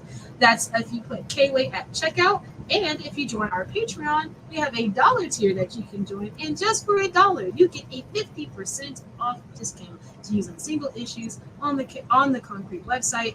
I mean, we have so many books and so much merch on the website right now. Please, please, please do not squander this opportunity. There is tons of stuff for you to do. Also, I want to be sure to include this as well.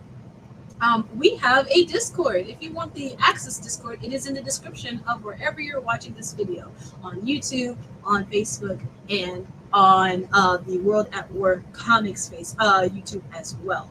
In the description, that's our Discord. In our Discord, we have a ton of stuff happening. We have voting happening, which real quickly we will go through van voting to let you guys know where we're at. We also, who cares? we have voting, and then also we have a raffle going, which if you win the raffle, there are prizes to be won for no cost to you. We had our first winner last night. Shout out to you, Thaddeus, for winning the New Kids on the Block bundle. That is that is Luna, Deja Vu, and I believe Watchmen. So congratulations to you on that.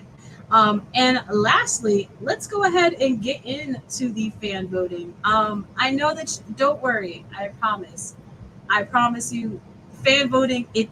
Don't worry, Anaji. I'm telling you, things are gonna get better. Okay. Thank you so much. And thank you so much, Thomas, again, for your kindness and lending your platform to us. You're amazing as well. Let's go ahead and start off with a favorite concrete book series. Right now, okay. Right now, Acolyte, you dropped somebody. So now you and Deja Vu are very close to being the fan favorite for the favorite comic book series. Favorite leading lady is still Luna, but I see Odina and Kandake are coming up right behind it. Favorite leading gentleman is currently oh, Deja Vu is winning right now. Deja Vu is now the favorite leading gentleman of Concrete. So shout out to you, Jerry. Also, the best hero costume also goes to Deja Vu. The series with the best cover is Absolver. You're head to head with Luna now. So Absolver and Luna are currently vote for vote on the series with the best cover art. So congratulations to the both of you guys. Which character from the big three has the best cover? Absolver is still in the lead with Acolyte and Odina trailing behind with equal votes.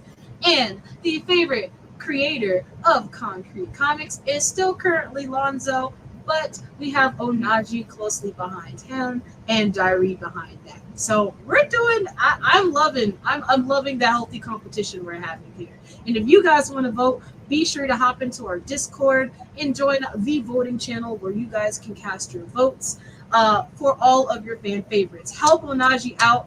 Odina deserves her time in the sun. That's not a paid ad. That's just something that has to be said. Really, there's not a vote for most talented, but whatever.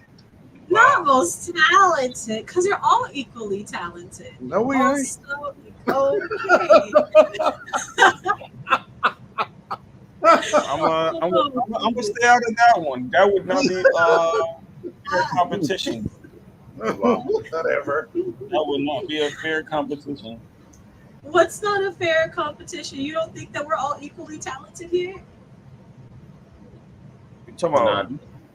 The silence. It's fine. The silence is deafening. I don't even need to know. No. Do I feel like I'm a better writer than these guys? Of course I do. Like, I love them, but I do feel like I'm the better writer. I feel like you're the hands down better writer.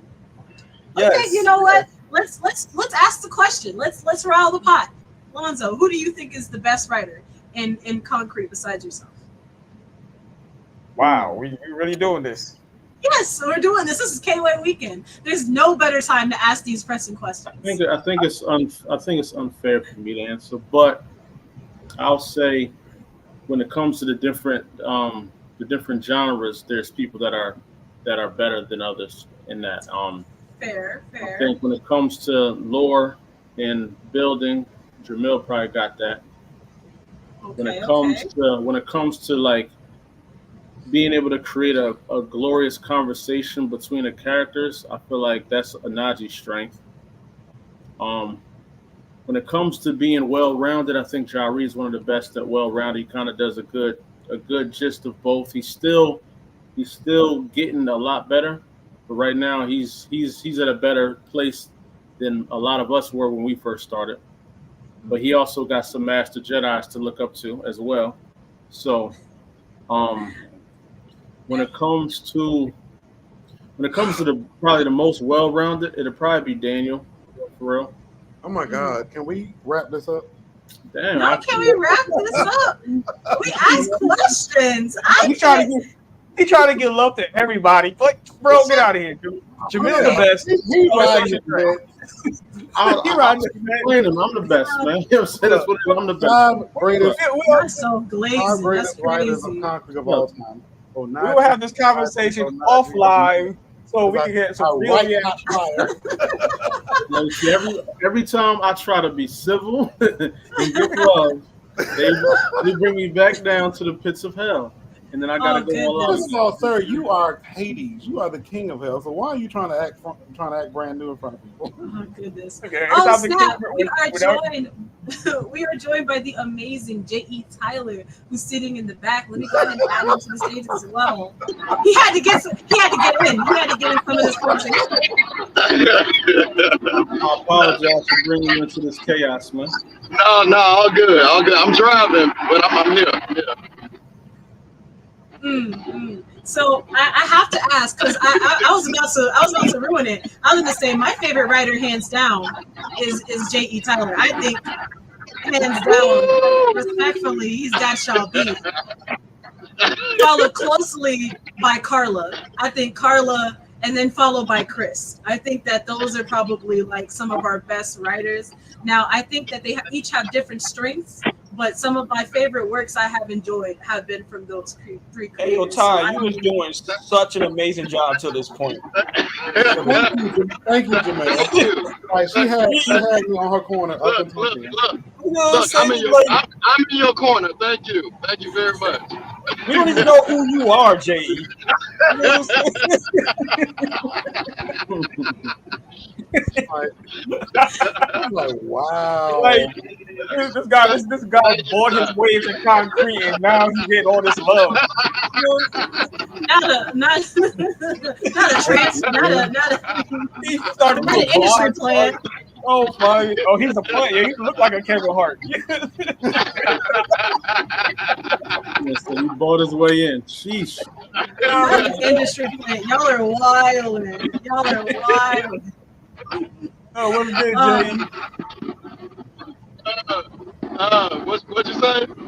I said, what's good, bro? Not too much, man. Good to be here. You want to talk about the Yes Defeat series that just released, or just released the announcement? Yes. I'm excited. Like I'm. It's been 3 years in the works, so it's like I'm too excited. Excuse me, because I'm driving, so it's like a lot of noise and everything going on. But yeah, I'm crazy excited. Oh no, we're this is excited. kind of dangerous, ain't it? It is. I'm not. You see, I'm looking at the road. I'm not looking at y'all. I'm looking at the road. We can't be responsible for this. I'm gonna need you to get off. I don't want to be responsible. No. I'm good. Promise. Nah. Let him do it. Let him do it. Oh my goodness. I'm sorry. Look. This is my superpower. I'm good. Trust me, I'm good. Oh, not the creative superpower touching it. Oh goodness. I was actually going to say we're so thankful because yesterday you dropped your announcement. You dropped so many gems in your interview between you and Montrez. I think so many people loved it. I've also seen, I don't know, Alonzo, I don't know if you can confirm for me, but his book's been going pretty well on the website, right? Yeah, man. A lot of people are definitely excited for his. Well, his book doesn't drop till July, but a lot of people are excited for the announcement of the book. So, it has been a long time coming. Writing this book, rewriting the book, getting new editors, editing, doing all this other stuff we had to do. But I feel like J.E. and Montrez and everybody behind the scenes is so happy with where the book is going and how we're gonna present it to the people, man, that I'm just excited for J.E. to finally get a spotlight. Yes. It's been a long time. Yeah, well, thank you, everybody. It just sounds like he was utilizing a lot of Concrete's funds and time right there, bro. Like, there we go. You a little salty today. It's giving lemon zest. It's starting to sound like we need a little Yesterday versus Absolver going on. Right? Oh boy! Listen. Listen, talking heavy. Prime example why I was afraid for Avery's safety, because that's why I didn't show up. I didn't know if Avery was safe. You know what I mean? First of all, okay, Avery is safe. Ty started this when she, started talking about who's her favorite this and favorite that. Like, bro, Oh my you know what I'm saying? goodness. We Oh we my don't even, we still don't know goodness. who Jay is, bro. You the one that asked for the conversation. It was your conversation. You started. How you gonna get mad at me? I just You're- thought Lonzo paid you off ahead of time, so you know the right things to say. I'm trying to figure it out. paid me off ahead of time. I ain't seen that in my Cash App account. You might want to check and make sure that transfer went through. All right, so it's on the CEO for not doing his part. Okay, Did you not say he bought you lunch or dinner? I said Lonzo bought me lunch, and he did. He bought me dinner, and I was very pleased. But as you can see, he's not my favorite writer. J.E. Tyler is my favorite writer. J.E. Tyler is an avatar for Lonzo. J.E. Tyler is what Lonzo wants to be. Yeah, you're right. Because he got the whole beard and everything. I must admit, he does give me the brown aesthetic I'm looking for. You know what I mean? Oh my goodness. Oh, not your light skin insecurity showing. Oh my goodness. Hey, listen, We're man, adding diarrhea to the team as well. How many upgraders should you do till you feel black enough, huh? Oh my goodness. What did I just come in on? So, what I'm gonna do is We're talking about Lonzo's light skin insecurity. That's what that was talking about. So Ty created chaos this time by giving proper love to someone else. And it caused an eruption. You guys can see how chaotic that this atmosphere is. That one drop of love to someone else can cause an eruption. Oh, but isn't oh, listen, no, I'm not clipping his wings. You know, one of the things that we've been discussing all weekend during God. is that Lonzo's been feeling a little, boisterous or whatever. He's been talking about. Yes, you. Listen, I'm your biggest supporter, but someone's gotta be your biggest op sometimes, and it's gotta be me. And I gotta say, when it came down to the fan vote, I'm surrounded by ops right now. You see this, right? when it came down to the fan voting, right? Where everyone's putting in their votes. You're talking like, oh snap, oh everybody likes me. I'm the biggest one, and then. That sounds like you, bro. Yeah, you were definitely on that. I get a call from this man at like 8:30 in the morning. Like, oh, you see the votes? You see the votes? I already knew what time it was. Was that Monday? It sounds like first thing this morning. Thank you, First thing this morning. First thing I woke up to. Well, speaking of which, before we move into our next segment, I am going to go ahead and give everybody an update on the fan voting because we haven't done so in about an hour. Right now, currently speaking, the favorite concrete book series is in the lead is still Acolyte. However, we've got Odina and Deja Vu close behind with 7 votes. The favorite leading lady is still Luna. However, Odina and Kandake are right behind it. The favorite leading gentleman of concrete right now is Deja Vu. So Deja Vu is in the lead with Acolyte very, very close behind. Then best hero. Wait. I found it funny that Jari left out the part where I was congratulating him during this alleged call that he had this morning. You understand? It is what it is. It sounds like you just confirmed the call. Oh no, a call happened. A call definitely happened. That's for sure. A call definitely happened. For best hero costume, Deja Vu is still in the lead. However, Acolyte is slowly but surely creeping up behind. So that's happening. Then we also have for series with the best art, and the lead is Absolver and Luna with similar votes. Character for the victory with the best cover is still Absolver, and the favorite creator is still Lonzo. However, we have Jerry coming up behind them, and Jermel even closer behind you. So we're doing these. Who knows what it might be by tomorrow? Who knows? But but thank you everybody for tapping in during this yap session. We do have to move the program along, so we're going to actually go into one of my favorite panels that were done this week with myself, Tashi from Midnight Comics, as well as Montrez, the editor-in-chief of Concrete Comics, on women in comics. So you guys make sure to tap in. We're all going to tap out for an hour, and we'll see you soon. But of course, never forget to keep it concrete. Yeah, it is. There it is. You know, I got to do tagline. Got to do tagline.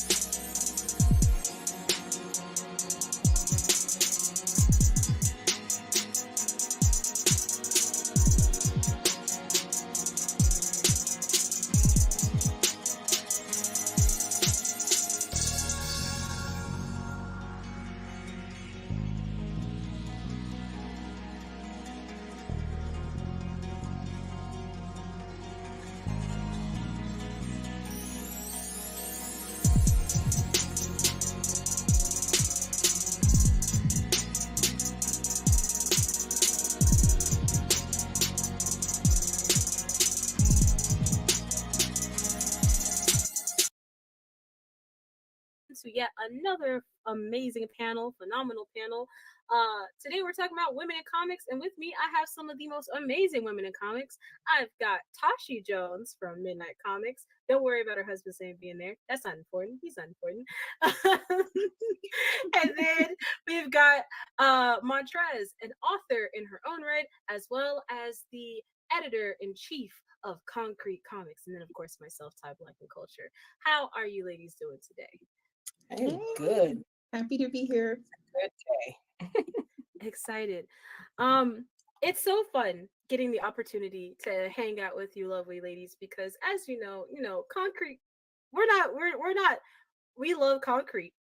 We love it. We love it. You know, concrete's our friend, concrete's family, concrete's but also, you know, it's a little light on lady representation. Of course, we're working on that to expand and diversify our overall collection and the creatives within us.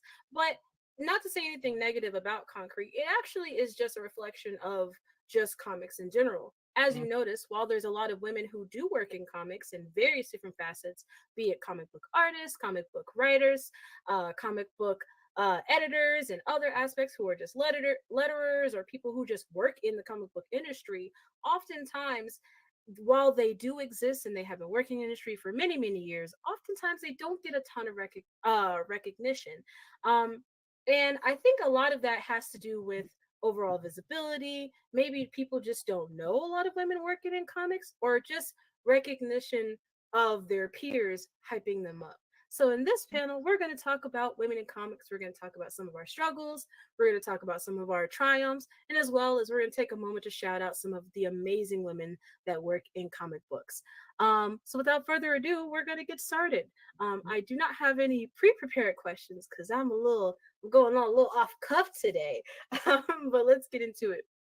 So my first question I want to ask you is, What got you specifically into comic books? And either of you can start. You know, funny enough, I think Montrez and I have a very similar background. They're talking with her before. But the biggest thing that got me into comic books specifically was cartoons. Yep. Because growing up, my dad didn't have a comic book collection because he had gotten rid of all his comics. Back when people were like, comics aren't worth anything, and they started getting rid of, he was one of the people that got rid of his stuff. So my way into comic books was mostly 90s cartoons. Spider-Man, X-Men, Batman, the Fantastic Four.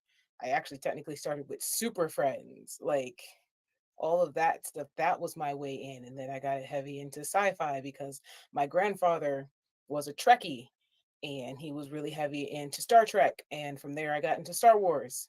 And so I have a very big love for both of those series because I was really close to my grandfather. I was really close. I am really close with my dad.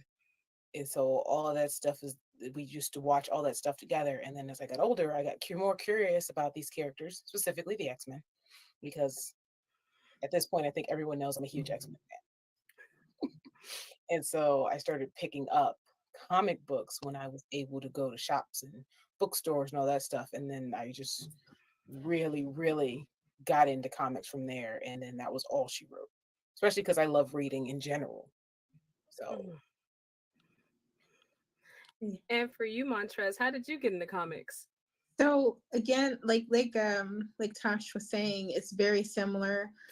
For me, it was my dad. It was the Sci-Fi Channel. We did Saturday morning cartoons, and then like I think a lot of people, this might resonate with Toonami. So like when they had the anime stuff and all of that, it just kind of let me back into comics, graphic novels, and things. So my dad was kind of like the gateway into that. They did used to have a comic book store in one of the malls when I was little, and so we would go and we would check it out.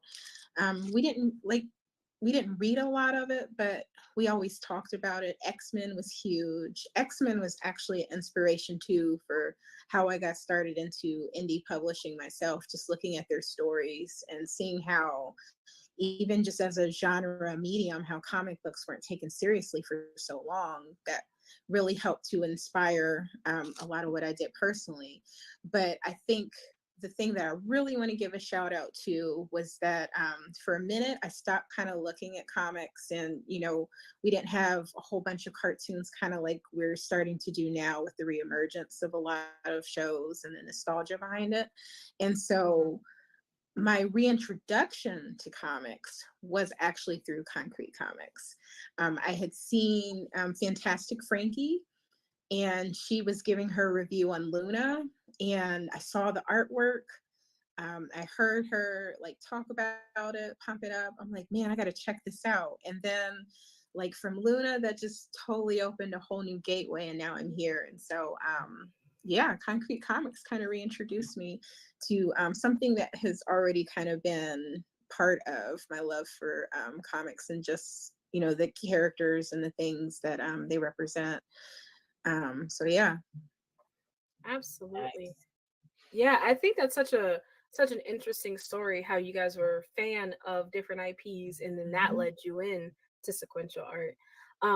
Speaking about getting you into comics, what would you say is like the first woman in comics that actually, that I would say that you recognize was a woman in this space that you connected with? Ooh, that's a good one. Oh. So I think the one that we see most often as a woman of color is Storm. She's not like, I think what I loved about X-Men totally is that there were so many different types of people that, you know what I mean, that were represented that you didn't see in mainstream media. But I also like Jean Grey because I'm a big softie. And so I really connected with her character as well. But again, like in the reemergence of comics and just seeing how many wonderful stories we have, I love Luna. And I also like, they actually just recently came out with The Daughter of Blade.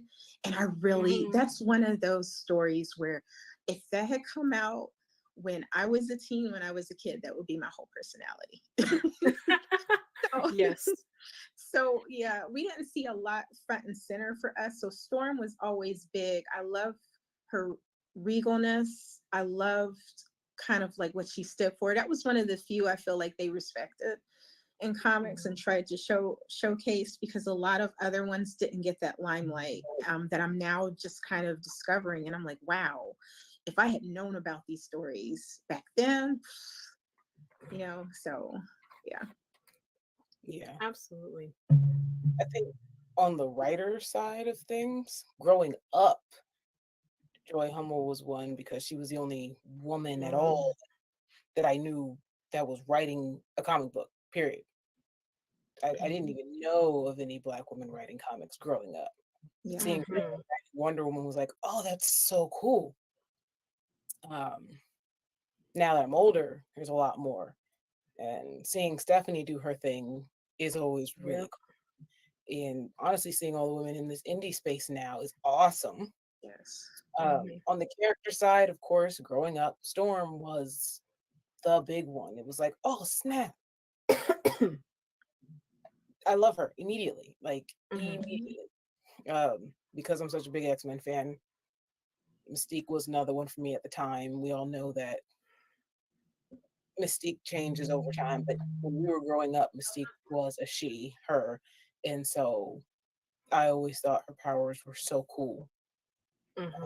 And of course, another one, if we go with the DC side of things, is Vixen. I love Vixen. And that's all I'm going to say about that.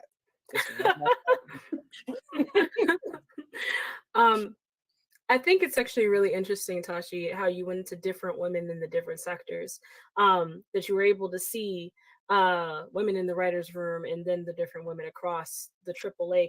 I like to call them AAA comics, DC and Marvel. Leading into women in behind the scenes spaces like the writer's room, being in the artist or the illustrator on a book, or the editor or the writer. In your experience, what has been something that you've liked seeing about women being in these spaces, taking on these stories and these behind the scenes, not necessarily being the main character of the story, but actually women creating the stories or having a hand in producing these stories? I like especially at least when it comes to writing women, I like to see the authenticity of us not being just objects that happen to be present. I hate a one-dimensional or no-dimensional. We don't talk about that very often. A no-dimensional, especially Black woman character in a story that's literally just there to move the plot. And everyone's there to move the plot. That's how story writing works. But you can tell when someone literally is appearing solely to move the plot because we needed a plot device versus it happening organically. And when it comes to Black women writing Black women, I like seeing that so much more, and us not having to be sexual objects, because a lot of time that's how we were seen growing up. Yes. Except Storm sometimes. And for you, Montrez? So I think, to touch on that, just like the nuances that we add and the ways that we make improvements in this space that people didn't think of. One of the things, now this is more movie centered, but I think it's something that you see in comics as well. Like the latest, and not a lot of people liked it, but the Black Widow movie, with the showcase between the two Black Widows that we see, like Natasha was always, to Tasha's point, like sexualized, like in the way that she moved and did things. And then you had the new Black Widow, and she comes in and she kind of poked fun at that, but she showed a different type of woman in comics and represented in the comic space. And I think that that's something that you see with adding women into the spaces. Like, it doesn't make sense that your hair is down, when you're fighting. We put our hair up, it doesn't make sense that she would wear this. Let's make it more athletic, or what I mean? So just adding nuances to women representation that makes sense, that's organic, that's authentic, and that showcases women in the multidimensional ways and spaces that we are. We're more than like our looks. You know, there's women in STEM now.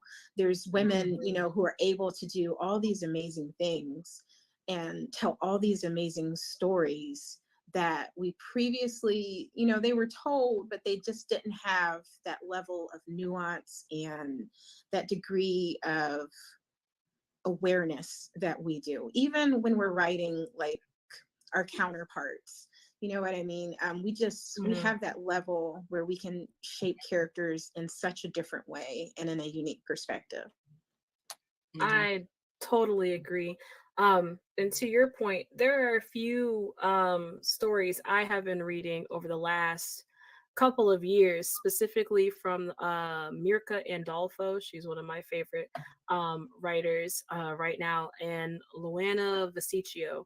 Mirka Andolfo's like most popular work, I think, is probably Sweet Paprika. She's also has a book called Blasphemous out. And one thing I've noticed about Mirka, and she typically talks about if she has stories with more adult themes, more intense themes. But one thing I love about Mirka is she has such a nuance to writing her stories. And then for Luana Vesicchio, she has probably one of the darkest horror stories, like grounded horror stories. It's definitely a little bit spicy, but it's definitely still a horror story. And I think it's so interesting to see the way women approach different genres, the way women approach horror, the way women approach romance. Not to say that any counterpart, you know, that men can't write complex, in-depth stories, but I do in fact love the touch that women and non-men do when they're approaching stories, that they put their own experiences into it. So to both of your points, I absolutely agree. It's so exciting to see. Which will bring me to my next point. If from your perspectives and in your own words, what do you think is the importance of having women in these creative production roles in comics? Not necessarily always just the writer or the illustrator, but in spaces as being the editor, or maybe just being the person producing in the production manager role, actually managing the entire team or being the creative director of a story or of a series. What's the importance of having women in those roles? So I think it just goes to, again, having that different lens.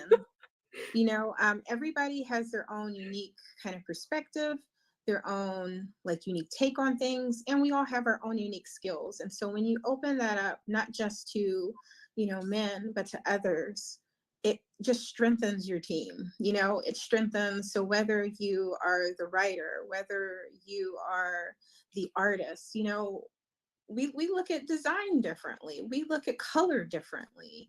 And you know, so when you open it up to more people and you have more variety of opinion, that just strengthens the type of stories that you can tell, the possibilities. And you know, sometimes it may seem a little chaotic when you get a lot of ideas and perspectives into one space, but when you find, you know, kind of like your team, your flow, like, and you have everyone kind of compensates and builds one another. You know, you realize this isn't a competition.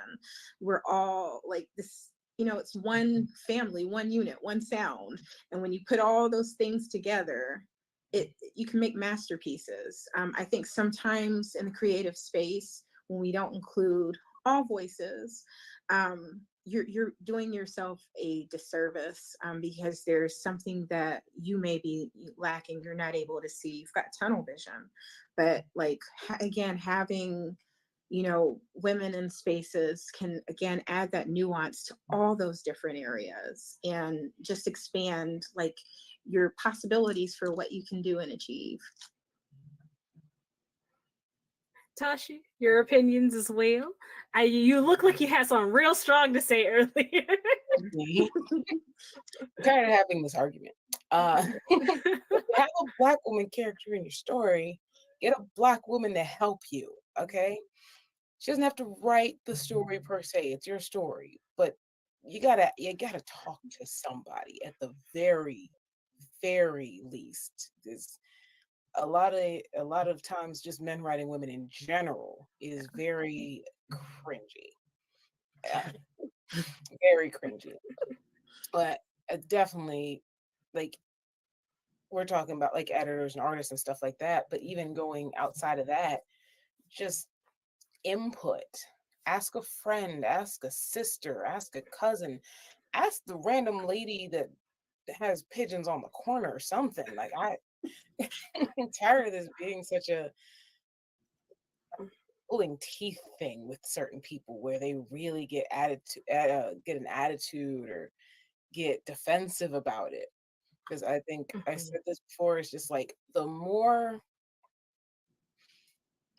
less privileged the intersection, the less the person in the rung above understands what they're dealing with in life. And of course, we're all different. Right. Sometimes women will write more raunchy stories, and even those will still have a lot more depth. Raunchy story written by a man, because raunchy can have layers too. It doesn't have to be all everything in your face the entire time. There can be an underlying story there. Characters can have issues that they have to work through. You can still have like an adult themed raunchy story and layered characters. Like, it doesn't have to just be, well, this is for adults. This is adult themed, so here you go. Let everyone scantily clad, and that's the selling point. That's it. And that's okay to be a selling point. But if I open it, I still want a story with some dimensions to it. Absolutely. That's why we should have women editors. We should have women artists. Go ahead. Yeah, Sarah and I were talking about the importance of having a Black woman artist on things, because when we did the very first issue of Idmani, the one that's in Tales from Midnight, I had a really hard time getting the artist to understand, one, her hair in general, because he kept drawing like these really loose, wavy curls. And yes, there are Black women who have loose, wavy curls, but as a character who was designed after me, that's not me. So I was like, her hair needs to be, it can't be waving down. It needs to be stuck up here, defying gravity, like that. And then I had to say, she's laying in the bed, put a bonnet on her head. And he was like, no, she looks beautiful the way she is. She doesn't need a bonnet. Yes, she does need a bonnet, because Black women wear bonnets to protect our hair when we're in the bed. Doesn't matter how beautiful she looks without the bonnet. This is realism for me. The story is supposed to be grounded. And so Sarah and I were talking about that, because of course Sarah did the one story for Stephanie where she made sure she was drawing it and she put a bonnet on her head. And it's why I've always felt so strongly about having a Black woman artist on this story in particular. That's always been my thing. He drew that first one because it was the anthology series, and we were just, I was like, yeah, for that it's fine, but it only taught me more why I do need a Black woman artist on that story specifically, and why that will be the standard from here on out. And can we talk about real quick another importance for that? Like, there's a issue from X-Men that's floating around with Storm and her hair. And that whole conversation, that whole like page, there needed to be one of us in the room, because like the whole, I don't know, have you guys seen it where the Thing is holding, where she's like, my hair is real or whatever, and the Thing holds her up and stuff. I don't know. How did you guys feel about that page? There's Marvel releases a couple of pages every once in a while. If not that one, it was the one where Miles Morales was Thor, and he said something that was real wild that I can't even remember what he said, but it had me real tight. But it was, if I think that to the point of having people who have the experiences that you're writing about in the writer's room, it's so important to have people who are the experiences. I wouldn't, if I'm having a story that takes place in India and speaking to the experiences of Desi women, I'm not going to have I'm not of that culture, Right. despite me being a Right. woman of color. I need to speak to a woman who's had that experiences, because her experiences on the other side of the world are going to be different. If making a story about Latin women, I'm sorry, Latina women, I need to have a story about I need to have a Latina next to me sitting there writing my story. I think it's just important to have the people that you're making your stories about there. And the reason why that happens, that's why we're talking about this, is because those people aren't there. Even sometimes you don't even have to have the Black woman there, but just a woman of color who can realize, you know what, I don't think my sister would appreciate you doing that to her in this issue. Because sometimes, I've been in writing spaces where someone will write a woman and I'm just like, I don't think that woman would appreciate that. Women don't do that. No, non-men don't operate like that. That's not really a us type thing. And even to me trying to remember to be inclusive of feminine individuals who aren't who don't identify as women, but who have feminine experiences, or who move through life being perceived as women, remembering to include them as well, because that's not my experience. But I want to make sure I'm including these feminine non-men individuals, because they have a unique story and they also need to be included. But I know a lot of times the people who remember to include those individuals are the women. The women remember to include everybody in their story. Black women typically have from what I've been able to see, Black women are good about trying to remember to include everyone in the storytelling process, especially for including people of different identities. So to the point about why that got passed, it's because somebody, it wasn't nobody in that room. It was it was probably a Parker, a Ben, and a Jerry. And not two of those names being names of characters in Marvel. It's a Parker, a Ben, and a Jerry. They were sitting in there. They had a cup of coffee and some donuts, and maybe some bagels from Einstein Bagels. They were like, I wonder how we're gonna get this done today. Might have been nobody at all. Probably just somebody in front of their computer typing in Google Docs, and they're like, I don't know. I just need you to approve this. So it's very important. That's why I was like, having women in production, a woman to enter, just being there in the writer's room, or being there in the production line to say, you know what, I don't think that this fits the brand or fits the story trajectory where we're headed. Further your point too, it's funny because whenever we bring that up, like we were bringing up recent X-Men stuff, and people are like, this is why it's important for marginalized people to be writing X-Men who are marginalized characters, and you always get all this pushback. No, we just want good stories. Well, you know who's going to make the stories better? The people who are living the experience. Exactly. Because they can make it more authentic, therefore making the story better. Exactly. And I think that's one of the I'm not sure if it's been happened yet. I don't know. I can't remember where I'm at in this day. But I know that there are different conversations about the reason why people are moving indie.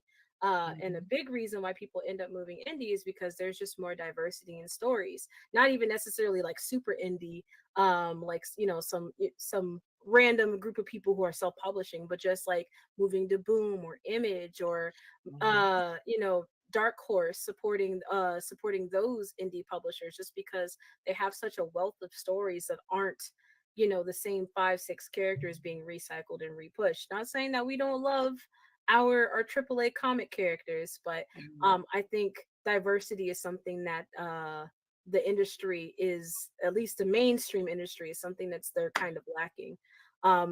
Which brings me to my next question. For you guys, as you guys have been, because now you guys are definitely professionals in the industry, absolutely. As professionals in the industry, what is something that you perceive that would make it easier for other women looking to become professionals in the industry? What's something that you can perceive that the industry can change to make that way easier for women like yourselves to get jobs in editor, writer roles?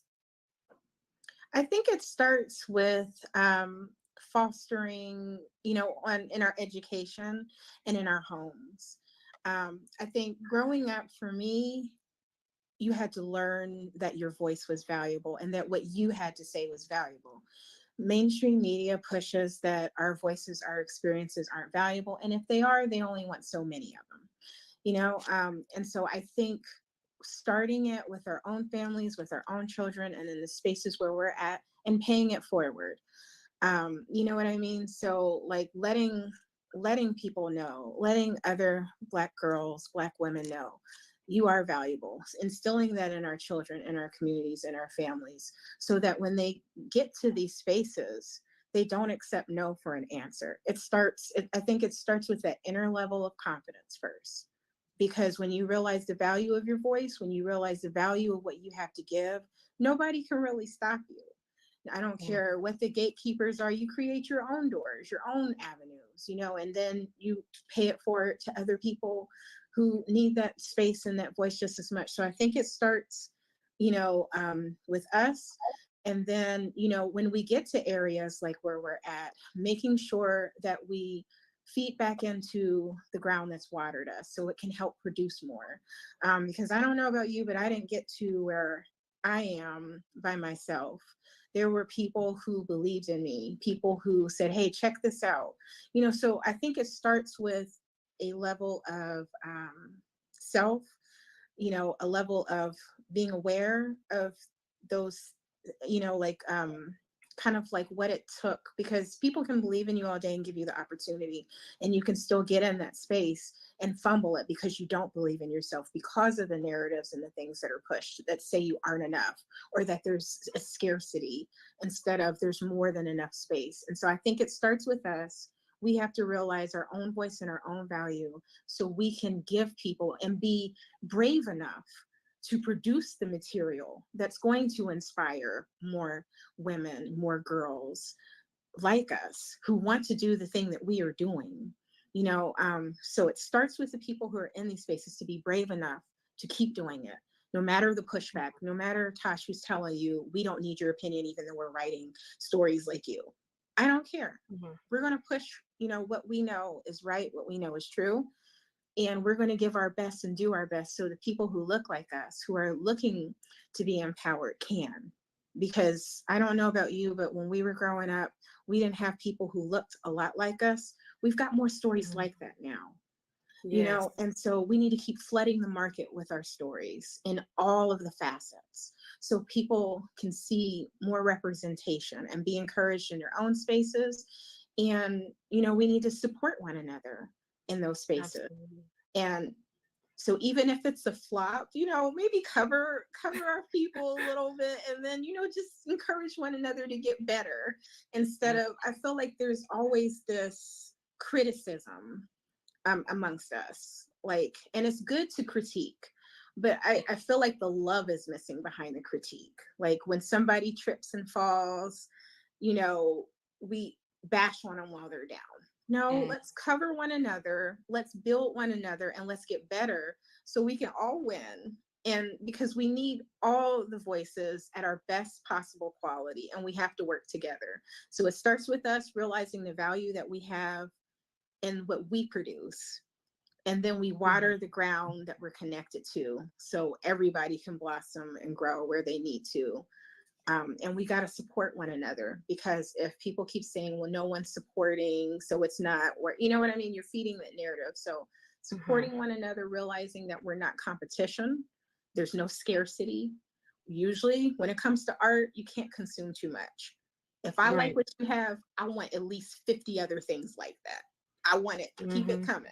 So I think it's changing that narrative, whether you're light skin, black skin, quiet, short, fat, tall, no matter what, we have different experiences. You may not like mine, but I'm going to support, you know what I mean? Just having that community, not that competition. When we fail, being able to build people and cover them, because we already have enough against us, and flooding the market so people can see that there is a space for you. There is, there is room for you, and and letting people know that you are seen, you're celebrated, supported, because the more people see it, the more, you know, that narrative gets fed that we want and need, you know, that truth gets pushed. And so it starts with us, and you got to share it. You know, you got to share your work. Don't sit on your stories. Don't sit on, you know, I always push, you have to create with courage, because it takes a lot to, you know, put these things together and then to share it. You know, it's hard. You're going to have critique where people say, I can't relate to that character, even though you can relate to dragons. You can't pronounce our names, even though you can say Daenerys Targaryen and all the other Game of Thrones. So block out that noise, sisters, and create with courage. You know, it starts with you. Some little girl is going to see what you're doing. Somebody is going to see what you're doing. And that is going to be the inspiration they need to do what they want and what they were created to do, what they have a passion to do, just because they're seeing that you're doing it. And so I think it starts with us. It starts with our bravery. It starts with our courage, not to dim our light and to create stories that are acceptable or safe, but to create the true, genuine stories that need and deserve to be told in our voice. So taking our voice, taking our narrative, and focusing on that, blocking out all the mess, all the noise, unless that mess is something that fuels and builds, you know, like manure, then we don't need that. You know what I'm saying? And so I think that's where it starts. It starts with us being the people, creating what we need to do, because art brings so much. It's powerful. And then, you know, making sure that the person who needs to hear it gets it, and that we encourage them to do what they can do to encourage the next person. Absolutely. A bar, a poem, a whole song, if you will, truly preaching. It's not even Sunday. Been hearing a lot of bars lately. That's what I'm talking about. Gems being dropped today, let me tell you. And then for you, Tashi, same question. What do you think would make it easier for women to get into this industry, especially in roles like production, such as like editing and writing? I'm gonna go on the flip side, actually. You know, stereotypically, Black families don't support creative endeavors as careers. And so some of us came up in that, yeah, we do have to do it alone. So I do first off, and I think our generation does it a lot more than our parents' generation. I want to see family support their Black children into being in creative spaces, because we can make careers out of these things. All we need is the support and a push. Just like all these self-made billionaires, we want that same level of push. And if you don't have the money, cool, but just the support and doing what you can alone would go a long way. Because I would say that in the beginning, we did kind of do this on our own. Now that we're here, there's a little more support. Now that we've got to the point where we look a lot better. But I also am a huge proponent of nepotism. The Palm Power does it all the time. And I think that we need to start doing it a lot more. We need nepotism in this community. We always say, if we succeed, if we get there, everybody we know is coming with us. Right. We have friends that we know we will put on immediately, as soon as we can, because they're talented, they're awesome, they're amazing. They can do so many things. So they're coming with us. As long as it's like a job recommendation, as long as you're not going to sully my good name, you're coming. Right. Absolutely. I recommend you for a job because I know you're going to do the job and you're going to get in that job and you're going to make me look good. Cool. Versus, you know, I can't be like, oh yeah, you should hire so-and-so, and then so-and-so gets in there and steals all the markers out the community drawer or something. Like, it can't make it anymore. But if I know you gonna do it, I'm putting you on. We need more nepotism in the Black community. We need to open doors. We need to ignore those no's. Make our own yeses if we have to, like we're doing. The indie space that's literally what it is. It's us making our own yeses because everybody keeps trying to tell us no. Absolutely. Put Black women in places of power. Ty for president, okay? Not me for president. Oh goodness, no! I don't want that kind of pressure. I was in 100% support of what he said earlier. I was 100% in support of that. I evil laughed in the background because I was Not like, evil. I don't understand. Oh goodness. Yeah, Black But women I in do want. power and cling to Black women Yes. because we're going to support. We're going to take charge. We're going to do what needs to be done because that's what we always do. Absolutely. It's a part of our, I think it's a community thing, but I think it's also just ancestrally genuinely a part of us. I do want to both of you guys' points, one thing I think is so important is a little bit of an anecdote. When I first started doing Black and culture stuff, no one really in my family knew what I was doing. My dad's a huge nerd, so he got what I was trying to do, but he had never, despite me being still fairly young, up until 2019, the creator space was still like kind of like this fringe kind of thing. No one really had any. It was definitely there were some people who got super successful, but no one really knew how to get it. There wasn't a formula. Not to say that there is one now, but it's definitely much easier to become a creator because you've seen other people. People have done it many different ways. But back when I was starting being a creator, that was not the case, and it was very difficult for more traditional folks like my mom. Love her to death. I know she loves me, but it was hard for her to see what I had going on. But as she and my grandmother always say, we always knew you were the eclectic one. You were going to do something unique. And I think it's so powerful to have that, kind of blind support. They didn't really know what was going on. They didn't understand what I had going on, but I said I was going to do something, and I don't want to work a traditional job because that's not my ministry. That's not what I'm called to do, if you will, bringing it back to the church. But having the support of your family and the support of your peers, especially the support of your peers, because sometimes family not there, and you need peers to be your family when no one else will. It's so important that we have people that look like us, women, as your peers, because I've heard it. I've been the female friend to help my counterparts out when they were feeling low, because sometimes they just need a big sister to be like, you got this.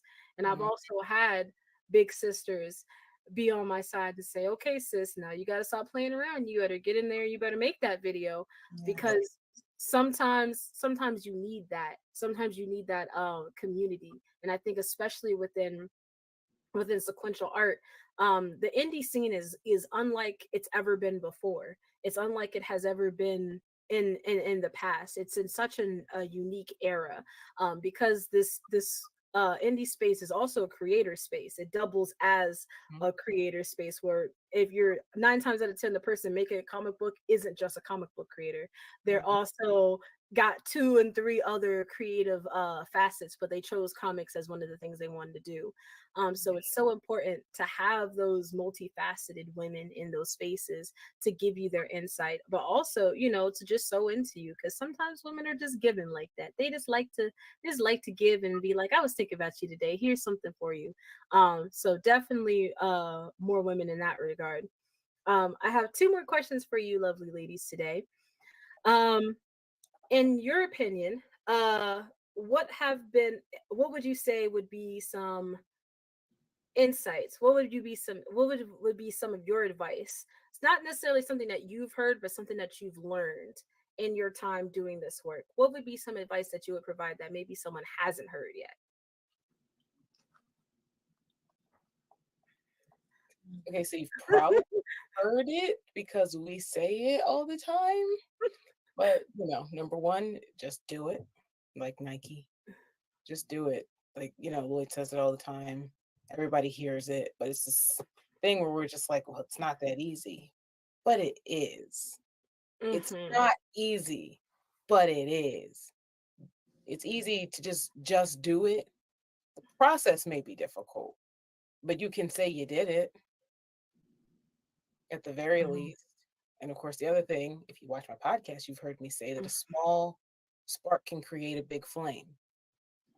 You take the smallest something and you can make an impact. What's the saying? Uh, we can make the world better, like one random act of kindness at a time, or something like that. Mhm. If we all do that, it builds up over time. Just do it. You tried something. The worst that can happen is what? You fail, and that's a learning experience. Absolutely. And then for you, Montrez, do you have any advice? Maybe something that people haven't heard quite yet? Oh, so I think the biggest thing is that and I was actually just thinking about this today, like you know how when you make up in your mind that I'm really going to do the thing that I put off, the thing I'm scared of, I've been procrastinating, it's like life happens and everything starts, you start getting all these challenges, or there's good and bad coming at you all at once. You don't know what day it is, what time it is. You're like Robin Williams, just fresh out of Jumanji, and you're right in the middle of a big game, life or death game. I think it's realizing that life is a piece of art, and that we're not just a work in progress, but you're actually a masterpiece in the making. And I say a masterpiece because when you look at people who have built masterpieces, a lot of people laughed in the beginning. A lot of people think masterpieces are weird, especially in the day and age that they're created. People won't understand it. It takes a lot of work. It takes a lot of building, a lot of resources, a lot of time, a lot of blood, a lot of sweat, a lot of tears, a lot of heartache. But when people don't give up, the end result is more than you can ever imagine. So I always like to say that we are masterpieces in the making, not just whatever art you're creating, whatever milestone you're trying to achieve, but you and your life. And that's beyond. And then I think the other thing attached to that is realizing that your value is more than what you do. Just existing, you have more potential than anything that you could ever do. So when you are not at your peak, you're not at your pinnacle, you feel like your life has no purpose and you're stuck in that dark rut, just you breathing, please realize that you are valuable enough there. There's somebody who needs you, who wants you. So when you see that the value that you have just in your existence, and you put that with the masterpiece capability in you, you can do anything. And so just remember that regardless of what you're doing or not doing, you add value simply by being here.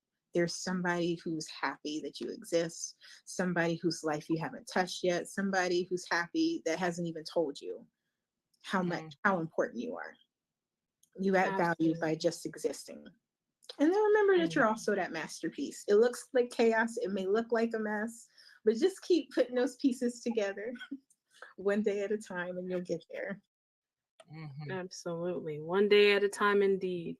And finally, we want to go ahead and take this time to shout out some women in comics that we admire, that we love, that we care about.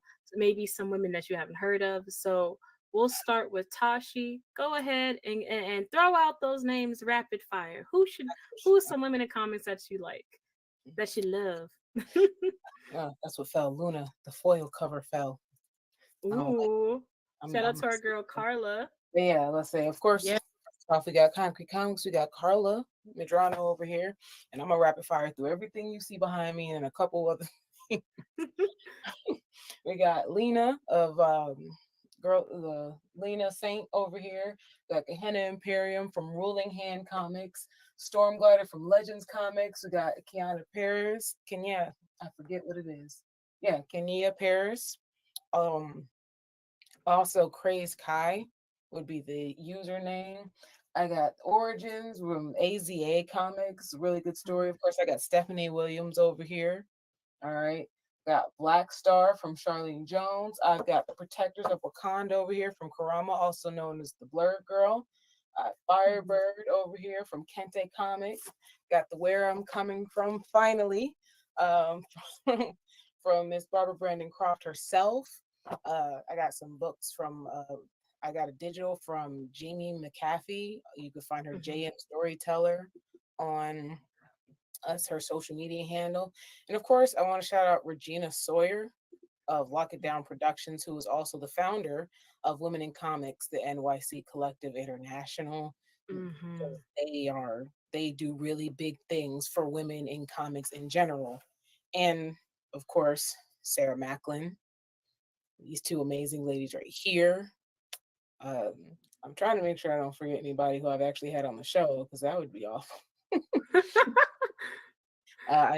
Kira from Blurred's Eye View, because maybe she may not write comics, she may not draw, but she got a comic book club that she started because we deserve to feel comfortable in spaces when we're talking mainstream stuff too. Absolutely. And I'm pretty sure I hit everybody that was on the show, because I would feel bad if I didn't hit that at the very Oh, and Mighty Z. I had Mighty Z on season 1. Oh, yes. Yes, absolutely. And then for you, Montrez, any ladies that you'd like to shout out?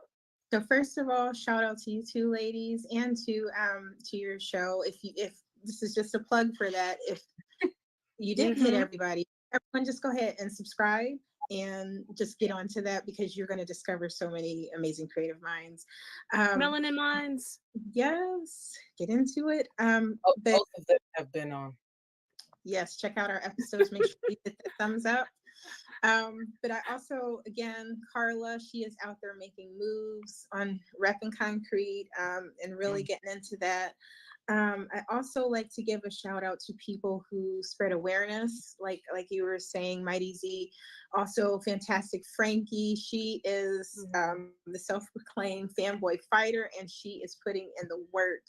Again, that's how I found Concrete. So shout out to you. Shout out to our cosplayers out there who are making the characters, bringing them to life off the pages. I know you get a lot of stigma because they're saying, you don't look like that character. That's not a Black character. That's not a brown character. Keep doing your thing. So shout out to all of you. Shout out to every woman who wants to write comics and just needs an extra little nudge. This is for you. The show is for you. The segment is for you. And we are here for it. So shout out to you, to all the up and coming, to all the people just starting out, to all the people whose ideas have previously been rejected. Go ahead, keep going. You've got this, and we can't wait to say your names on here as well and see your faces. Absolutely. And read your books. Love reading. My little segment is short because I don't have a lot of the women I would think of have already been called out, but special shout out to GD Murakami and S Morishita. You guys are two women, not just in comics and sequential art, but in manga. Two Black women making manga. That's incredible and amazing. Gigi Murakami is a horror mangaka, or that's her specialty. And then S Morishita Studios, she makes very much shoujo-esque manga.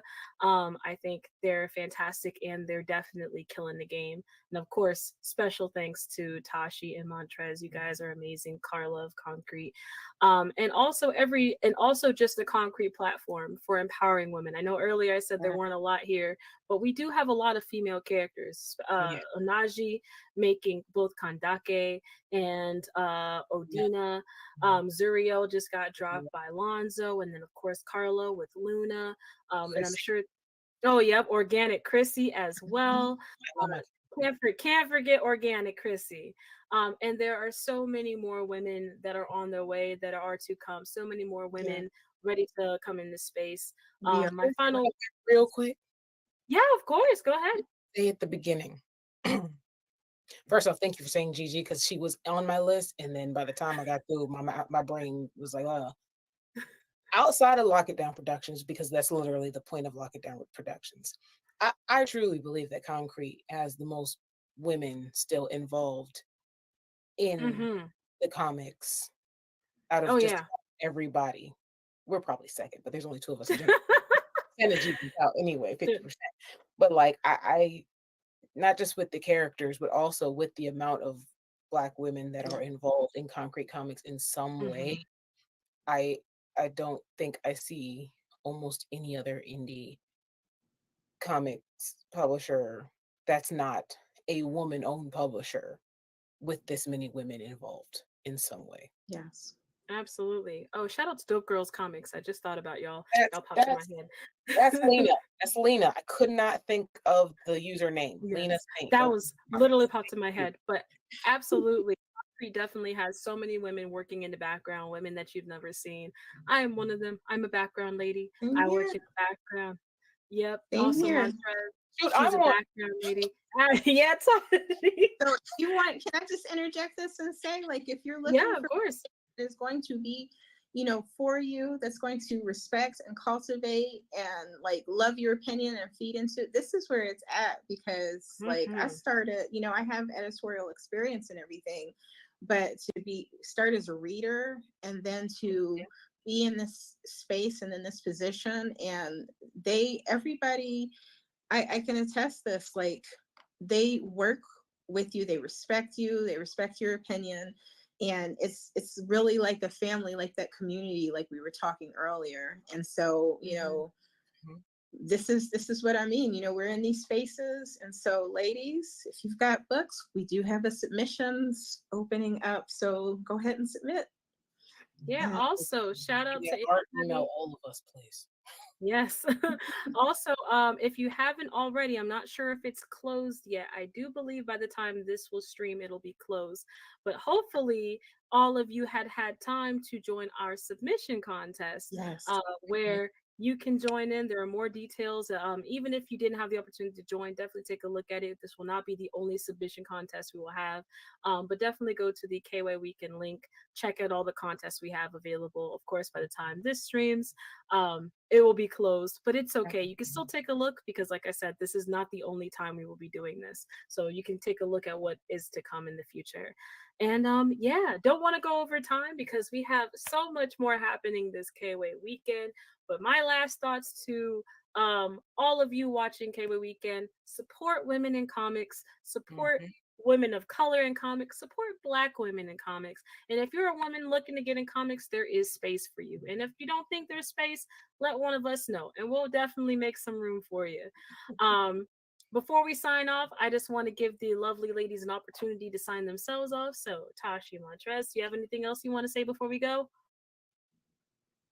I think you said it all. Yeah. Oh, okay. I did a little wrap up. Yeah, just let this video be a reminder that, like, a gentle nudge. Come on, get to it. Get that creating going. Your voice is powerful. We need you, and there is support for you, and we love you. I haven't met a single Black woman in this space that is not supportive. Whoop, whoop, whoop. And that's on period. And that's on period. Well, with that being said, folks, thank you guys so much for tuning in to our panel, Women in Comics. Stay tuned for the rest of this weekend for Kway Weekend. I'm sure you've had a blast. We've been having a blast getting this stuff done for you. And we'll see you next time. And of course, always keep it concrete. Concrete.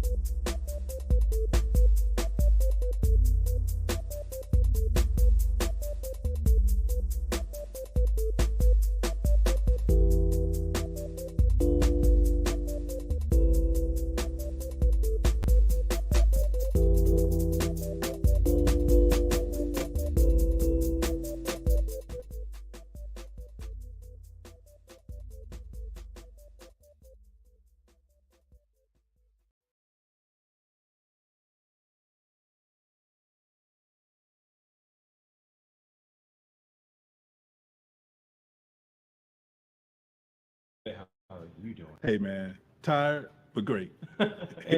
Introduce yourself towards the audience for everybody. Hey, I'm Gerard McWhirter, actor, model, realtor, business owner. All right, and who are you playing today in Traffic? I have the great pleasure of playing Melvin Cross. Melvin Cross. Tell us about it. Melvin Cross is the owner, keeper of the Sanctum, the home of kids with the certain abilities, and he keeps them in order, keep them grounded, keep order. Mm-hmm. Yeah. So, what attracted you to this series? Man, just from the casting call itself, just reading the description of all the characters and like the brief overview. And you know, I heard of the writer before, and I know he has a passion for the comic strips. So I'm like, damn, that's nice. So from the beginning, he was all in. Absolutely. What was your favorite part of the day working on the set? I can't narrow down not one part, but just work with all these talented actors and actresses, and just bringing the script to life. Loved it. Can't wait to see the finished product. Gonna love it. I'm sure. Thank you so much. We'll see you back, right? Oh, definitely. Next time. All right. Thank you.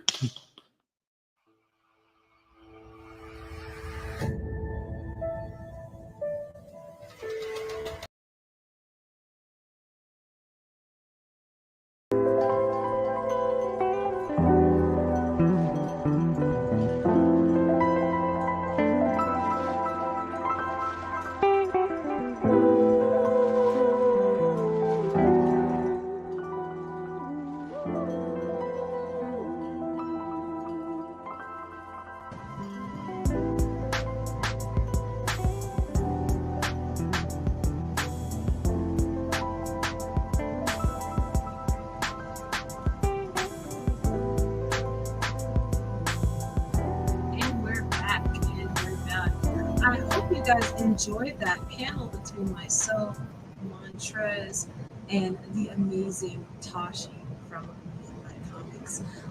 I think I had a fantastic job doing that panel. I hope I didn't scare anybody talking about the femme representation in concrete. I just want to let you know we have tons of ladies of concrete, but you know, I'm just a lady who loves ladies who wants to see more ladies. So I'm always looking for more women in comics, of course. But speaking of comics, if you aren't already aware, I just have to continuously drop this. We have a site-wide sale going on right now, 20% off all comics.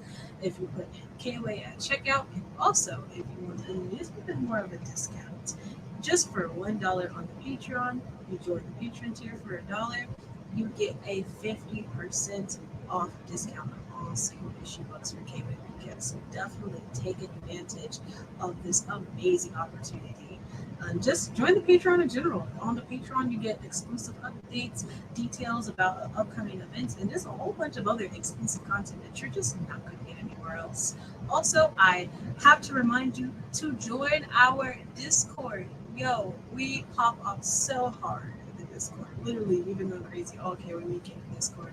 Also, we've been doing voting in Discord. So if you want to get in on the fan voting, currently right now there's a lot of tension happening in the voting world, and it looks like there may be an active coup against the creator's CEO Lonzo Starr. So if you want to see him potentially get dethroned, the only option you have is to join the Discord and join in the voting. Or I mean, if you want to save him too, that's also an option. If you want to save somebody, hey, listen, I'm not going to stop you. I do just want to take some time to do an ad read as well and thank our amazing sponsors, because without them, an event like this just cannot happen. First, want to give a shout out to Amber Coco Allen, who created the cool KWay 5-year logo. If you have not seen it yet, it's literally all over our branding, and it's on some dope merch that we have in our merch store, including our KWay jerseys and some of our t-shirts. Amber Coco Allen is a multidisciplinary artist and entrepreneur, using her life as the blueprint and her creativity as a connector. She uses her art to empower and uplift. Amber believes that everyone has the power to chase their dreams and make them a reality. Her brand Covers a wide range of things from offering gorgeous fine art pieces, fashionable wearable art collections, empowering words and uplifting stories in her blog and newsletters. Also, she offers full branding services to entrepreneurs at any stage of business development. Also, big shout out to our friends over at Midnight Comics, who publish titles that showcase diversity by creating stories featuring marginalized characters of color from all different backgrounds. Be sure to take a look at some of their titles, such as Tales from Midnight and The Beloved. Finally, I want to give a shout out to Legend Comics, who will be making their return to Kickstarter, releasing several titles, including Fantasy of Flight, and releasing their first lady of Legend Comics, Lady Universe, and her origin story, Lady Universe Emergence. Be sure to follow them on all of their socials, including Legend Comics Universe, Spectacular Stormblighter, and First Lady Universe on Instagram. And of course, that's how you're going to be able to watch out for all of their updates. The stream is going great. I'm glad that you popped in and you asked. Thank you guys so much for tuning in up until this point. We're not going anywhere. I just want to thank you so much. It's an event like this, even at the virtual level, it takes a lot of team members. I am supported by an entire team of folks behind me. It's just, it's real. It's a labor of love indeed. So I really appreciate all of you guys tuning in, supporting Concrete Comics in our 5-year anniversary. Without further ado, I am going to bring back on some of our creator friends. Out in the wings, I have Lonzo Star as well as Jermel Lessie, creator of Absolver. If you guys are ready, let me know with a thumbs up so I can bring y'all on. Awesome. And you are so right, Matthew. Today, the stream has been pretty popping today. It's been pretty good today, for sure. It's been dope. Shout out to my man John who asked you about the stream. He was actually the freestyle that you played the last time. Oh, that's awesome. That's so cool. Yep. I'm glad we got an opportunity. We've got some more ciphers dropping a little bit later today, so I'm excited to bring those up. So we saw a panel, and we saw a panel, and we saw a little interview from one of the actors and cast of Drafted Origins by Onaji Rouse, which is available on Tubi that you can watch right now, as well as it'll stream in the Discord tonight. What are your thoughts? How's everyone feeling about it? I thought that panel was fire. Y'all was really dropping some extreme knowledge, some bars, and just seeing the unity, man, that you all have amongst each other. You know, y'all women really stick together. Y'all really show love to each other. So it's just dope to see, you know, y'all doing that. See the love that y'all have for one another, because you don't really see that much love out here. So, I mean, it's just a blessing to see it. Yeah, sometimes it can be a little loveless, but we all make sure that we're working together to support each other. That's the big thing, is sticking by each other through the thick and the thin of it, of course. What about you, Jamel? How are you feeling about today? About today, it's been amazing. It's been fun, you know. But to go back to that panel, yeah, that was an amazing panel. I love to hear everything. The perspective is very insightful. You know, you know, I feel like women are very important to this industry. I also feel that women is you guys are very important to the culture. You know, that's why, you know, a lot of people always talking about, if everybody's talked about Absolver, you know, and I love the conversations, but I'm going to utilize the word rare because I just can't remember. So if I'm wrong, that's why I'm utilizing rare. But you know, it's never or rarely brought up how important Leah is to Absolver. You know, and to me, that having her was very intentional. You know, because again, if anybody knows me, I'm always trying to convey a message. You know, and still write a great comic. And you know, just showing how important to have a strong woman by your side or having your back or looking out for you. I mean, my father has taught me a lot, but my mother has always had my back, you know. And I love her for that. I have two older sisters, and I mean, it's just, yeah, women in comics guys are very important, and for culturally speaking, even more important. And that panel was just great for me. And I hope that everybody that watches and sees it gets the message and don't take any of it the wrong way. But it was a very beautiful panel. Awesome. And thank you for that. I think that Montrez and Tashi dropped so much solid information. So I much always bars. so many that masterpiece bar that someone had put it in the comments as well. I think it might have been It was me. I love that. I'm just gonna make sure I screenshot it because that's gonna be my tattoo, Hey, there you go. That's I'm gonna be a telling you. tattoo, man. bro. There you go. I'm always looking for Yes. quotes to put on my body, bro. There you go. Yes. Not a work in progress, but a masterpiece in the making. It is Beautiful. fire. Beautiful. It is fire. So for y'all may not notice, but Ty actually has something that she's been working on that I'm waiting for her to pull that trigger on it, man. Yes. Well, I always have stuff I'm working on, but I'm sure everyone can relate that the hardest part about making anything is not just getting started, but staying consistent in it and really powering it out, especially when it gets tough or you lose motivation to work on a story. So I do have a couple of stories, but I will say I'll take this time. I haven't plugged it this whole weekend, so I'm going to take this time to shout out somebody who did make a story, and I helped them. My dad and we made a story called Birth of a Bashin. It is my father's story that he wrote for over 20 years. It is his labor of love. I just went in and helped clean up some of the story. But Birth of a Bashin is available right now on NovaTunes. And if you want more information and updates, you can follow me about them because I'm the one that's really making and pushing it. But we do also have our comic book company's Instagram page, which it's just called It's OA Comics. I'll drop a link in the chat at some point so that y'all can go check it out for yourselves. But yes, I'm really excited about that.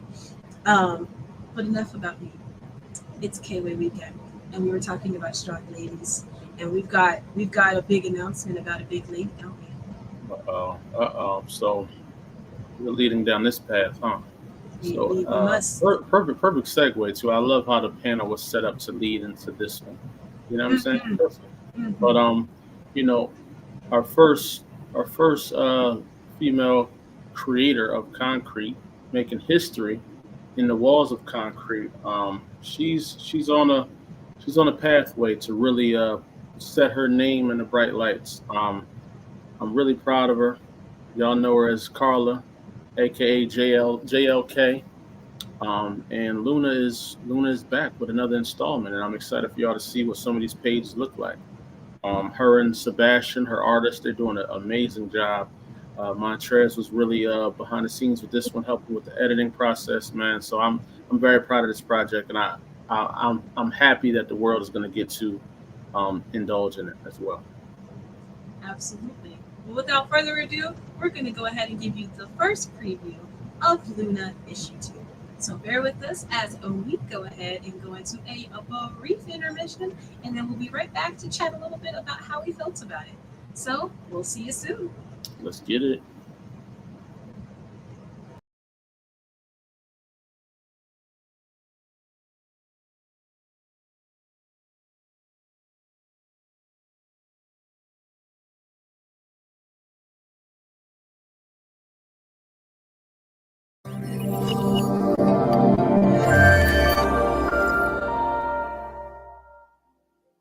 Dual Awakening.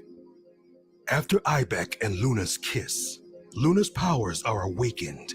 She learns that she is an energy keeper. Meanwhile, the kiss she shared releases a force so powerful that an ancient being, exiled to the farthest parts of the galaxy, has been awakened and begins to wreak havoc on the planets. The wait is over. Order your copy today at concretecomics.com.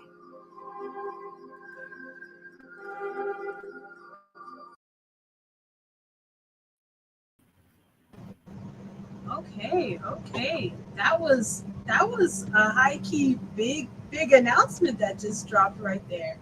How are you feeling about that? Well, real quick, I want to shout out Paul, man. Paul is killing it on the voices, man. He's doing this thing. He did it, he whipped them things up. Him and our lovely intern Darius as well. They're a dynamic tag team. So shout out to the production team behind that. But I am excited to hear what Mr. Lessie thinks about that announcement, man. Excited. Only thing I have to say is Luna is so bright and colorful. I think I need to get my hands on it. Let me write a little bit of Luna. Me write the dark side of the moon story. I got this great idea. You know what I'm saying? I don't know if we want you tainting her presence like that. You know what I'm saying? Oh, why would I be tainting it, bro? It just be a spinoff, Dark Side of the Moon. Like, tell me that don't sound. Do you have violent intentions? Do you have violent intentions? Listen. Okay. Do you have violent intentions? Tons of violent intentions. All you gotta do is answer that question, bro. That's it. I mean, goodness. Violence sells, bro. Violence sells. Understandable. Oh, you will not be getting nowhere near Luna. No, I'm very excited. I believe, unfortunately, I have to say this, but I think Luna hands down has the best artwork out of all of us, and that makes me jealous. I'm happy for her, but I'm jealous. Luna does have some of. I gotta give that to Luna too. The art is so amazing. I'm like, every time I see her pages, I'm like, okay, I might have to end up paying $200 a page now. This is ridiculous. The Dark Side of the Moon kind of sounds dope, though. You see, Naj agrees. I like that. Yeah, but no, I'm excited about Luna. I'm sorry. Go ahead, Ty. Oh no! I was just concurring. Yeah, Luna, the new Luna looks beautiful. The new Luna looks great. Absolutely. Major shout out to Ian as well. He is fantastic. That is what Montrez is dropping. I'm just excited to see where Luna goes from here. One thing I love about Luna is that it's a love story first, and the rest of the story kind of follows that romance. I think that's so beautiful, and that's so very much unique to Luna as a story. So I'm just excited to read more. I don't know. I just get so excited to about Luna. Matthew says it does sound like a nice spin-off, the Dark Side of the Moon. I hope Carla's watching. I'm right here, Carla. You know what I'm saying? One fun fan fact is that Luna and Deja Vu have the same artist, same art team. Oh, okay. Fair. That makes a lot of sense. That actually makes a ton of sense. I'm so excited about everything that's coming forth. We are definitely not done talking about Luna, though, but we do actually have to shift over to the amazing Carla, because she has an interview lined up. I believe that I did her interview at some point. Oh, I think it might be me. I will say though, I was a little stressed that day. So if I look a little stressed, it's because I was. But yes, Carla and I did an amazing interview together. I think it gives some exponential insight to where her mind is when she's creating. Also some drops about Luna itself. So if you're interested in hearing about that, of course you're interested because you're here. So make sure to stay tuned because we're about to go into that amazing interview with myself and Carla. But of course, until then, make sure to keep it concrete. We shall be right back. And yeah, let's get into it. Let's do it.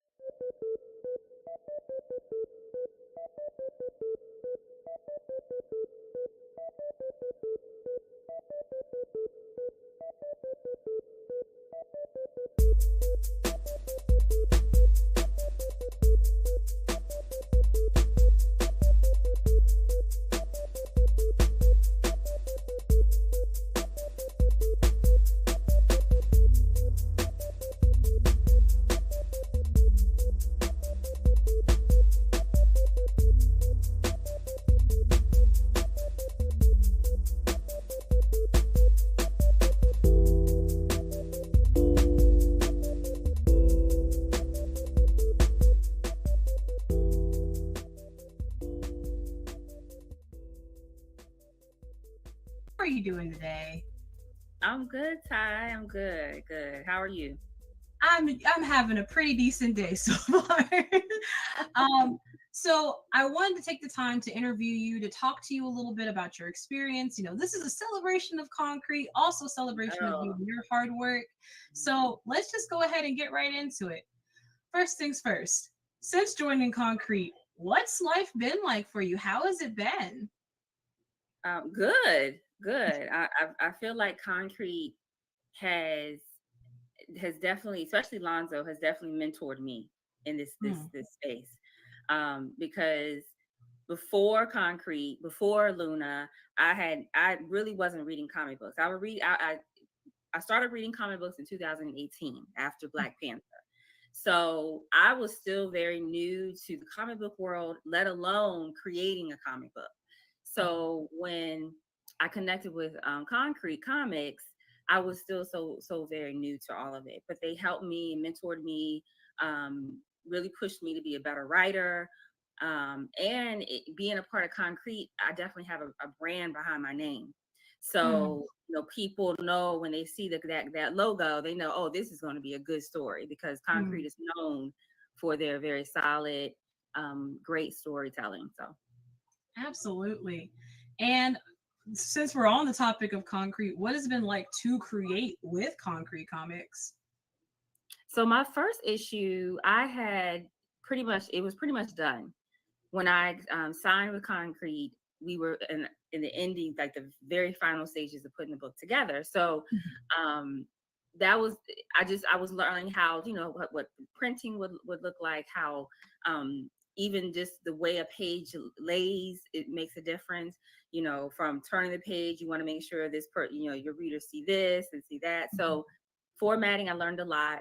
But it wasn't until the second issue did I really feel that my writing improved, because I did hire an editor outside of Concrete to help me with issue 2, to keep me grounded, because, as I don't know if you know, but I'm very long-winded. I ramble and out that bleeds into my storytelling too. So the editor helped me keep it nice and tight. And then Montrez edited and Lonzo edited it. I mean, Montrez edited it, and then Lonzo did the final review. But it was, this time around, it was really challenging to edit, because there was a scene in issue 2 that I really wanted to have in there, but Montrez and Lonzo and my editor said that I should, to save it until issue 3. But I was, I was very dogmatic. I was like, no, I want it in here. I want it in here. But then, Lonzo really helped me appreciate his journey in storytelling, and why this particular scene was more appropriate for issue 3. So working with Concrete has been challenging in the sense that it challenges me. What you think you should do, there's people that know more than you that tells you, no, let's do it this way for now, and then you can go all out later on down the road. So they've really challenged me to be a better writer, but also how to interact with the fans, how to stay relatable, and also remember that we are representing a brand. So we try to keep ourselves out of mess and drama. See right times in the Black indie community. So, but it's been, I really could not see this process any other way. Working with Concrete has been a blessing, and they've really helped me, be a better writer. Absolutely. And speaking of community, how has it been watching people enjoy your books, and also what has it been like seeing your characters being talked about in the community? It's been humbling, because there are a lot of great stories out there, and when I see someone take the time to create a post or send me an email or send me a DM about Luna and how much they like the story, or how they have questions about the story, I'm really humbled that they chose to spend that time that they have during the day on Luna. So I'm really honored and privileged when I see that. And I really like it when my peers ask me to be a part of their projects because they have so much respect for the writing and the story. That is something that I hope it never ends. I hope I always see those positive comments. Absolutely. And of course, you're totally deserving of it. Luna is absolutely a phenomenal story. So I'm glad that people are receiving it so well. And moving on into Luna, talking about your story, we know that issue 2 is about to drop, or issue 2 is coming out. So what's in store for readers picking up the next issues without any spoilers, of course? Mm-hmm. So in issue 1, you were introduced to Luna and most of the cast, right? Luna decided a stranger posed this challenge to her, and she accepted it. And at the end there, you saw her and the male lead kiss. Right. So with that kiss, people at the end of that issue saw that something happened as a result of that kiss. And of course, it plays into that, the romantic tropes and the fairy tale tropes. The first, love's true kiss, unlocks it all. So in issue 2, we are following along with that. So something has been awakened, and we start to see that Luna starts to manifest her powers. And she also finds out what's behind all this chaos that's starting to unravel her planet and her sister planet Sol. So so that gives you kind of a brief synopsis. But if people love stories, this is a love story. So in issue 2, we'll see Luna and Abek's relationship deepen, and you actually see some surprising things as a result of their relationship and their bond. Ooh, that's exciting.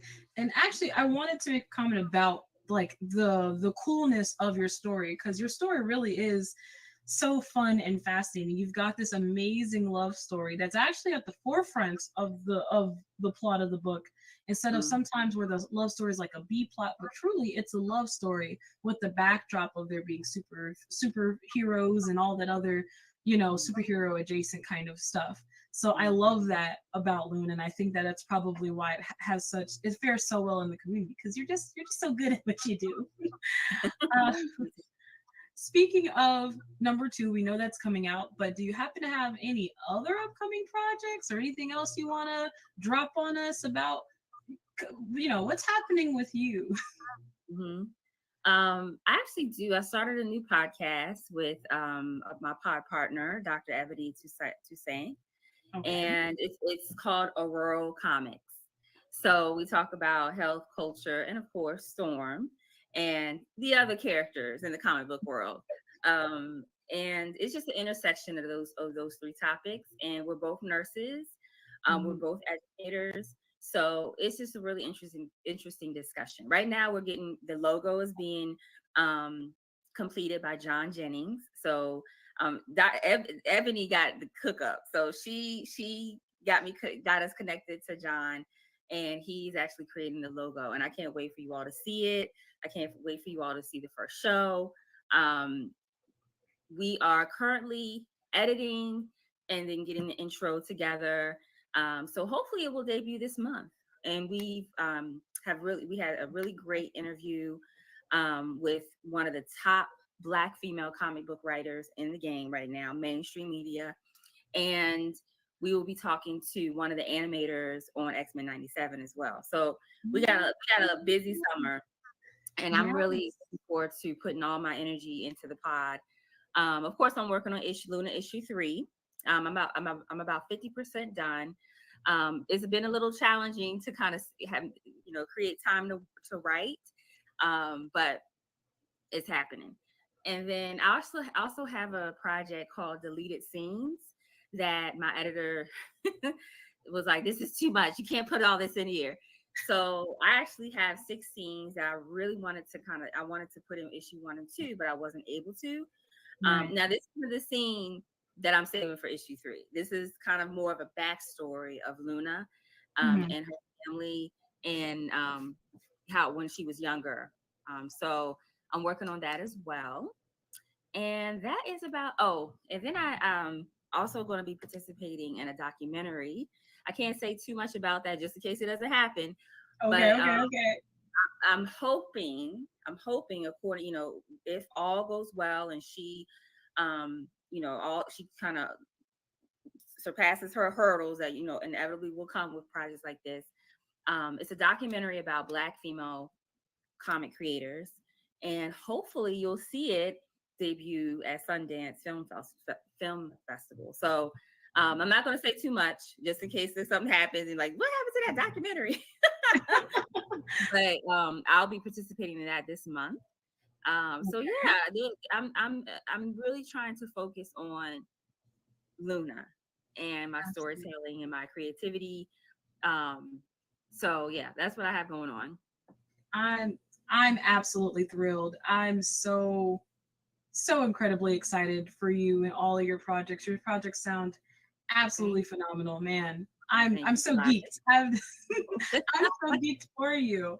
And with that, we're entering the tail end of our time together.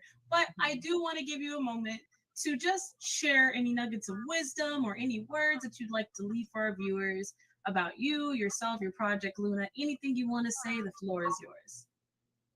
Yeah, thank you, Ty.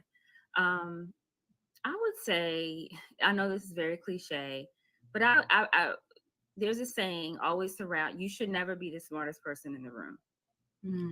You should surround yourself with people who know more than you when it comes to your craft or your passion. And that's the only way you truly will become a better creator. So that's my tip is surround yourself with people who are rooting for you, who know more than you, and who challenge you, and who isn't afraid to tell you that's trash, or that you need to focus on that. Who's not afraid to be honest. That I would say that probably is the most important thing that I've learned this year. Well, thank you so much, Carla. I love our time together. I'm so appreciative to have had the opportunity to interview you today. Before I let you go, I do just want to give you the opportunity to plug yourself. Where can we find you online? Instagram, wherever the case may be. Go ahead and let the folks know. So you can find me on Instagram and TikTok at Moon the Storyteller. And of course, you can buy Luna issue 1, issue 2. Issue 2 is coming, but you can buy Luna issue 1 on Concrete Comics website. Awesome. Well, thank you again so much, folks. This has been me, Ty Black and Culture, with Carla, the creator of Luna, which means Moon of Luna, but she is Moon the Storyteller. And thank you guys so much for tuning in, and enjoy the rest of your Kway weekend. See you around. Bye.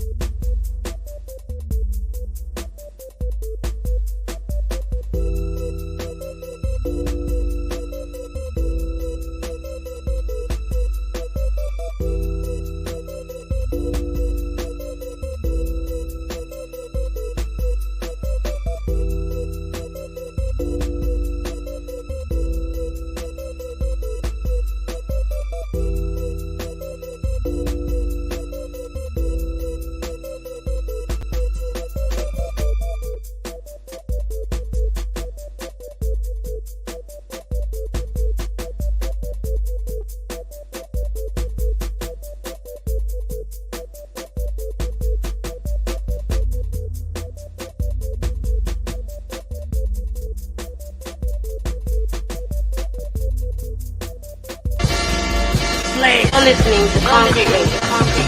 Super Saiyan, God, you matching deja vu. You can all watch me and see how I do. Primate in this state, I'm a beast, my dude, and acting like with beats and rhymes. With these bars I spew. to knock with the spark. I slash the show with a fire beat. Heaven or hell, absorber is who they fear to see. Gaming out a gangster created inside to call me. Bars always hard on star. I keep it concrete. I'm a big man. Production is what I love to eat. Number one beat. So now you can see me feast. Did amazing feats. Their haters are always reading weak. Sipping on their tears. Oh yeah, it's like blinding me. Grew up in the era we had to fight for our interests. You ain't black if you a nerd. You too white to be addicted. All the scars and the stitches. I continue my ambition. Shouts out to Lonzo and the Blurs cause we winning.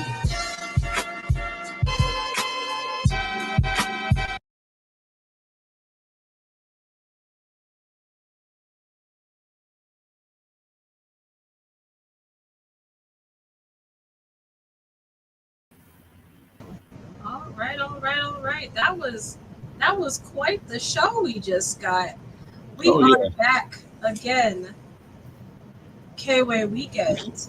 We just got off an amazing interview by Carla, and then we watched a dope cipher just now by Grayson. I did enjoy that cipher. That I cipher did enjoy was that hot. cipher a lot. He as y'all say, he understood the assignment. Is that what it's called, right? He Yeah, understood the assignment. He ate. He left he no understood the crumbs. assignment. Why? Because he mentioned your name. I knew he was going to say that. Did he not mention Absolver too? Listen, he didn't say Jamil Lessie or Najee Rouse or Carla or whatever. He said Lonzo Star because he's winning. That was the assignment. Now I understand why you like him.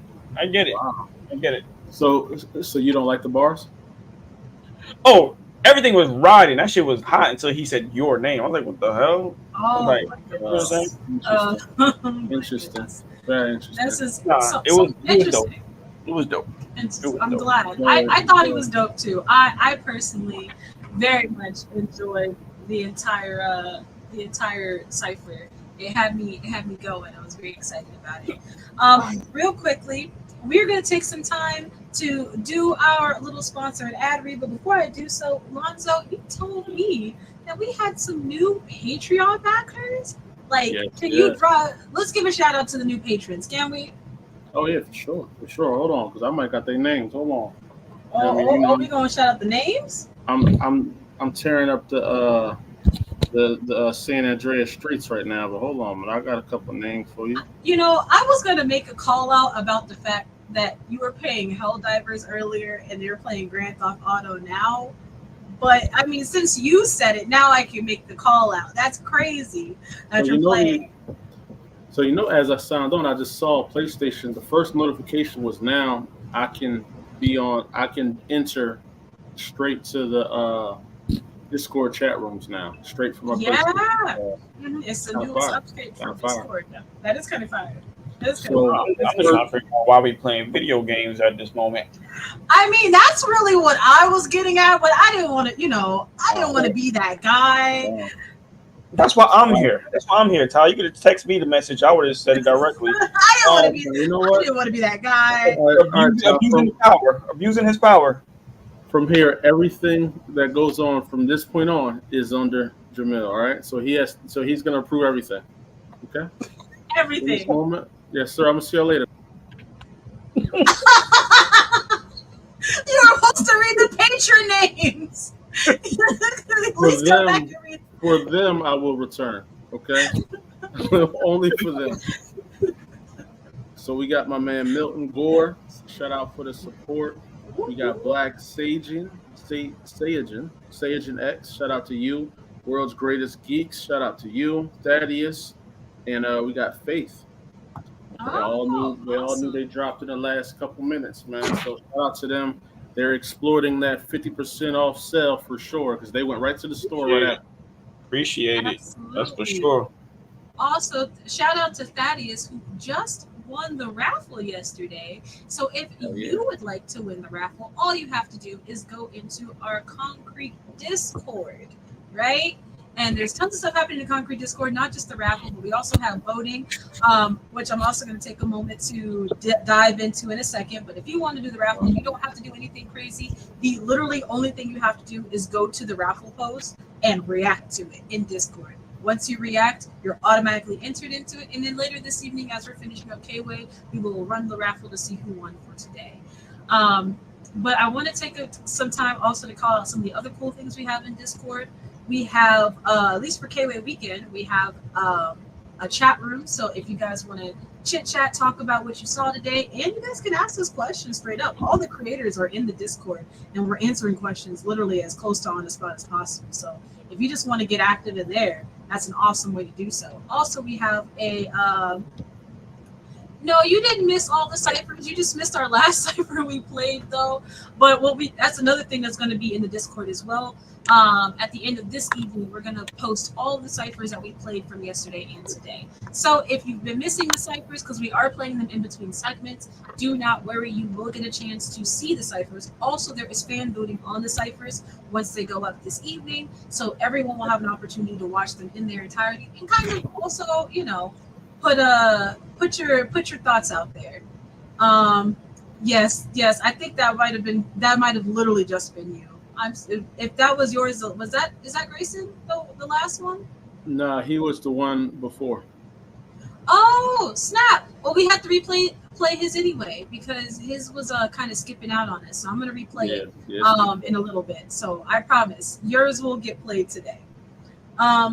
What else was I talking about? Yes, there's a promotion section in our Discord as well. So if you want to promote yourself and get your name out there, that's available.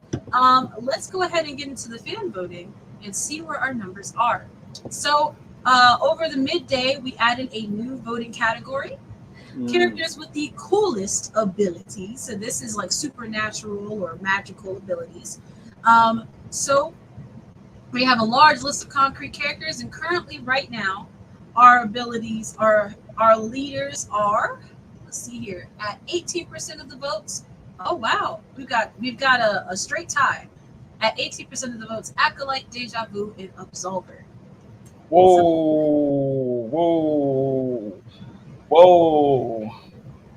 So it's a straight split.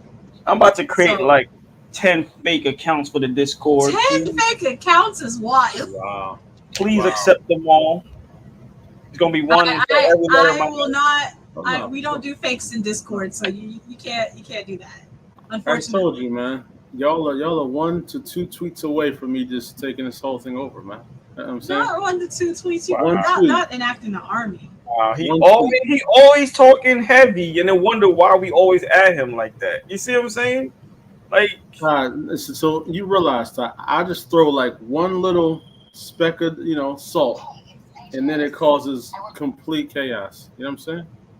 See, because people don't see what you cause behind the cameras. I don't cause anything. See, so listen, you be throwing bricks and see everything.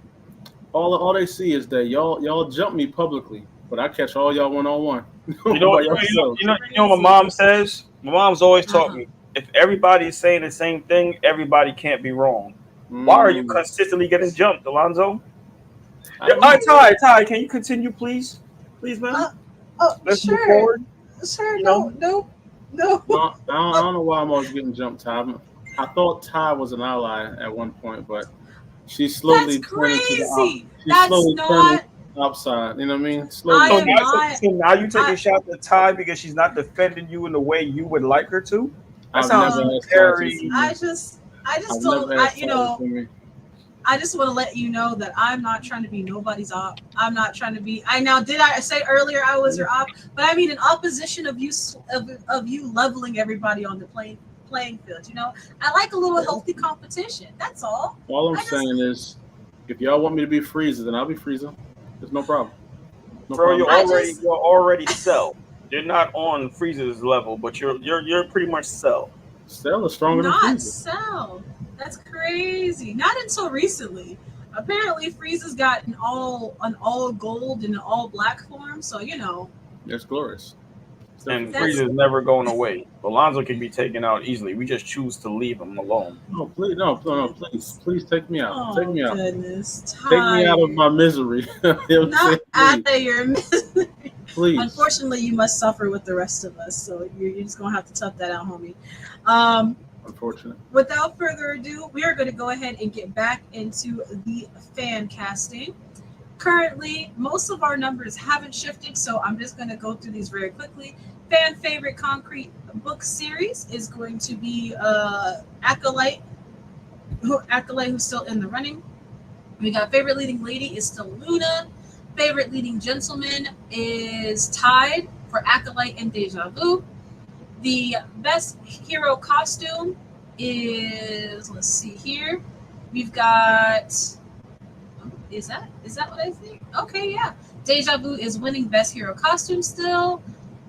We've got Ty's series with the best cover art for Acolyte and for Luna. Then we've got which character from the victory has the best cover. We've got Absolver still in the lead. Favorite concrete creator is still Lonzo. So you guys keep running up those numbers, keep voting for the people that you want to see, and yeah, that's how you get the people you want to win at the top. Quick question, man, for Jamil. Usually in these instances, you would try to take somebody like Jari out, man. I'm wondering why haven't you put him on the chopping block yet? Oh, because I think Jari's a friend of the cause. Do you think that really? He showed that he's willing to take you out, so we can get rid of you. Once we get rid of you, then Jari and I will have words. But right now, you take me out. I'm the only thing saving y'all from Jari, man. You know what I'm saying? Oh, man, I'm the only thing saving y'all. He, you know what I mean?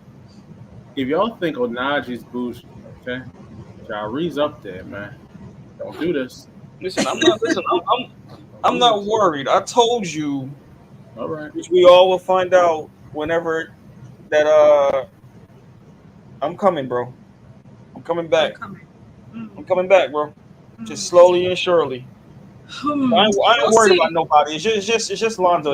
It's a headache. I'm just saying, Ty. Usually in this instances, when somebody's getting love and tremendous love and jumping up the ranks, Jamil's the first one to like get on a roof with a sniper gun and try to take him out. First one. But see, that's what I'm working on. You see, everything that you see me working on to make sure I don't lose these battles again next year or the next time we do this.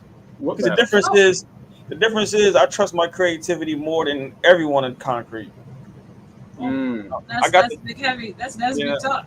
I got the talent to have the best designs. I was simple with Absolver's designs, but I see what I had to do. So, it's cool. It's cool. I'm just going to sit here and let everybody get their flowers this year. I'll be prepared. I'll be prepared. Can we move on, please, bro? Like, Question, Ty, real quick, Ty. Will we be giving out like real things? For the fan voting, I mean, it's all y'all, so I will leave that up to I'll decide. I'll let you know. It is some cool certificates stuff that we can do. I mean, trust. I definitely will say we'll see. It's you guys, so we'll see. We don't need nothing extra. We good. We don't need the certificates. He just wants something physical to throw in somebody's face. I'm trying to give them something. We don't need it, bro. This is payways for the fans, not for your ego's sake. Can we keep my ego? I haven't said anything about these. I haven't uttered one word about, hey, y'all, make sure y'all go vote for Acolyte. I haven't said nothing. All I'll say is, yes, you make sure you guys go vote for all of your favorites. Make sure that you are putting in your votes again. It's just all you have to do is join the Discord and go to the Kway voting channel where you can submit all of your votes. More polls will be going up before the end of this evening, so you guys will have tons of time to get your votes in. But without further ado, we are going to go ahead and move ourselves into yet another panel. And I got to tell you guys, this next panel coming up is probably one of my favorites. So I'm really excited for you guys to see this one. This one is an amazing panel with some amazing OGs in the space. Not only is there going to be folks from Concrete Comic, not only is Midnight Comics there, but we've also got folks like Black Comic Lords in there. We've also got Second Sight Publishing in there. I don't want to give away too much, but all I'm going to say is it's definitely a panel for you guys. So without further ado, we're going to go back into our intermission, and then we'll see you guys again after the panel. But of course, If nothing else, make sure that you stay concrete in the meantime. We'll see you soon.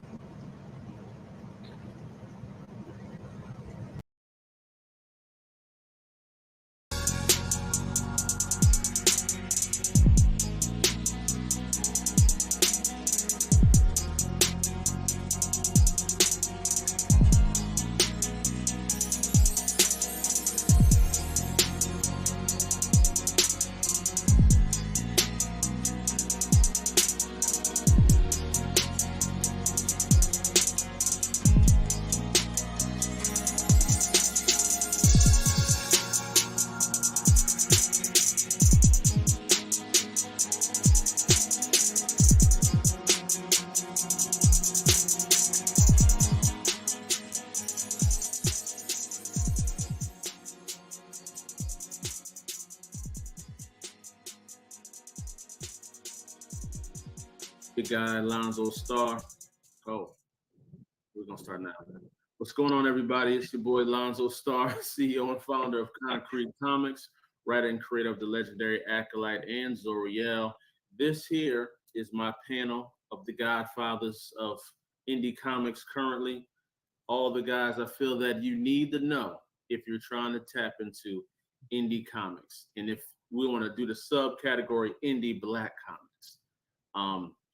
And this is the gateway. This is the hallway down the door of excellence in the indie comic community. And I'm excited to introduce all these fellas. In this panel, I didn't even get to mention that this panel is Publishing 101, Kway Weekend. So let's dive into it.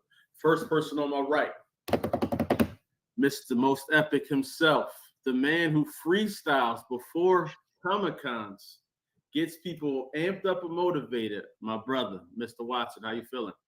I'm feeling really good, man. Thank you for having me out here at y'all's celebration weekend. It's an honor and pleasure. Nah, no doubt, man. And to the bottom of my screen, I got the OG, the man behind a lot of what I do, who led me down the Jedi pathway of diamond distribution.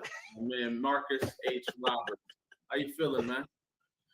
What's going on, man? I'm happy to be here to celebrate with you, man. I'm proud of where you all are at and looking forward to where you're going.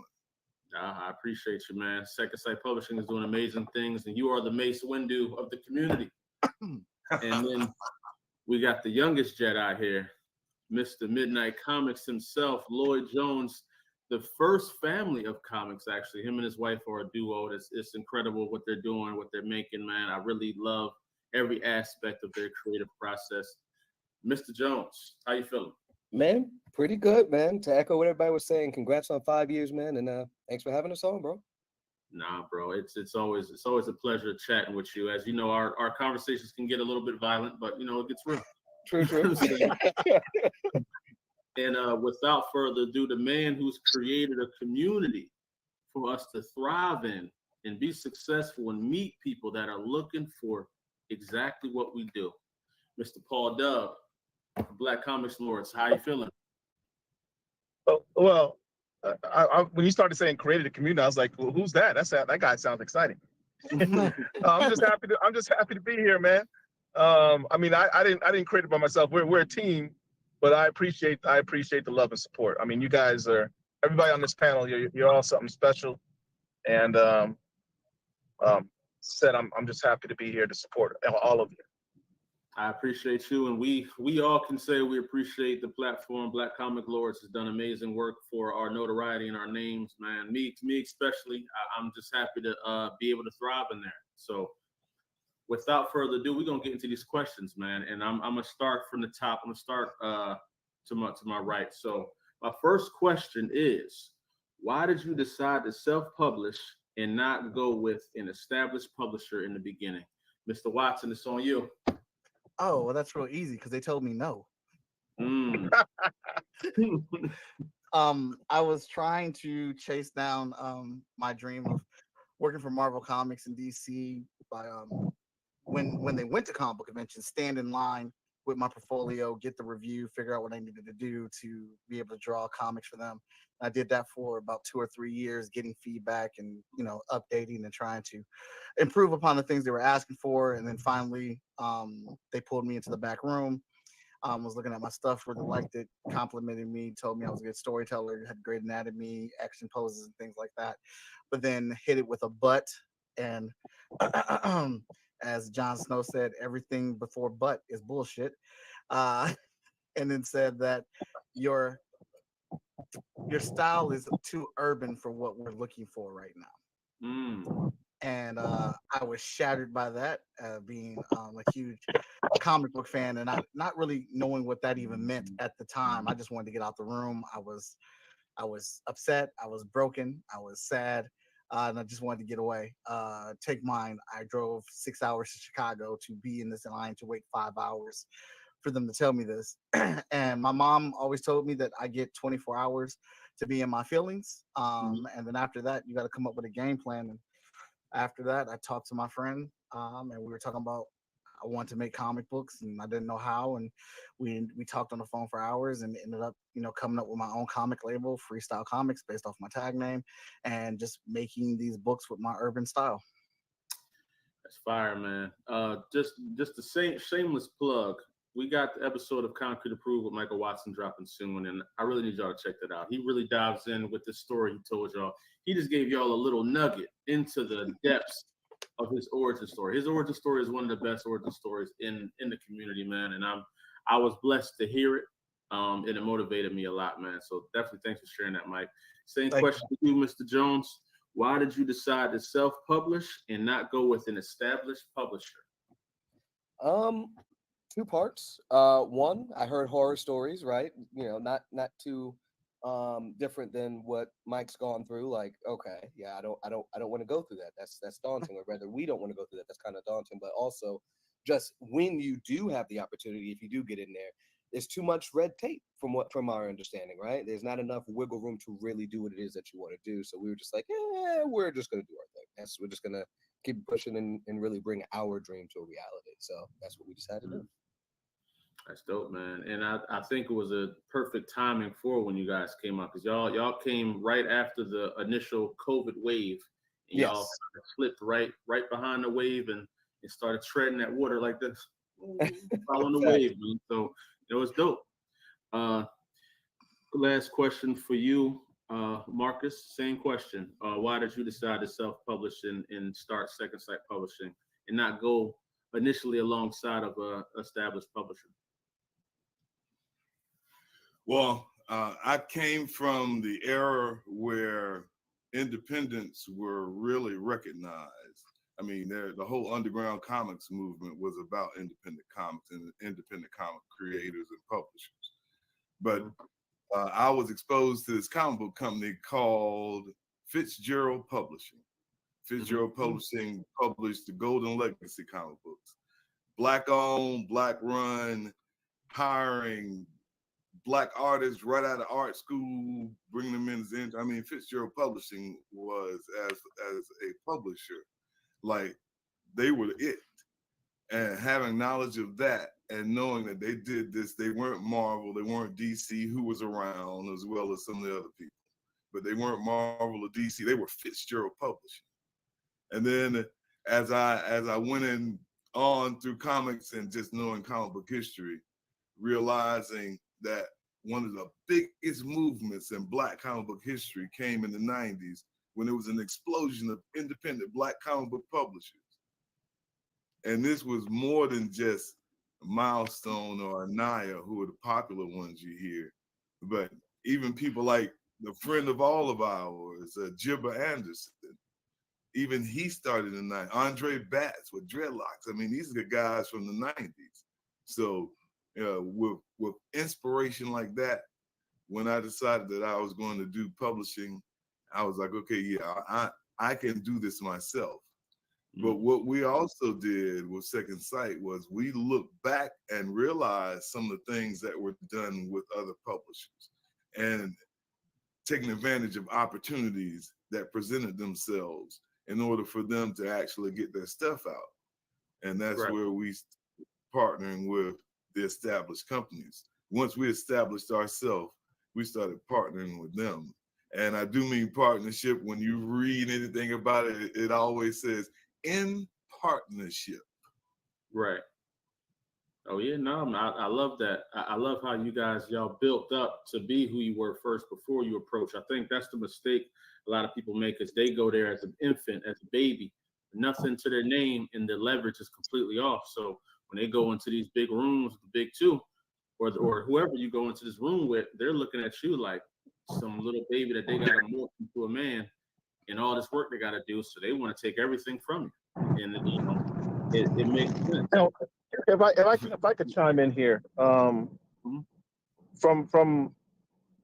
the consumer's perspective, the collector's perspective, the reader's perspective, I think some of the things that sort of strike a chord in me is sort of a combination of what Michael and Lloyd both said. You know, the experience of going to the big two, having them turn you down, or having them say, well, you know, if you come to work for us, you have to do this, this, this, and that, and you can't do that, and this. That's a from my perspective as someone who has interviewed a lot of creators, you know, over the last couple of years. That is like a consistent thing that pops up. Is the limitations that you have with the big two in terms of your creativity and in your content.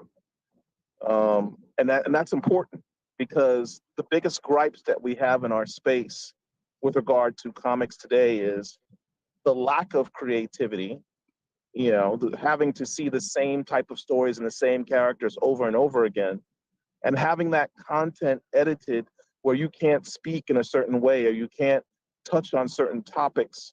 And so you have a redundancy and lack of creativity in the storytelling that's being done. And ultimately, for longevity purposes, what makes you successful is having good stories, because years from now, when someone says, hey, what was that book about? Or what did that creator do? They're going to say, well, what type of story was it? That's what people remember. And that's what makes people follow you and make you want to continue to always support that particular publisher, creator's story. And you guys have a greater freedom self-publishing than you do when you're with the big two. That's very true. That in particular, that's one of the reasons why I do what I do. I needed to have my own voice. You know, I needed to be able to tell the story I wanted to tell, the way I wanted to tell it, and put the right people around me to make sure I'm telling it in the right way, which is my lovely editor Montrez and Daniel D. Cobb, all the editors I work with that help me stay in line with that, man. So all y'all stories are dope, and Paul, you're absolutely right. And that leads me to my second question, which I'm gonna start with you, Mr. Jones. What are your 5 keys to successfully publish a title? Ooh, that's a good one. Okay. 5 keys to successfully publish a title. Understanding your own vision. I think one of the things, I hope I don't ramble too long, but like speaking, if I'm to go from personal experience, like I have a lot of ideas, sure, but what is my end goal? What is the vision at the end of the day for each of the stories? Having an understanding of what I'm trying to do there will better help grasp what I'm doing when we're publishing a particular story. 2, staying true to yourself and what it is that you're trying to accomplish, which kind of ties into that vision. 3, understanding your audience. I think in the beginning, and I think I've told you this plenty of times, Lonzo, in the beginning when we first got started, we wanted to do what everybody else was doing. I wanted content immediately. Everybody had a bunch of titles, and obviously, like you said, to mimic your words, you know, we were infants in the game, right? And so it was just like, yeah, I want a bunch of content. Okay, but who are you? What is your identity? What are you guys doing? What exactly are you trying to accomplish? And so understanding what that was, and then understanding what our audience wanted, led us to how we released our books and what we're focusing on publishing and stuff like that. I think that's number 3, right? Or was that number 4? Oh goodness, I'm drawing a blank on 4 and 5, guys. I'm so sorry. 4 and 5. Patience when it comes to working with your artists, writing your stories and releasing and stuff like that. It is a marathon, not a race. I think for sure. Which ties into the kind of story I was telling a second ago, where I wanted content immediately. And that's kind of what went into us creating Tales for Midnight. Let's just do 4 short stories, let the audience know the kind of stories that we're trying to tell, and our variety of storytelling, or maybe diverse ways of storytelling, or what have you, and then let them decide. So I think that kind of goes hand in hand. And then 5th, have fun with it. Because there's going to be times where you're just like, this is daunting, this is tiring, this is frustrating, whether it's you have writer's block or the artist is taking too long for those of us that don't do the sequential art, or just trying to build up the social media. Like, have fun and enjoy the journey. So there we go. There's the 5. Okay, I like that. I think it would be dope if we made like a list. This is Midnight's top 5 keys. This is Freestyle's top 5 keys. Second Sight's top 5 keys. We put it all in one little post where people can be like, yo, this is dope. So same question to you, Mr. Watson. What are your 5 keys to publishing a brand new title, or to successfully publish a title? Successfully publishing a title. That's a full-on loaded question. There's so many things that you have to do to get a book from start to finish. I'd say the most important thing is communication with your team. Communication with your team, and then trust of that team.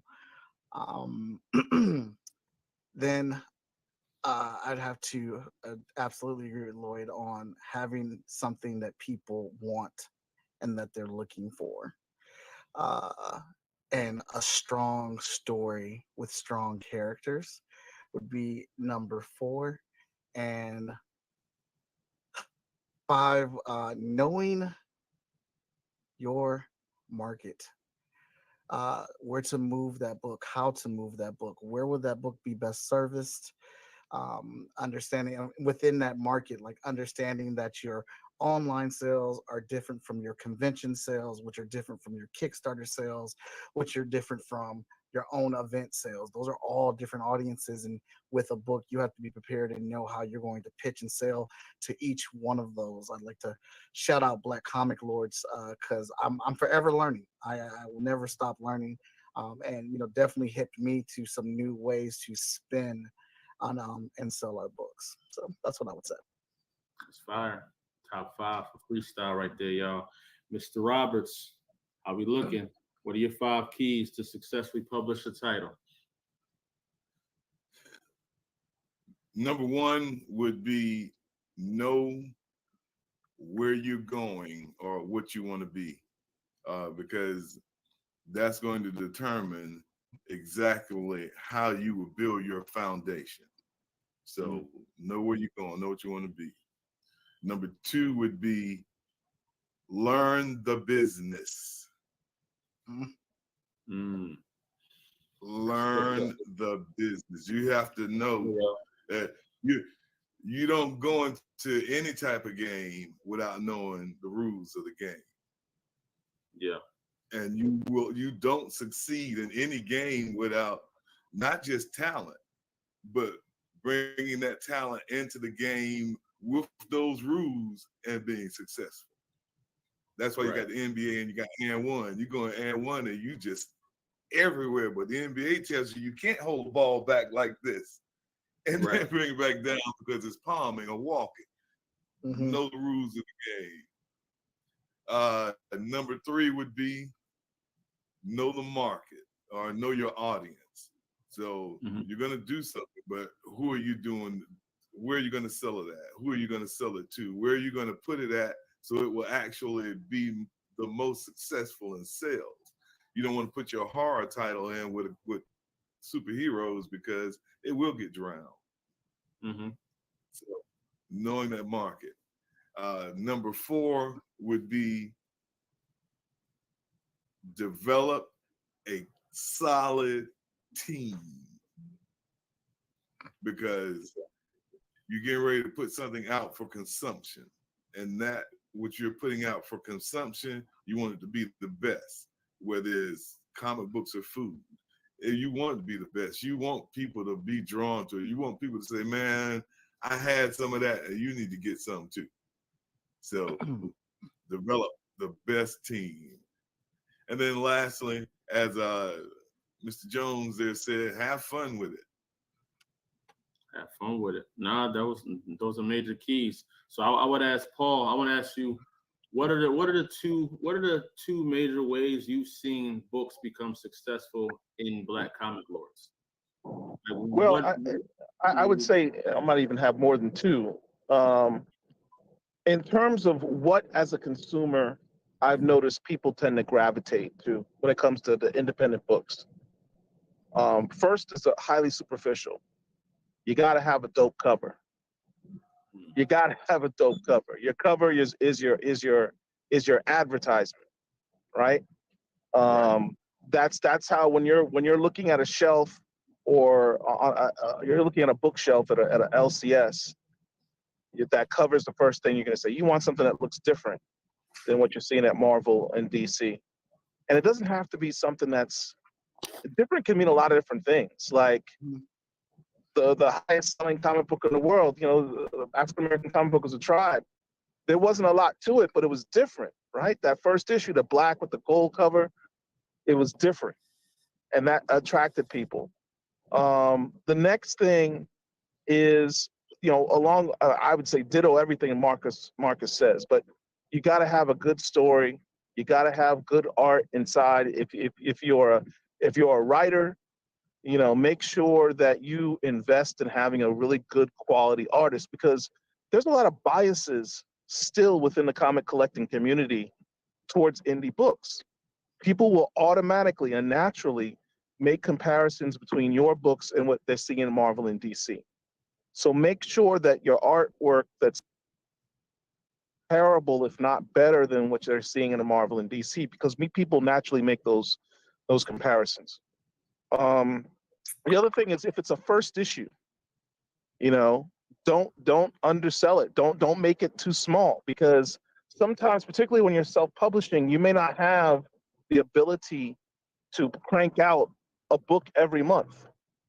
And people are interested in that, right? They want to see consistency. They can't wait to the next issue. So you don't want your first issue to be underwhelming, where it's like, that's all that, 20 pages, that's it. Like, I didn't get a full story. I don't know I don't know if that's really going to grab me. Make sure at least your first issue, if you can expand it out to like 30 issues, 32 issues, on 32 pages, make sure it's a full enough story that that a person doesn't feel underwhelmed, but that you've given them enough that they'll want to get some more. And then finally, a big thing is quality of paper. Here's where you guys could really have an advantage over the big two. Marvel's paper quality is trash. It's terrible. That's interesting. And so investing in having, you can use just about any publisher is going to have better card stock for their covers, better quality of glossy paper that's bright on the interiors than what you're going to have at Marvel. So make sure you take advantage of that. People appreciate that. I know fans appreciate having a comic that they can hold in their hand that doesn't feel like as soon as you touch it, you're making fingerprints all over it and the paint's coming off on your fingers and you already see ripples in the paper right out the shop. Right. Those are all some great points, man. It's really dope hearing it from you, because your community is based on consumers. Right. We hear the comments in our space all the time, so I can give you those perspectives. Oh yeah, that's dope. That's dope. No, I love all of you guys' responses on that one. It kind of leads me to my next question now, and I'm going to start with you, Mr. Roberts. Name your 3 hardest challenges when publishing a new title.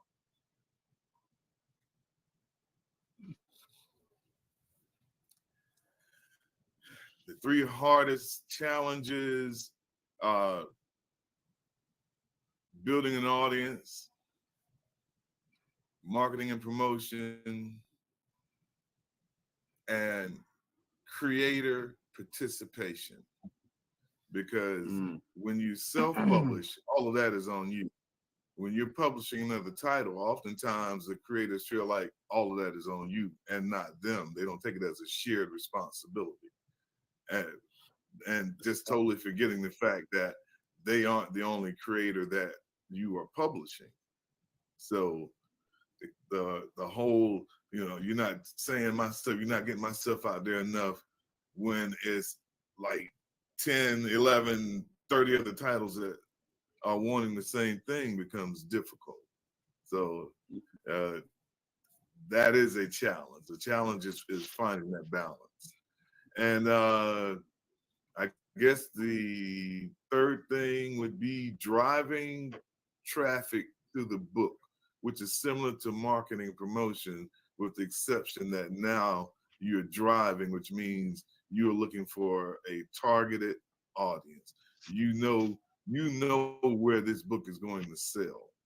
Right. And although you want wide exposure for the book, still you want to put this book in the hands of the people who you know are going to buy it.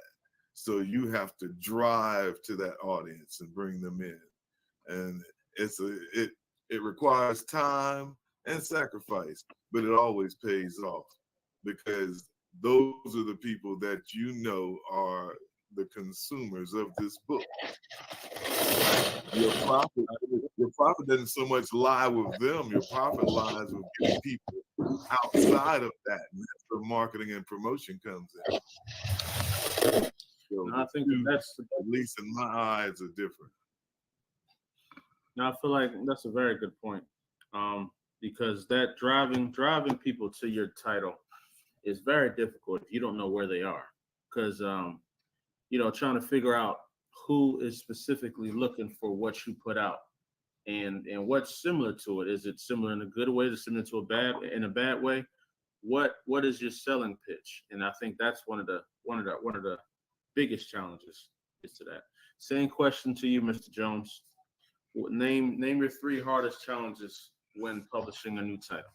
Yeah, I think Marcus definitely had some great there. I agree with all of them. One of the things different for me is definitely like funding it, and just kind of either diverting like funds specifically to a project. I like to, like, of course we do Kickstarters and stuff like that, but I usually like to have these projects done before moving the project to Kickstarter and all of that. So just trying to build that audience and really try to allocate that funds to go towards that, I think, is our first one. Next up, I guess, again, finding that audience. We're in an interesting spot because we not only do traditional style comics, but also manga. So trying to be present everywhere, or trying to figure out that happy medium of the audience, I think, is definitely the hard part, because we do have a manga that we're working on in the background aside from the Unbeloved, and trying to really focus on honing in on that audience and move away from just catering to our Soul in the Gray audience has been interesting.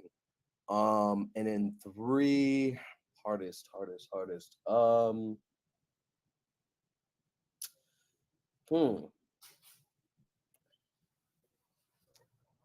I have to mimic you, Marcus. I think it's driving that traffic. I think driving that traffic not only to that title, but of course to that website, to get them more abreast on that character and title, can be difficult at times when trying to publish a new title. And right now it's just me and Tasha. For any context for anybody in regards to us publishing, that's the team. It's me and Tasha, and then those books. So deciding on which titles that we're working on ourselves need to come out next, it is definitely interesting conversations. But anyway, I've said the 3. I think driving that traffic, funding those projects, and trying to find that happy medium between traditional comics and manga has been very tricky. That comics and manga thing, I know me and you talk about that a lot. How do you coordinate that tread line? You know what I mean? Because those are 2 completely different audiences. Completely. You're trying to bring them to the same house. Right. And, it was an attempt, and I hope I don't ramble here, but, it was an attempt to try to have something for everybody, right? But that goes back to what we were saying about the keys earlier, where it's just like, all right, what is your initial vision, and how do you stay true to yourself and what it is that you wanted to see and provide? What's your focus? What do you hone in and focus on? And so that's why there was that kind of pivot point. We wanted to come out with our traditional style comics first, but we was like, oh, but we found the artist for the manga, so that'll carry us. It didn't. We didn't get on the map until the traditional style comic came into play. We know a lot of people that like manga, but we didn't set ourselves apart with our manga, right? And so now, what is, again, that pivot point where it's just like, focus on Soul, focus on the Great, focus on what the community has voiced they wanted, right? And then, start to take that data and move from, if we're going to re-attack the manga side, take that data that we learned from the stories that the people wanted to see and apply that to the manga scene and see where it goes from there. So you guys will see how that pans out soon. And I just like to echo in on that as well, because we did the same similar thing. We came out and we were doing superheroes, we were doing slice of life, we were doing fantasy, and it's like, okay, what do people actually want from us? But what is it that we actually do that they want? And it was hard, hands down hard. So I'd say 2 years into us getting started, because we've been on this horror thing for the last 3 years, where we announced that horror is what we're going to be doing. We even announced that anthologies and trades and graphic novels are the directions that we're going to be going in. And this was 3 years ago that we announced this. So that's where our focus started coming in at, and that's what we are known for. And I say this often when people refer to Second Sight of Horror. They don't say that black company, Second Sight Publishing. They just say Second Sight Publishing, because we have established ourselves as a horror company. Yeah, can I say something on that? It's important, I think, to do something with regard to, in terms of your challenges, publishing. Marketing's a big thing, but also, as Marcus said, knowing what your audience wants. Yeah. Now, with regard to both of those, there's an immediate, thing that I think every publisher needs to invest in, and that's in social media. Lonzo is a Jedi master at it at this point. He's everywhere. Concrete is everywhere. Every place that you could possibly look. Can't say Concrete doesn't have a presence there. That's important. But on top of that, using social media as a barometer as to what your audience wants. Engagement is important. And the best part about social media is that it's free for the most part. I mean, unless you're doing paid ads, which you can do, it's all free.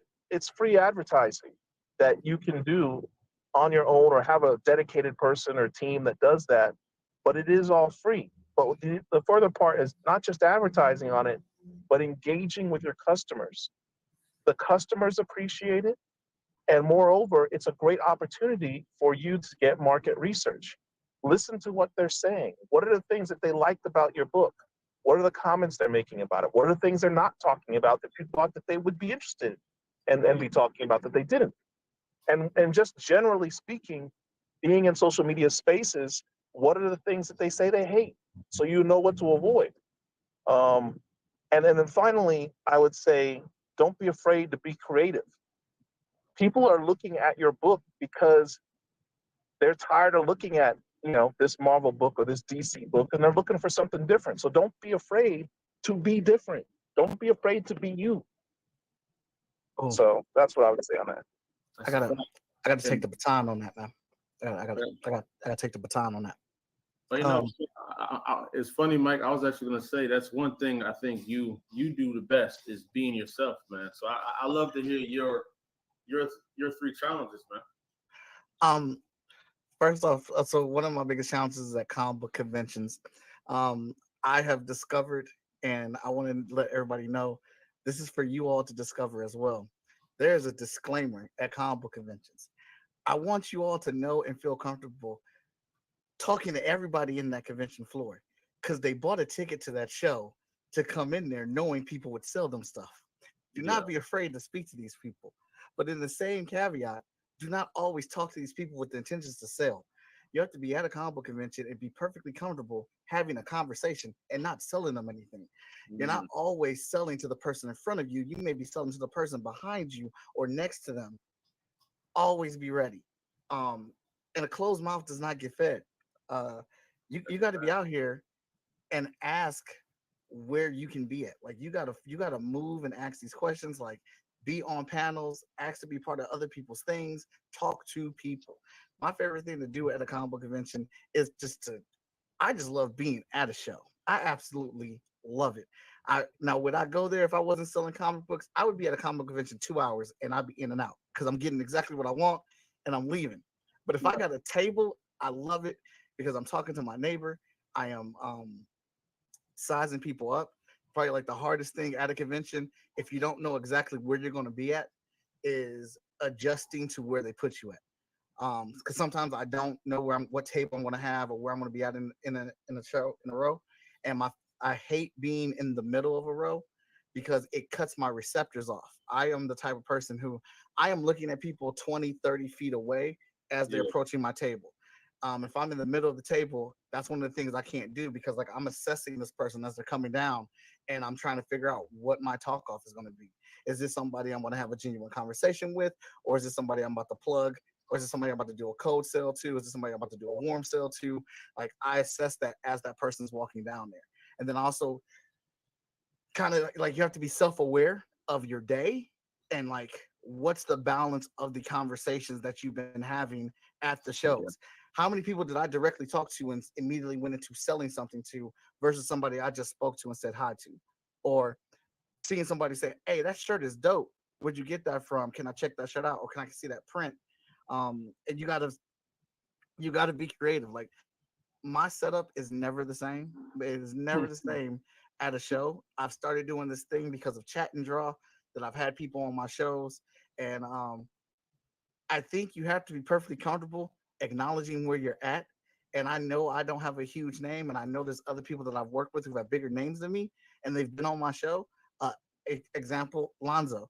I carry a print of Acolyte around on my print wall that has a QR code that if they scan it, it takes them directly to Lonzo's episode where he was on there talking with me as I was drawing his character. Andre Betts, I got the same thing with his character. Greg Anderson Elise, I got his character up there. So like if people see those characters and they recognize them, and they're like, oh shoot, that's Acolyte. Oh, that's a Nazi. And they come over and they're like, you drew that character? Like, yeah, I had him on my show. I interviewed him. You got to think of all these kind of like different ways to reach out and to, engage people in a multitude of ways. So for me, those challenges are like, how do I stay fresh and lively at a show? Like we went to Cherry Capital, which is an amazing show. I do recommend people go to Cherry Capital. They treat you fantastic. It was wonderful there. But I had to, on Friday, my setup, I was putting up challenges. Can people see how I changed my setup? I changed my setup every day based off of the crowd and what responses I was getting from the crowd.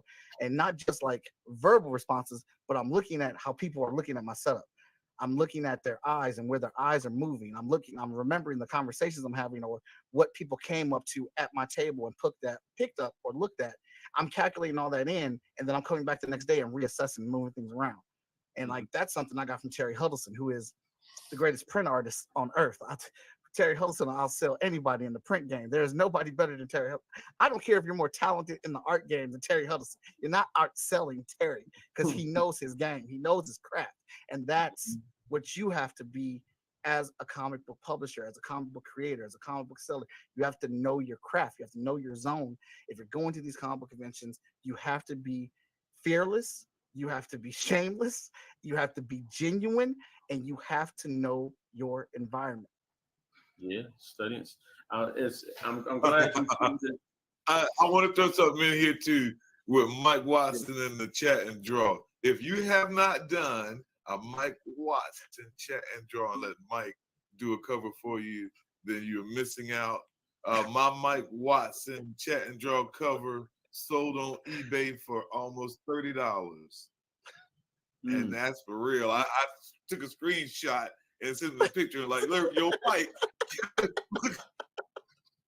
look at your cover, man.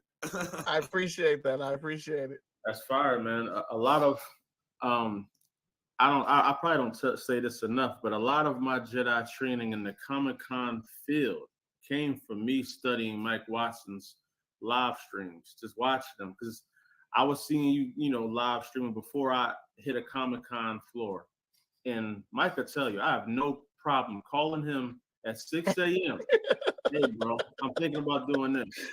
What do you think? I'm thinking about this. How many books? This? How many this and that? And it really helped, man, because I know I can sell, but the presentation got to be on point. And Mike's a master of presentation for sure. He's a master of it. And he's a master of just really communicating, talking to people. But within studying his style, I was able to define my own. And I was like, so I can't do what he does. He's a master of that. But I know what I can do. So how do I master this? How do I know where my people are coming? Because, you know, similar to you, I always got to see, like I know who I'm going to sell to 20 feet away. Like it could be 10 people there. I already picked out who I'm talking Yeah, yeah. And my chances are sometimes the chances are right. Like nine times out of 10, that person is interested in what I want to sell. But you are right. Sometimes he doesn't sell, but the person next to him will buy. Or the person that just walking by and heard the pitch, they're like, yo, that sounds dope. Let me check it out. So Yeah. you know, all that is gold, man. I don't think people understand how far friendly conversation goes. Like when I say be genuine, be your genuine, authentic self in the love of what you're doing. And people can see that. And that's why I'm not always trying to sell to every single person that comes to my table. I was doing a coloring. I was showing people how I do the sketch cards for Marvel. And they were asking all these questions about this couple was asking all these questions about the markers I was using, how I was blending them. I mean, even after the presentation, they came back to my table for like an hour and a half, just looking at me coloring, asking questions at, where could they get these from and things like that. And I answered all their questions. We were having a good conversation. I didn't shy them away or anything like that. Whenever someone did come up to my table, I said, hold on one second, guys. I got to take care of them. And I think like 2 or 3 months later, I was at another show doing another marker rendering. I was actually doing a Hot Shot #1 sketch cover, full color. And that couple walked in and they were like, oh, Mike, what's up, man? How you doing? What you doing right there? I was like, sketch cover for Hot Shot #1, just a throwback. And it was like, how much is that? I was like, 150. It was like, I want it as soon as you finish. Take note. They didn't buy anything from me in that 2-hour conversation that we had 3 months ago at the show. But instantly, they saw me again later, bought my sketch cover, bought a few other books. And I'm not saying like that is always going to be your end result, but some conversation and being genuine with people doesn't hurt.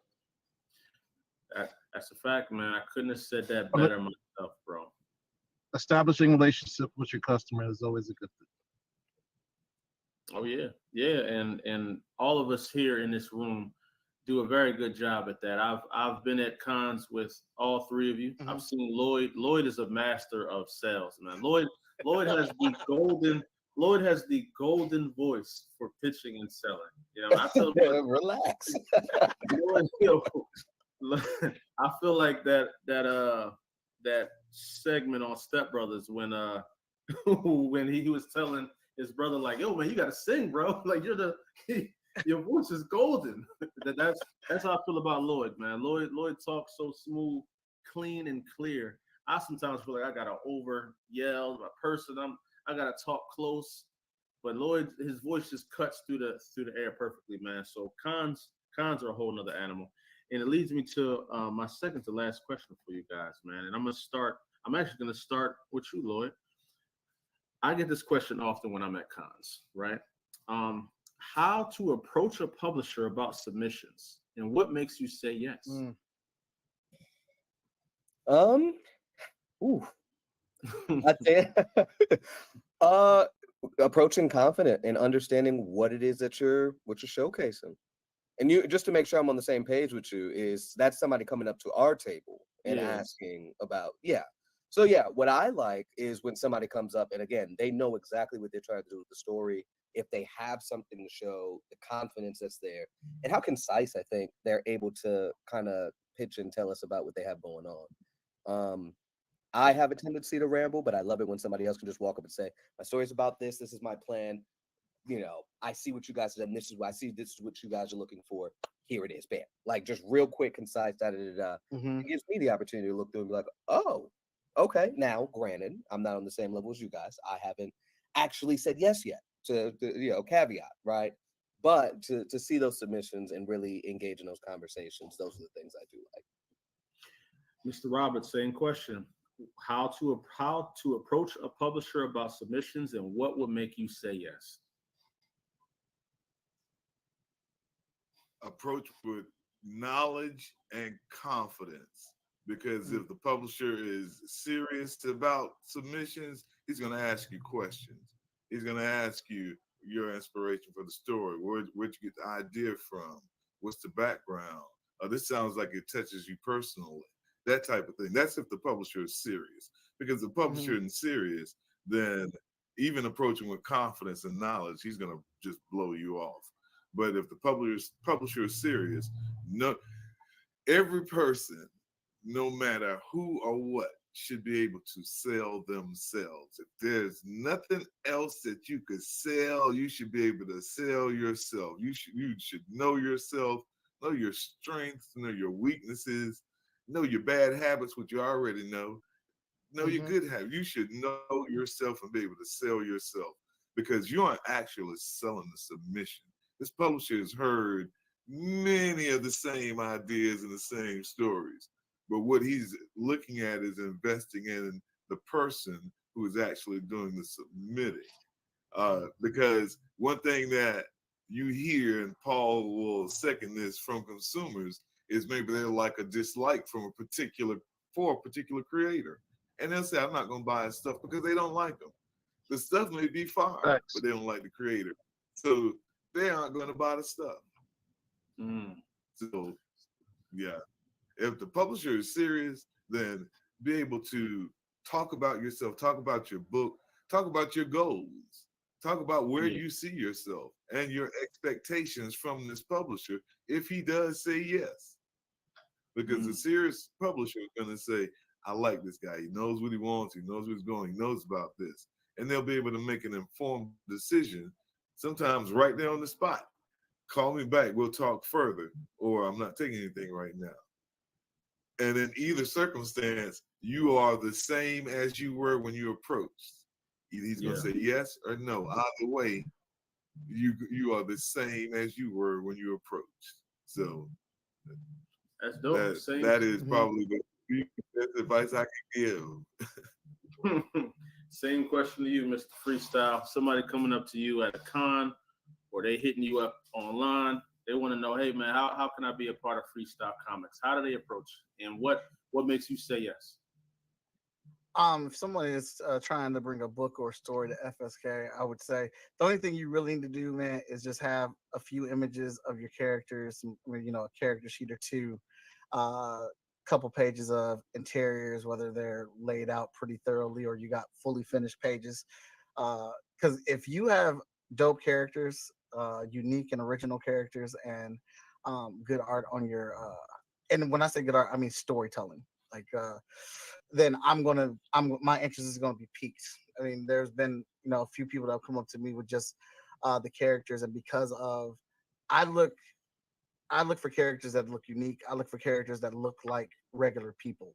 I mean body types, height, that you have a nice variety of male, female, they, them, that type of thing. I'm looking to make sure that you are being inclusive in your story, because our world is an inclusive world. And if I see that these characters are drawn well, that they look like they have life to them, my interest is automatically piqued. And I would say your pitch needs to be under a minute. I don't need to know the whole story, because we haven't gotten familiar yet. This is the first date, and I'm still trying to see. I'm trying to see if I'm gonna pick you up tomorrow for the next one. You know what I'm saying? But be concise, and be energetic, man. Please do not come with a humdum, low-driven attitude or atmosphere. Because when I'm at a show, I am high energy from the show, from the morning that we get in until we clock out. I'm on it, and I want you. If you're not excited by your idea, why should I be excited about your idea? That's fact. You know what I'm saying? Like if you're not bringing that same enthusiasm and energy that I bring to a pitch or a sale when I'm talking to somebody, then don't come to my table. Like just watch my table and see how I act. Like if you're not coming with at least a third of that type of energy, don't come to the FSK table. That's a fact. Hey, side question to you, Paul. You're out there in the Black comic lore streets or in the con circuit, you see a dope individual self-publishing. He expresses to you that he needs some help. He's looking for a house. What does he have to have for you to want to introduce him to one of us? What does the publisher have to have in order for us to want to introduce them to all of you? I would say primarily, you kind of have to have really good story, really good art, and a nice attitude. It's very simple. Right. You have to be willing to engage with your fans. You have to have good quality materials. You'd be surprised at the type of stuff that we get in our space submitted to be approved to go into the Black Comic Lord space that we have to reject all the time. It is amazing. I've had people literally submit stuff on a napkin. Wow. A napkin. Stick figures on a napkin. Wow. Sheesh. And say, Yeah. here's my art I'd like to promote. I want to do a Kickstarter. Can you guys help me? That is So interesting. that I think is important. Because for you to bring somebody to us, it already lets down some of our security measures. Because if you're bringing it to us, then we're trusting you. You see something that is up to standard that we would appreciate to even take time on to check out. So sometimes that is some of the best ways to get, like with me personally, some of the people that are on concrete, they were alerted to me by people that are already in concrete. Like, hey man, I need you to check that book out, man. Like I wouldn't have met Carla if Anaji didn't see the character on Instagram. And he said, yo, this character is dope, but she don't got a book. You should check her out and talk to her. Anaji set up the meeting and that was it. You know, that's how that came about. And she's glorious right now, but you know, because he already knows what I'm looking for, it made it much easier for my decision to be like, okay, she's cool. Let me check it out. So it's very interesting because submissions is one of the biggest questions I get. I get that one a lot. So this is my last question for you guys, and then we're gonna wrap this one up right here. And I'm gonna start with you, Lloyd. I'm excited to hear this one. What is the biggest advice you would give your younger self? Oh man, easy. Just do it. Just do it. I procrastinate. Self-doubt was something that I dealt with heavy, and honestly, and at points still deal with. But the biggest advice is to stop being scared and simply just do it. Go for it. Just do it. Hey, short, sweet, simple, but very effective saying right there. Mr. Watson, what would you tell your younger self, man? Oh my goodness gracious. That's another big question, man, because what would I tell myself? Because some of the things that happen, good or bad, needed to happen for me to grow. Yeah. And it's like, which one do you want to guide yourself away from, and which one do you want to guide yourself to? Probably the biggest thing that held me back was redrawing pages over and over and over again, trying to make the book perfect. And maybe having a conversation with myself much quicker than that and just put the content out. You're not going to get good. You're not going to know what it feels like to finish. You're not going to know how to do a comic book until you actually do a comic book. And as you do each book and each one comes out, you will, you'll get faster. You'll learn to do things quicker. You'll learn shortcuts. But you know what? I take that back. Use Clip Studio. Use Clip Studio. There we go. Sorry. Use Clip Studio. Because if I would have been learning how to use Clip Studio from the beginning when it first got introduced, I would probably be miles, thousands of miles ahead of where I am artistically right now. I fought it off for so long, and I fought off digital art. I knew I was going to get somewhere. I had to walk it through. Use Clip Studio, young one. Get it now and embrace it. Nah, that's dope. Master Jedi, Mace Windu, what advice would you give your younger self, Mr. Roberts? You know what? I would drop myself a pound and say, brother, you all right. That ain't bad. Because that ain't bad. I have accepted myself as I am now and have learned to work with what I am and can do it effectively. And if I change any small thing in coming up, like Mike said, good or bad, if I change any small thing, then I may not be who and what I am now. So I like me. So I'm gonna drop him a pound and say, look, man, you all right. To make sure he doesn't change anything. Because I like me. I think me is pretty cool. No, I think that's fire, man. Fellas, this has been an outstanding panel. Y'all know there's so much deeper we could go in this publishing conversation, but I think this is a very good intro to the minds of publishers, man, and what it's like on this side of the table when it comes to Comic Cons, when it comes to publishing, when it comes to networking in a community like Black Comic Lords, and how to make a name for yourself. And y'all are amongst the best that do it out here on the large scale of a creator that publishes multiple titles. And y'all are stepping into where we're all stepping into uncharted waters, and we're navigating great. We all throw each other lifeboats when we need life vests when we need them. And I really appreciate you guys, man, showing up for Kway Weekend. And any last shout outs that you guys want to do, the floor is yours. Our biggest one, of course, to my wife, Tasha J, the co-founder of Midnight Comics. She does a fantastic job, and of course, not only does she create stuff, she is now an award-winning editor. So she's doing a fantastic job there. So that's probably the biggest one I would definitely shout out. Shout out to that, man. Some really good points leading into the weekend for a husband. You know what I'm saying? You got yourself up right there. Any shout outs, Mr. Watson? I'd like to shout out the entirety of the FSK team.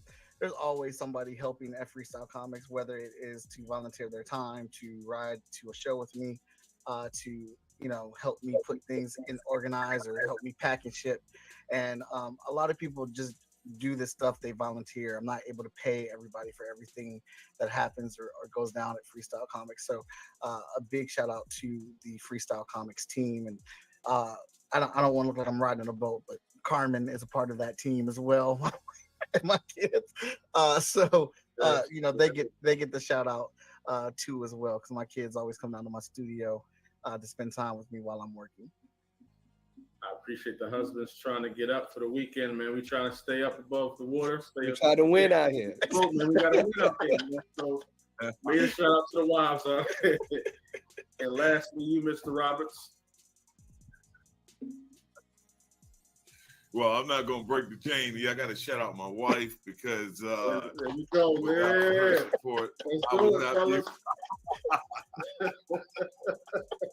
Look, the wife, God, and the kids. All right, that's the order. Remember, the wife, God, and the kids. Yeah, on the real tip, yeah. Without her support, man, it would be difficult to do this because, as married men, we know that's another whole different thing that we have to balance and juggle. Whole another battle right there. Everybody at Second Sight, I wanted, particularly my partner Bradley Golden, because it was actually Bradley who founded Second Sight, and I was talking to him back in the day, and he was like, "Man, I'm finna put you on," and he put me on, and we've been rolling ever since. So definitely shout out to him. Well, I'm not gonna break the chain, fellas. Shout out to the wife, man. Wife and kids. You know what I mean? Wouldn't be here without you, babe. Amber designs all the logos you guys see. The Concrete brand, that's all the wife's brainchild right there, man. So the color scheme, the black and white, she told me I couldn't have no colors, and that's what it stuck with, and it's been the model. So shout out to the wife. Major shout out to Ty, Black and Culture, that was orchestrating and running this whole shindig for Kway Weekend. Shout out to everybody on Concrete. Make sure y'all go and support the Patreon. Y'all want to see us make more books? Go support that Patreon. Have a happy Kway Weekend, and as always, keep it concrete. Y'all know the vibes.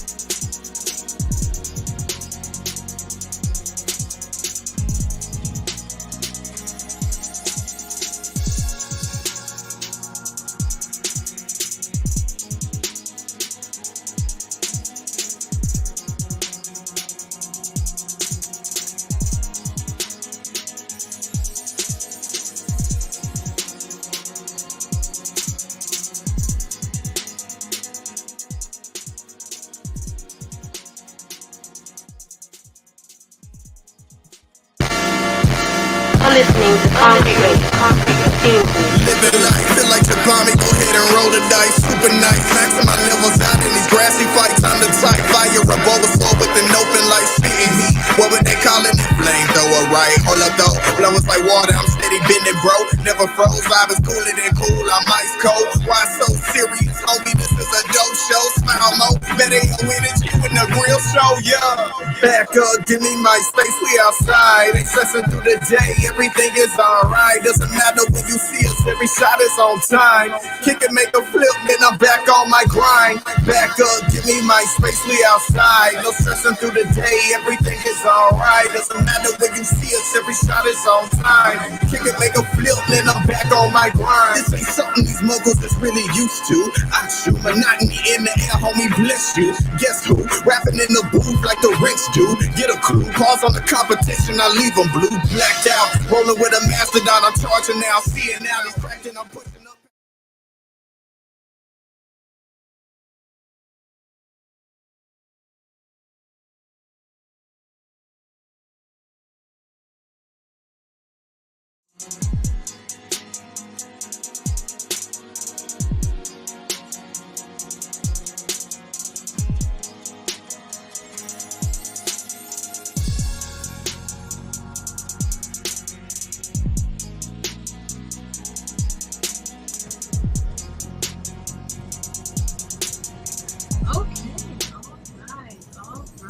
Thank you guys so much for tuning in to Kway Weekend until this point. Man, I gotta say that last cipher was absolutely a banger, and Tashi absolutely agrees. Man, that last panel is probably one of my favorites from the weekend. I really enjoyed all of the insight from the absolute industry greats, as Lonzo had said. Like those guys right there, they're something else. Before we go ahead and move into our next segment, I want my camera to focus. Thank you, camera. Don't be disrespectful. Let's go ahead and get into a few ad reads, and then I've got some special guests to bring on to you. First things first, have you been in search of a convention where you feel at home, a convention where you feel represented and heard? Lloyd and Powerful has you covered. They maintain the only green book of Black-owned comic book conventions across the country.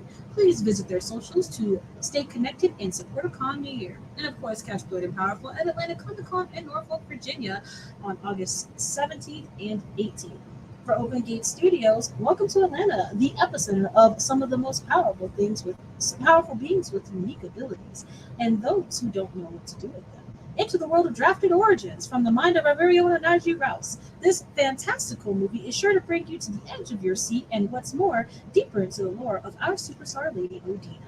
You can watch Drafted Origins for yourself on Tubi as well as the Concrete Universe Discord every evening this Kway Weekend. And finally, a big shout out to our friends over at World at War Comics. Thank you to them for also lending their platform to us to stream Kway Weekend this weekend. So if you're seeing us, you're probably either on Facebook, our Concrete Comics YouTube, or you'll see us over at World at War Comics on YouTube. Thank you again, Thomas. Again, we're so thankful to have you. And of course, if you're looking for a new comic to read, look no further than the folks of our World of War Comics, because they have a new comic book out called Kingsville. Kingsville is a story about countries that have put their faith in a global entity called the Allegiance of Global Safety, or AGS. It's an unelected think tank that has found its way to bring other countries together by allowing them to better share resources, which helps to provide a better living environment for citizens. That sounds amazing, right? Unfortunately, as more nations enter this agreement with AGS, the more power AGS gets. What could go wrong? Make sure that you go ahead and grab yourself a copy of Kingsville issues 1 and 2 on the WorldofWarComics.com website, or you can catch their 3rd issue on Kickstarter. More information on that website as well. And with that concludes this section of the ad reads. I'm going to bring on 2 amazing CEOs. First, Lonzo Starr, the CEO of Concrete Comics, and secondly, the one, the only, the absolutely spectacular Lloyd of Midnight Comics. Yo, how's it going, yo?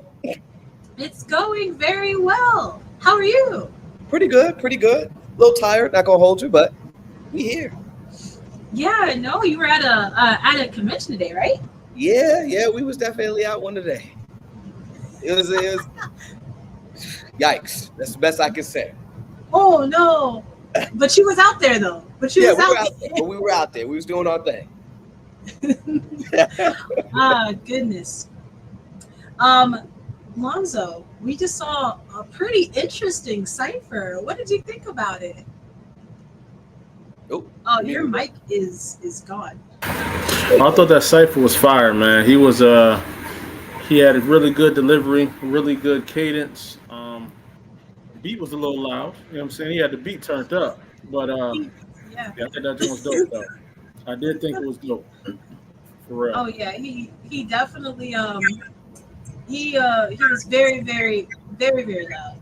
But it was okay. It was good because he delivered, and that's the most important thing, of course, is making sure you give that dope delivery. Yeah. But while I have the both of you here, I think this is an interesting little section we've got here because we've got the heads of two crazy companies, right? You know, as much as Midnight Comics and Concrete are sister communities, I also think that it's fun that we have a little healthy competition between both companies. And your indie versus breakdown, is that correct? Yes, absolutely. So I'm glad that both of you are here because we have been going absolutely feral in the Kway voting channel as well as in the Kway chat room, been stirring the pot. So I recently, and I think this question might come up a little bit later in the weekend, before we get into any real stuff. This is just, internal stuff. The question was asked, who would win in a street brawl? The Watchmen, Primate, Organic Chrissy, Deja Vu, or Base Force? Mm-hmm. You think, Lord? Okay, so that's a good one, right? Deja Vu's kind of up there on my list because of that precognition ability, right? He was able to take on somebody in his own issue that was inducing vertigo and literally turned off the machinery or his tech, at least momentarily, to combat this. So that's almost like a street level scale version of an Ultra Instinct, right? So I do know Primate has some abilities, right? But again, with that precog, no tech assisted, that's a problem. I don't know how he's going to get around that, right? Watchmen is good, right? Watchmen definitely has the super strength, the durability, some enhanced reflexes. I think he's a problem, but again, the level that we're seeing with Deja Vu's precog and stuff like that is going to give him that necessary edge. But does he have anything in his arsenal that's going to be strong enough to take out some of these stronger characters? I'm thinking about Organic Chrissy. Of course, obviously she's super strong. However, that depends on the level of stress. And we have several contenders in there, like Primate, that might not be worried about letting the fight get that far in, right? So that's the only concern I have in regards to her. Who else was there? It was Organic Chrissy, Watchmen, Deja Vu, Primate, Base Force.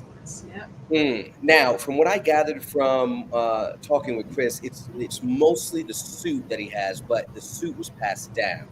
So my worry with Base Force is he doesn't have enough experience yet to really play a real factor into this. So I would say I would probably put Base Force on bottom, unfortunately, right now. Organic Chrissy, only because I think Primate's going to come in and drop the person that maybe, any non-factors really quick. Precog is going to get Deja Vu out of the way. Watchmen, I see standing in this. I see three that I'm thinking that's going to stand the test here. Watchmen, Deja Vu, Primate. Does Watchmen, not Watchmen, but does Deja Vu and Primate have the strength necessary to permanently or at least temporarily knock out Watchmen? I don't have the answer for that. But I think personally at the moment, I'm rooting for Deja Vu. Me personally, I feel like none of those answers are wrong. I do think Watchmen's going to be one of the longest lasting because of his durability, but I think they're going to have a surprising problem with Organic Chrissy. Okay. That's what I was going to say. Because with the more she gets stronger, the more stressed out she gets. Mm-hmm. So, and more durable as well. So she may get shot by Primate. It might just piss her off. Okay, and I was going to ask, what is the level of durability for base Organic Chrissy?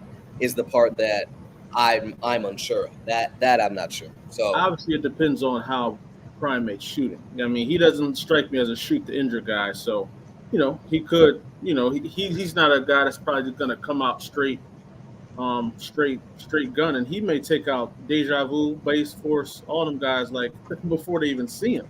Now, question then: how accurate or how quickly can Deja Vu move with the precog ability that he has?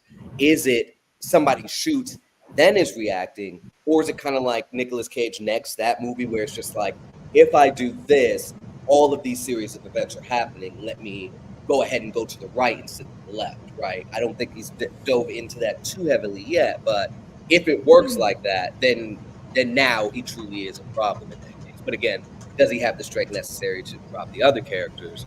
You know, that's up in the air. To me, with Deja Vu, the one unanswered thing is what is the range of this? Is it only for something he sees right in front of him? Mm-hmm. Can he see a guy that's on a roof 2 blocks away?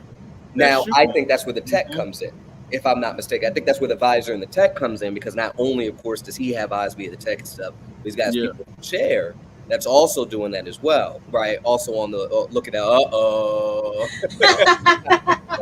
Let me slide on in here. Slide on in.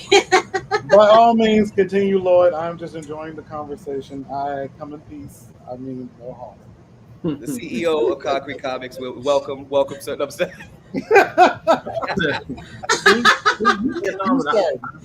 I truly think this is going to come down to a lot of factors. Primate's not going to just jump out there and risk himself, but he is, if not equally strong as Watchmen and durable. He has a lot of durability as well. But does he have the same level of healing factor as Watchmen? Because now, and again, like I said, those are the three. But I gotta agree. I do see in one of the messages there. I gotta agree that I think Watchmen or mid to high div this match at the end would probably go to Watchmen, because that healing factor is insane. I remember Lyle saying at one point that Watchmen can tank a grenade and survive.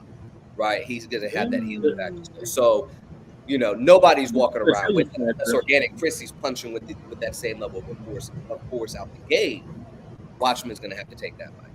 But if you think of, like, say for instance, I know Organic Chrissy is super strong and she's durable, you know, and whatnot. But say if somebody lays out neutralizing gas, okay, like she's out, right? No, she don't. She can't get from that. Yeah. Her genetics. She because of that DNA she cracked open. She doesn't get sick. She doesn't really get affected by things like that. She has the peak level human gene in her. Okay, so I have to ask the question. So is Organic Chrissy, because I know she kind of has, like, because that's kind of Hulk's factor, is the more agitated, the more stressed out he gets, the stronger, the more durable he is. But is she so much that does the gene prevent against, like, drugging? Because drugging isn't really getting sick. That's something that's affecting the body externally. Like, if she gets, like, a vaccine, are you saying, like, she can't get vaccinated because her body would prevent her? Like, if something external is coming in, how is that affecting her on an internal level? So, you know, her body reacts at whatever would be a superhuman level of I guess not like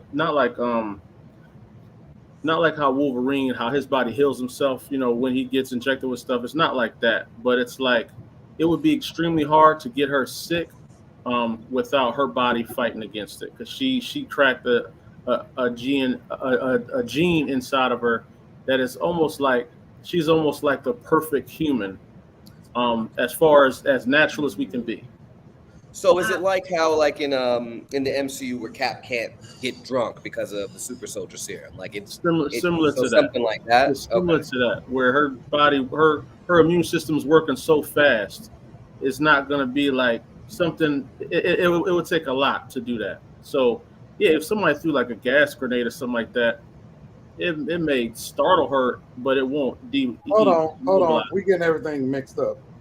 Paralysis is different from getting sick and getting drunk. Yeah. Like, no, like Batman and the film, what's it called? Like the War of the Worlds or something with the animation, DC animation. When Batman threw a neurotoxin grenade and Superwoman like inhaled it, she thought like, oh, well, this ain't nothing. She was out like a matter of seconds because that was neurotoxin gas. Like, that's like paralysis type gas. Like, getting sick and like immune system, that's totally different. To stabilize someone, that's what we're talking about. Right, But, like but if like giving someone I don't think that oxygen. none of them have shown to throw grenades in the people in this fight. As far as, but besides Primate, but Primate, his is more like war weapons. He hasn't shown any gases, any things like that. I haven't seen any of them use any type of gas work, so I don't know if that would even factor in this fight. I would say Deja Vu and them have gadgets. Deja Vu and Watchmen got gadgets, so I know we're going by what's been seen in the comics, but if I may, I feel like it wouldn't be a stretch to assume that Deja Vu would probably have something like that in his arsenal. Yeah. That Primate might have something like that in his arsenal. Like I just think it's an okay assumption to say that it's somebody who's like, I'm not saying he's a Batman type character, but he's a gadget character. I'm expecting a go gadget ass character to have some go gadget things. These are like prepped characters, like right. Like I mean, I know this is like a street fight, like they just met up and basically duked it out in the street like Tekken, but I mean random encounter. So I think it depends on that. On if it is a random encounter, planned encounter, that opens the stakes a little bit. A random encounter, they don't even know what Organic History does. He don't know what Primate does. They don't know what either of each other do. So Okay, so let's cut through the fat. Let's just say it is a random encounter. They are not prepped to fight each other. They just got on them what they normally would carry on them, like if they were just kind of running their rounds on the normal night, go cruising their street, and they all kind of just met up. And then they were just like, I don't like your vibes. I'm giving it to Watchmen. Yeah, Watchmen winning. Random encounter. I don't know. What are you thinking, Jamel? Yeah. Random encounter, no prep time. Watchmen wins. I think it'll come. I think it'll come to Watchmen and Primate. I think Primate's gonna be taking people out, and then he may end up, not being able to take out Watchmen. I think Watchmen would win it, but I think it will come down to them two. That's crazy. I don't know if I'm glazing here, but I feel like I'm giving it to Deja Vu. There's something about that precognition that I just feel would give him like the edge. And then also I'm thinking about Christy, like, again, like this is no prep time. Like she enters in a stressful situation. I'm feeling like her strength and her durability might just win out just on the matter of like she's there and she's in and she can just tank everything. Yeah, but I think the most battle tested and trained is Watchmen and Primate. They got actual bodies. You know what I mean? They done been to war. They done some things. So they're not going in there to like ask who are you. Primate's not asking who are you. If he thinks you're a threat, he's probably gonna kill you. Deja Vu like Iron Man, Batman, Yeah, but how does that precog work against a barrage? Like if Watchmen is coming in throwing combos, does it work fast enough? So I'm saying I think that precog in that case, I think we saw something akin to that in the mini where he was fighting the chick that was inducing vertigo. So in that case, I think when you said a barrage earlier a moment ago, I was like, now, if Primate's a little far away and he's shooting directly at him, will his precog allow him? Oh no, we don't. Wasn't We don't lost when it was talking heavy. Wasn't that villain's name Libra too? Yeah. Now, real quick though, I think Jay, one of the factors in it, because the girl Libra, she was piecing him up a little bit, but does she hit as hard as Watchmen, or does she hit as hard as Primate? You know what I'm saying? She jumped out of a helicopter and landed on a car.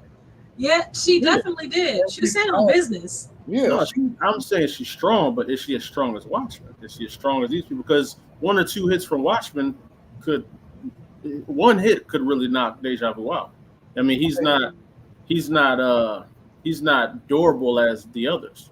I mean, can you slam on a car and bring it down, like smash it? Like that's what she did. No, I think he's saying like if we use a number, say 0 to 10, if she's hitting at a 5, Watchman's hitting at an 8. I think that's what he's trying to say.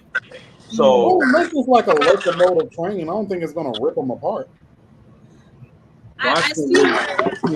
Would probably, if one or two hits properly on Deja Vu, he's going to be checked. he doesn't have the durability feat to handle one of those hits. He's gonna really need his precognition to not get hit because that's his weakness. But maybe if he dodges a certain way and takes it a certain way. But if you're in the middle of a fight and you got like 3,000 things going on, like Watchman is shooting Watchman's coming with straight hands nonstop. He's ducking and dodging that. Primate is shooting and fighting. Like I think that precog may be on overload at that point. He's not if he had a super ability like speed to where he, you know what I'm saying, there is the precog and then there's his reaction after the precog. There's a time. There's a time difference, a loop or something. Right? I don't know how that's gonna work either. Like I can see. I don't know, Lloyd.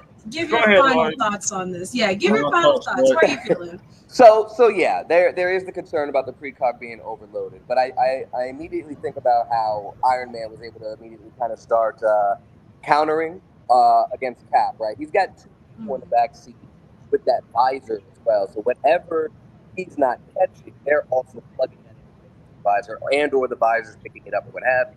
So he's got the visor, two people in the chair, and his precog helping him out through the battle. So that I think that's what gives him the benefit of the doubt in lasting in his fight so much, or as long as we're assuming or what have you, because again, he's got 4 counters to a lot of these characters that's in this fight. But yeah, Lonzo did make a good point. 1 or 2 hits from a Chrissy or a Watchman, and he's in trouble. But again, he's got gadgets, he's got the bike, he's got the visor, he's got people in the chair. And honestly, if they've been operating for any number of time, again, random encounter, but obviously in that kind of scenario, we're assuming a shared universe, I really doubt that they would be incapable of finding any data on them. And that's now, of course, kind of maybe going on a tangent here, but if they can find any data about how Watchmen operates in his city, how Organic Chrissy operates and her abilities and stuff like that. Not Watchmen, but Deja Vu is the only one that has that. I mean, Watchmen has a guy in the team, don't get me wrong. But I think that his team is a little bit more capable of acquiring that information quicker, dropping that information in the visor, and allowing him to operate alongside of Cog to really give him the edge in the fight. But does he have anything in his arsenal again to drop an Organic Chrissy as she gets stressed out, or more notably, Watchmen? That's why he's not going to be the winner, and why I think Watchmen would take it, because again, he got stabbed through the leg initially too, and he was back up in no time. His healing factor is hella quick, so that's why at the end of the day, nobody's packing that level of enough attack power to truly put down the Watchmen and knock him out if he's walking away from grenades. So unless Organic Chrissy is stressed out 20 minutes into the fight, is punching that hard, at the end of the day, it goes to Watchmen. Yeah, better hope she's not having a bad day. No. Better hope she's not having a bad day indeed. I find it funny because all 3 of them, Deja Vu, Watchmen, and Primate, all have a guy in the chair. So Yeah. it'll be a battle of the guys in the chair as well. You know what I'm saying? Yeah. Playing it, countering, see who does what. So I don't know. Of course, but I think they everybody got more wants- resources though at that though. I'm so sorry, Ty. No, you're good. Yeah, the Crown's got way more resources. Crown's definitely got the resources, but I think Primate he was really good at already setting things in the area for him to have if he needed it. So he already kind of prepped for the area. You know what I'm saying? Yeah. So it's kind of dope. I think both their guys in the chair are pretty good. I think they're better than Watchman's guy in the chair. You know what I'm saying? Absolutely. Deja Vu definitely has a lot more resources. He can probably call down things and have things sent to him. But with him, it just all comes to me. With him, it just comes down to durability. Because if he misses by an inch, one punch from Watchman or Organic Chrissy could check him right there. Yeah. You know what I'm saying? And now, what I will say is he was fighting the Reaper pretty decently without the suit, or he survived the Reaper anyway without his suit. Yeah. So he seemed like he's not necessarily enhanced, but definitely peak human, if you would. Right. And of course, if everybody at home, if you want to get in on this conversation as well, who would win in a street ball between the Watchmen, Prime 8, Organic Chrissy, Deja Vu, and Base Wars, be sure to go to our Discord, go to the voting channel, and scroll all the way down. and that is where you'll find that information. And Hey, while I I did have have a it, picture to show too, Ty. I forgot to tell you. what I had happened? I had a picture I wanted to show that Lloyd and I got worked on for indie breakdown that we're going to be revealing. Okay, go ahead. The screen is yours. I believe it's shared, right? No. Yep. Yeah, it's sharing. All That's right. crazy. Yeah. So this is one of the premier posters that we're going to be working on, touching up, man. It showcases, Concrete and Midnight going at it, along with that's the character of Tavis, and who else is that? And Dre Burke. So Dre Dre Burke and Burke. Tavis Cardenas, their characters. On the left, you have Pantheon, and on the right, Betrayus. So they were like the most active members in that group. So we had to throw them in there real quick to show some love. So Throw 'em in there, yeah, man. We That's got Soul crazy. versus Acolyte, Odina versus Admani. versus Admani. We got Absolver versus my guy over there, man. The I love Raven. that character, bro. Raven. So no, I think oh wow. What? Oh, wow. I love this poster though, man. I think the fans definitely gonna like it. I think, Lloyd, we should make this a free screensaver, man. Run it. Run it up. Say less. Run it up. We'll drop the logo on the bottom for the indie breakdown joint form right quick. Run it. I touch it up. Absolutely. Gorgeous. Vibes though, man. Yo, who's the artist on that posters? Mm-hmm. This is done by Bruno and colored by one of our glorious interns that Jamil directed. So shout out to Jamil for orchestrating this coloring. He the one that made sure everything was right, man. So shout out to our art director. Oh, that's beautiful. So if you give me the information, I can get this up in Discord so everyone can download it from there to get the free screensaver for your phone. So if you were looking for a new screensaver for your phone and you want to put some indie comics on there, we're gonna get you covered this weekend for sure. Yes, ma'am. Ah, man, it has been such a fun day. I really enjoyed chatting with all y'all. We're having so much fun, I swear. We're about to get into another. It looks like we're on major announcement section here. So I'm excited to see what kind of announcements we've got. Lonzo and Onaji are here, so I think we actually can do them together if you would like, but it's up to you. Yeah, I'm cool with it. Which motion comic would y'all? Which motion comic would you like to see first, Lloyd? You got Acolyte John, we got Odina. You know what I mean? Now y'all know I gotta go with my favorite character. Go ahead and drop the Odina one, bro. Go ahead and drop the Odina joint. Now, feel free to introduce your issue 6, Anaji. Like, tell people what you think about it, man, and what you want people to really take away from issues 1 through 6. Yeah, this is the final installment to the Odina story arc, issue 6, Omni Strike, the final chapter. Guys, go to concretecomics.com to check it out. You can download it as well as also purchase it, a hard copy. This is the final showdown between Lady T and Odina. Yeah, so we're seeing the closeout of the story. That doesn't mean that Lady T is done. Trust me, she's eventually gonna come back. But yeah, we seeing the showdown of the century: Tyson versus Holyfield. Tyson versus Holyfield. Jeez. But we also there's a cliffhanger at the end. Some of you are familiar with Kandaki, so yeah, he's revealing shit.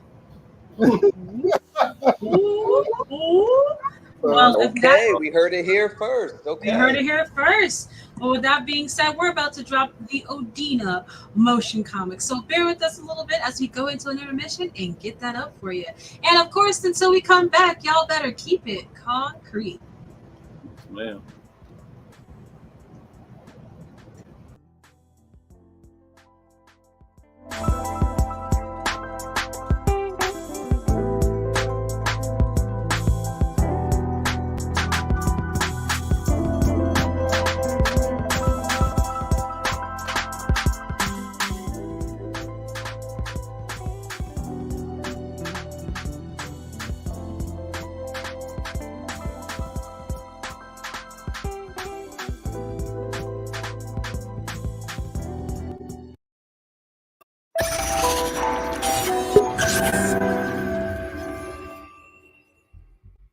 As Lady Ty's insatiable thirst for vengeance threatens both the gods and humanity, Odina must rally her allies and summon her inner strength to put an end to her destructive plans.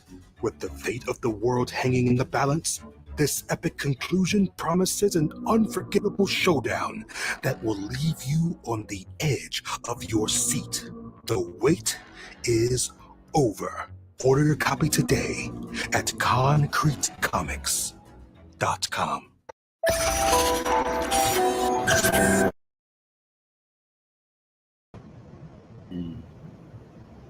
Wow. There we go. Man, That how sounds like are some y'all high feeling stakes. about that? That's good. I ain't That's gonna lie, man. good. That sounds like some very high stakes. I'm excited to hear what Mr. Leslie and Mr. Jones thinks on that one, man. Yeah, that's gonna be fire. Obviously, right after the humbling, I was like, "How in the world is she gonna come back from that?" And after seeing, of course, when she leaves off on 5 after fighting not 5, excuse me, 4 after fighting the demons and all that other stuff, I'm like, okay, how far has Asima already brought her? Obviously, find out at 5, and then what's gonna happen at 6? And you talk about Lady T's got earth-shattering power or strength, according to Nadia during our conversation about Lady T and the weapon that she's got. She's hitting with some planetary level strikes.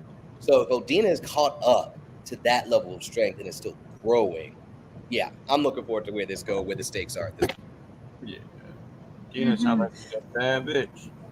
Listen, Matt, I gotta agree. It was a very cool. Also, shout out to Paul. That voice is iconic. That's gonna live in my head rent free. The wait is over. It's gonna play over and over in my head. And then, of course, shout out to our amazing Darius, who did all the work on all the motion comics. Your work is truly second to none. Shout out to you, my dear friend. You are spectacular. But of course, that is not the only drop we've got going on today. Lonzo, are you ready to drop Acolyte? Are you ready to drop the Acolyte motion comic? Yes, tell us about issue 6, Lonzo. We want to know more about this installment of Acolyte. I appreciate that, brother. So issue 6, man, is it's a bittersweet moment, man. I've been waiting to see this showdown for a while, and I finally got here. Got to the trip. I introduced a whole lot of new things to the universe, new people, new characters, and I'm just excited for the people to dive in, man. It's a lot of world building happened in this issue, and I can't wait to see what y'all think. Absolutely. And I don't think I can wait any longer to show this up. So without further ado, we are going to go ahead and show Acolyte number 6. Here we go. Let's get into it. Let's get it.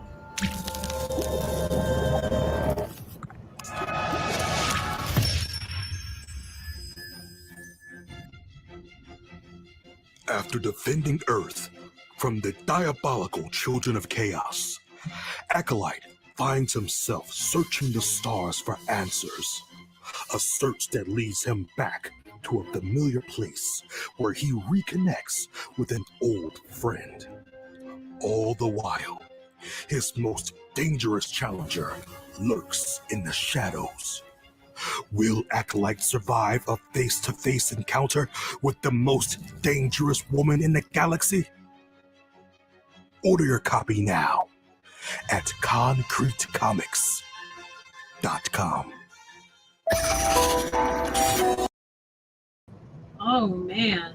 I don't even know how to act right now. I'm not gonna hold you. That was something glorious. That was beautiful. That Odina. Oh my goodness. Oh my goodness. Oh yeah.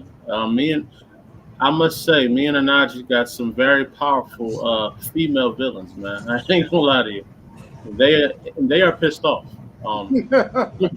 Both of them are equally pissed the hell off. So Hell hath no fury like a woman scorned, they say. They are pissed, yo.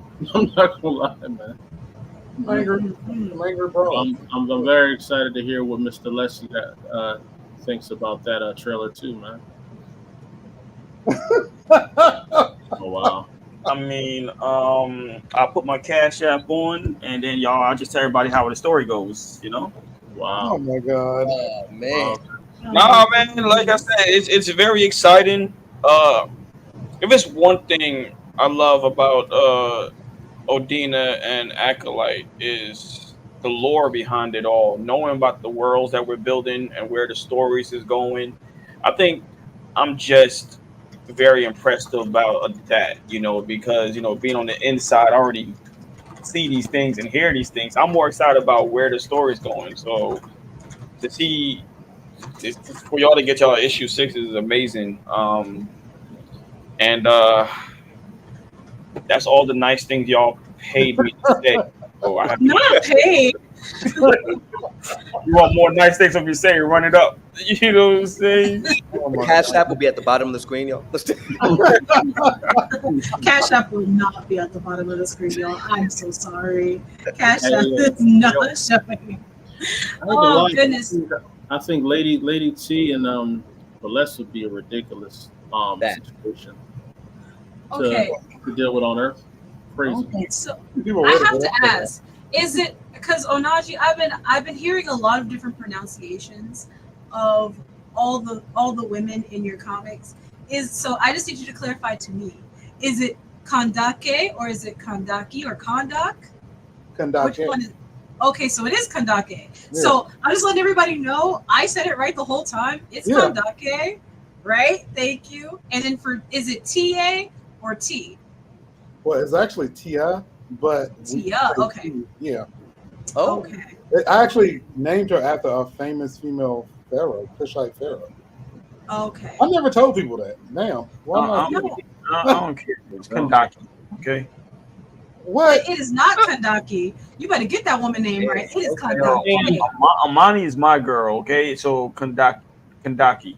Oh Well, as one of our unnamed trolls would say, Candake. Candake is a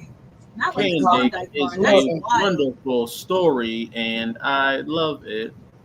Look, and concrete. At concrete mimics the acolyte. Like, what? Excuse me, bro? Don't do that. Don't do that.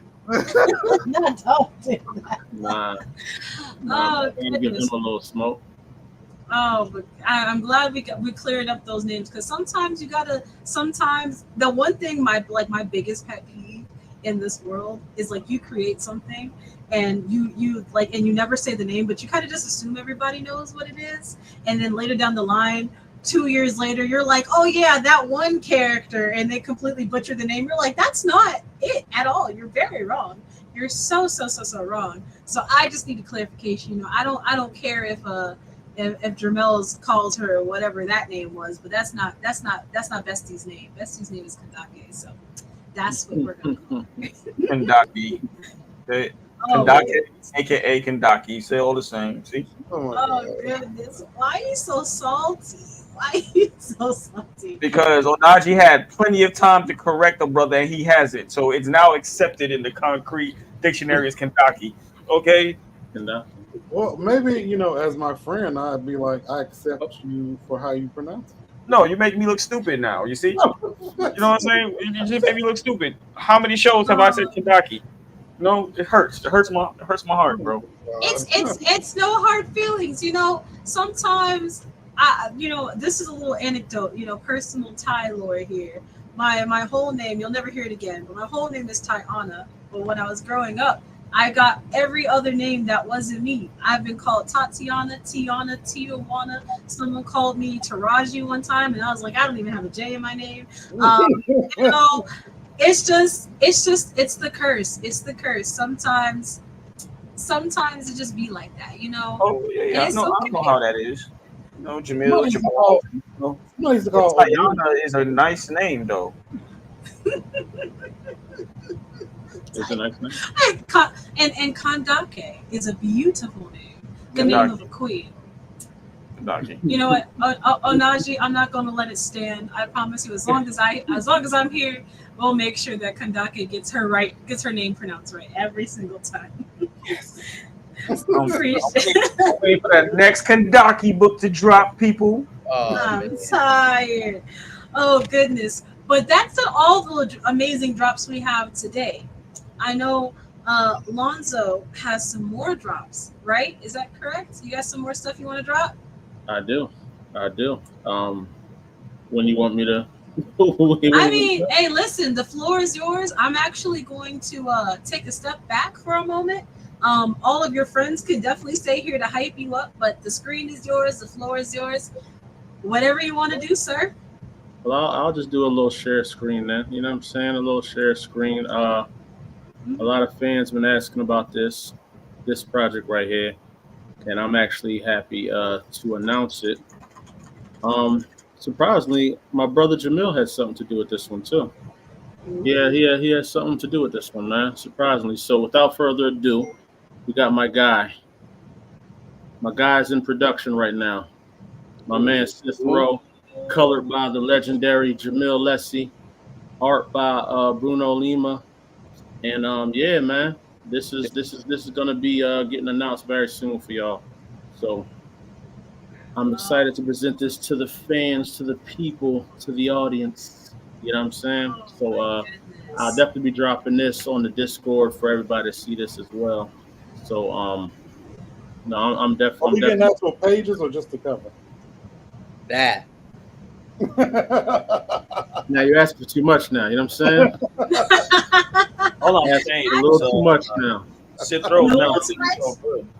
Shout out to Jamil for this coloring though, man. He had full creative control over the coloring. And I know some of y'all may not know, or most do know what type of homage picture this is. This is from an old classic X-Men cover. With my man Wolverine and them. You know what I'm saying? All right, hater ball. I have a question for Not you. haterade. You have some really interesting characters in the background. Are you able to speak to any of these characters by chance? You got to come back tomorrow for that. You know what I'm saying? Ooh. I recognize some of them. As a matter of fact, I can tell you some of them. Oh, I might got another announcement tomorrow, but I do got one more announcement though. We'll talk. Okay. Okay.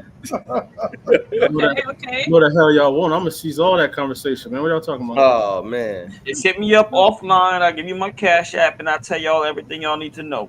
Oh my gosh, here you come. Brand new These individuals that I'm dealing with. So yeah, I got this other one I got for y'all right here too, man. I'm very excited about this one. This is something that I've been dreaming to put out for a long time, and I can't wait to finish production on this. We are working on it right now, but y'all gonna see the finished piece for this. But without further ado, the world's greatest team has been formed. Ooh. The icons are upon us. Legendary icons are coming to Concrete Comics. Patreon is going to get an exclusive breakdown of each of these characters as well. And yeah, man, I'm real turned up about this one right here. I don't see nobody I know in there. Oh wow.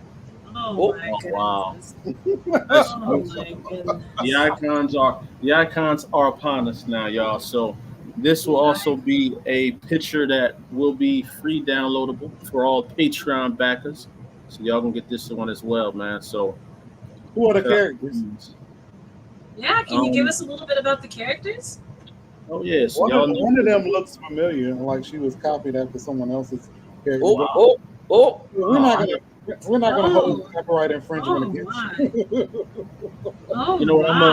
I'm gonna post a picture that y'all can see him a little better in that. You know what I'm saying? Because I hear a lot of haters over there, man. But you know, I think that haterade that you speak of is actually just deep admiration. I think that there's possibly it is. some absolutely deep admiration. Tayana, stop it, okay? That's not covered. We have valid reasons. These is not hate, okay? Oh snap!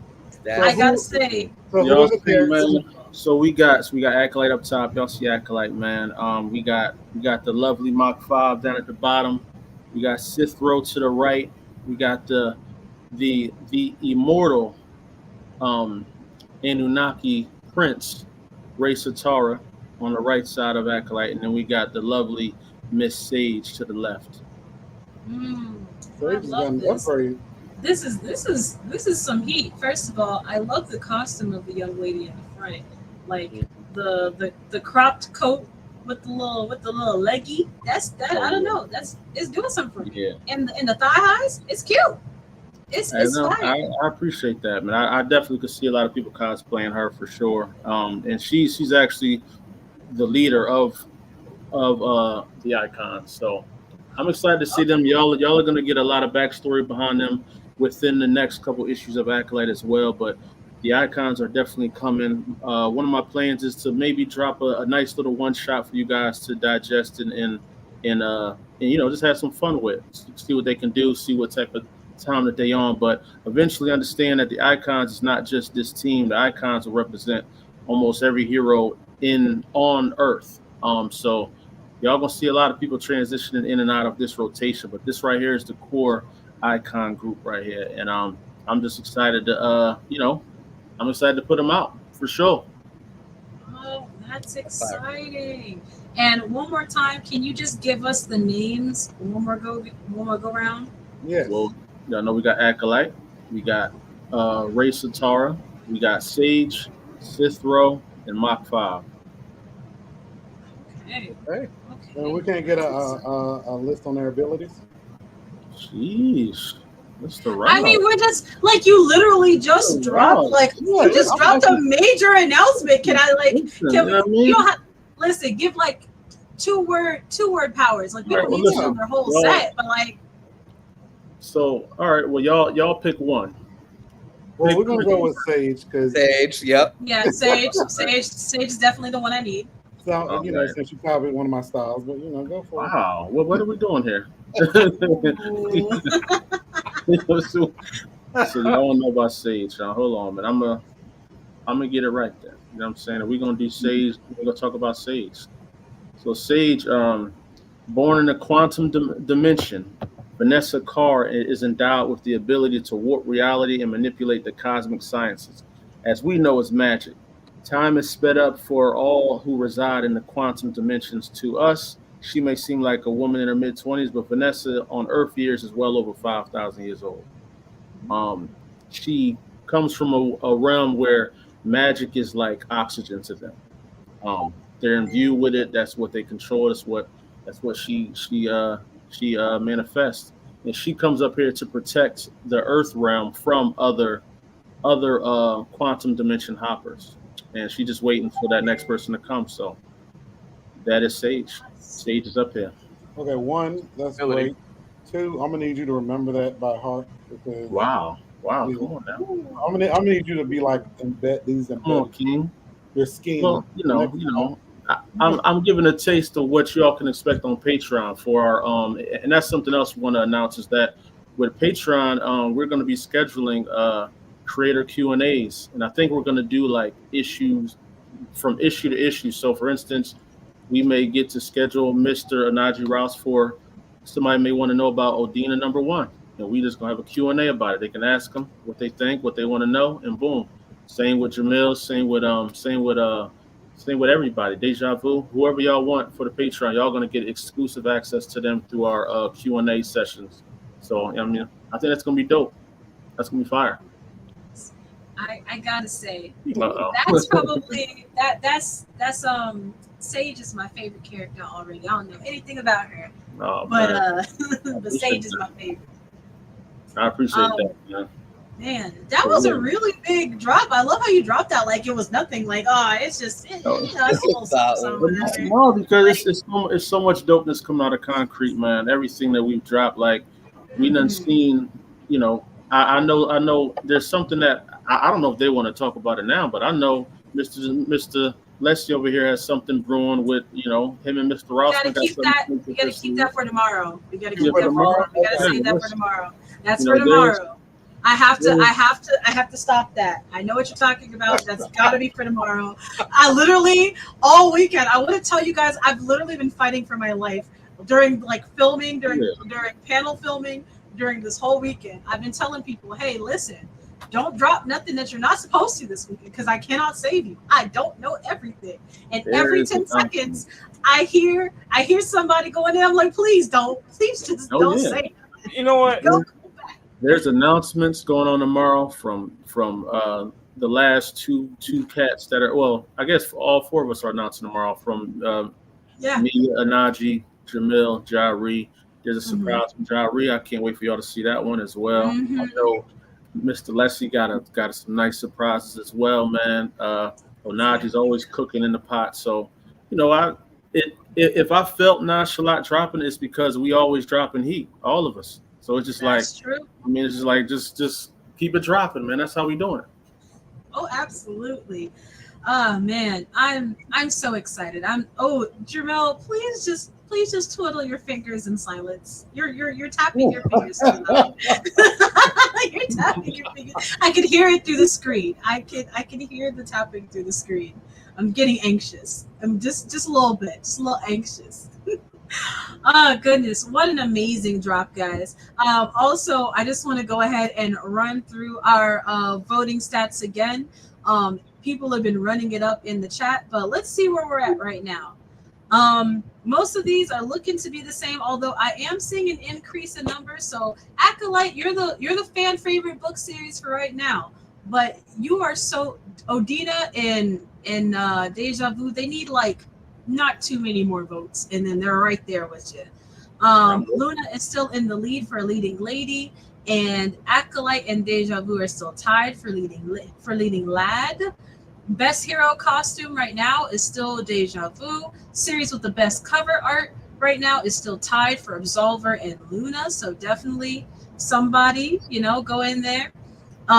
Favorite concrete creator is still Lonzo Star, but I'm asking you, practically begging you, y'all go in there and vote. Not because I don't want Lonzo to win, because I want to make sure that everyone's, sure about their choice. So just go in, just go and make sure. Yeah, because sometimes sometimes we don't know. I ain't gonna lie, man. I'm happy with whoever gets that, for real. It don't matter to me because we all dope. We all dope. You know what I'm saying? Oh, absolutely. Everyone's doing amazing today. And then finally, I just want to remind everybody, if you haven't yet joined the raffle is still open today until about 5 minutes from now. So make sure that you join the raffle within the next 5 minutes if you haven't already. Also, characters with the coolest abilities right now in the lead, we are with. Okay, we've still got a tie. Earlier, it was a little bit balanced, but Absolver and Deja Vu are still in the lead with Acolyte right behind. And then lastly, who would win in the street brawl? The people are saying right now that Deja Vu is the winner. So we'll see. We'll see if that changes or anything. I'm gonna tell you right now, Lyle is gonna be pissed when he hears that. Lyle is gonna be pissed when he hears that. So y'all be prepared for that. You know what I'm saying? I'm not good with that, y'all. Oh, goodness. Well, with that being said, we are finishing up this YAP session as we move into the last panel of the day.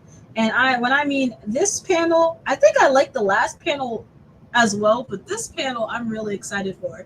It is hip hop and nerd culture. And it features Lonzo Star as well as some of our cipherists from today. But before we get into that, we do have another cipher and we have another interview from Obsolete Studios and Open Gate Studios for. No, wait, I can't remember. I'm sorry. Is it Obsolete for Drafted, right? For Drafted Origins? Okay, I was right. Yeah, I was right. You looked at me funny, so I was concerned. Is there something wrong? I was watching Discord, and so I was. Oh, yeah. I'm sorry. But yes, we have another interview dropping from Drafted Origins that you guys can tune in for. So stick around. We've got a lot of things coming up. Yeah, and we'll see you a little bit later. But of course, until we see you later, make sure to keep it concrete.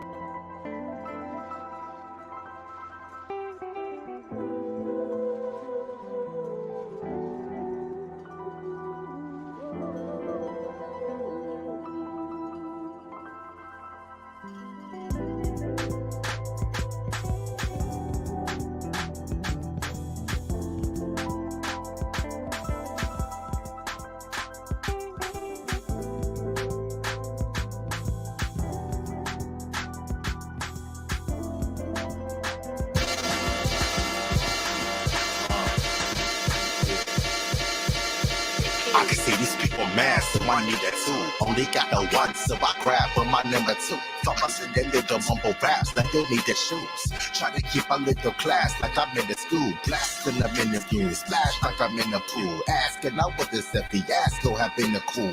Take you for a ride, tag if you with me too. Just a little Marvel versus Capcom number two.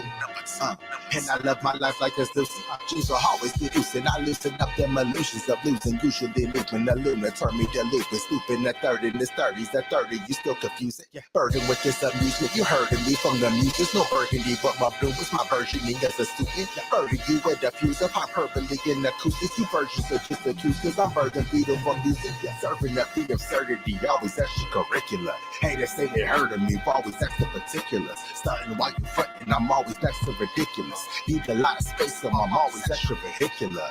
Homicide, you punish me for my crimes. Just trying to find the flaws, so you rummage in my rhymes. It's funny when I realize all these dummies can do is lie.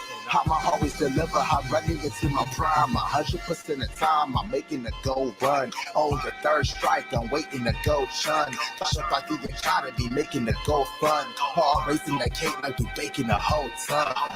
Don't believe what you say with your own tongue. Forming up all the lying and making the bold charm. All my haters be saying their prayers like old nuns. Cause I'm igniting the stable like Vader in Rogue One.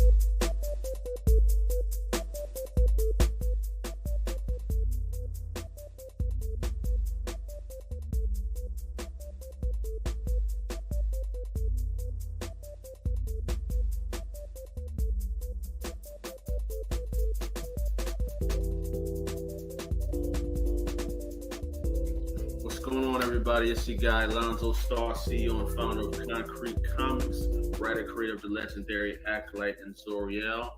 I guess I could say I'm a former rapper. You know what I'm saying? I don't do it as much, but I still got a little penmanship on me. I'm joined today with some very, very inspirational and talented brothers in the community. They do a lot of things, but one thing they do very well is put the pen to the pad. And we're going to talk about nerd culture and hip hop and nerdcore rappers in this segment right here. So on my right, we're going to go with nerds and hip hop. Do a quick introduction of yourself, man. Yo, what's going on, y'all? This is Josh with Nerds and Hip Hop. You know, this is what I do. I'm also the founder of General Joshua Comics. You know what I mean? So Nerds and Hip Hop, we bridge the gap between nerd culture, hip hop culture, and just show what the dopeness is about all of it and some of the dope people that are moving and shaking in that. And nerdcore is a very, very big part of that. That's fire, man. That's fire, bro. And I appreciate everything that you brought into the community and creating that space. There wasn't too many spaces like yours in the beginning of 2020. And that's when I kind of saw your space. And I was like, oh, that's kind of dope. And I immediately followed, and I've been following ever since, man. Yes, sir. Yes, sir. My man, Grayson, I've seen you hit a few stages in my time. And you burned them all down, man. Feel free to give yourself an introduction, bro. All right. So I'm the lyrical artist. Now playing. No, go ahead. I'm the gaming out of gangster known as Grayson. Depending on what time era you've heard me in my career, I used to be known as Maverick the Ronin or Nightwing, spelled very crazy. Which is why this is the last name, I promise you. But I am a hip hop artist, nerdcore artist, lyricist, bar spitter, storyteller, poet, whatever way you want to go about it. You know what I mean?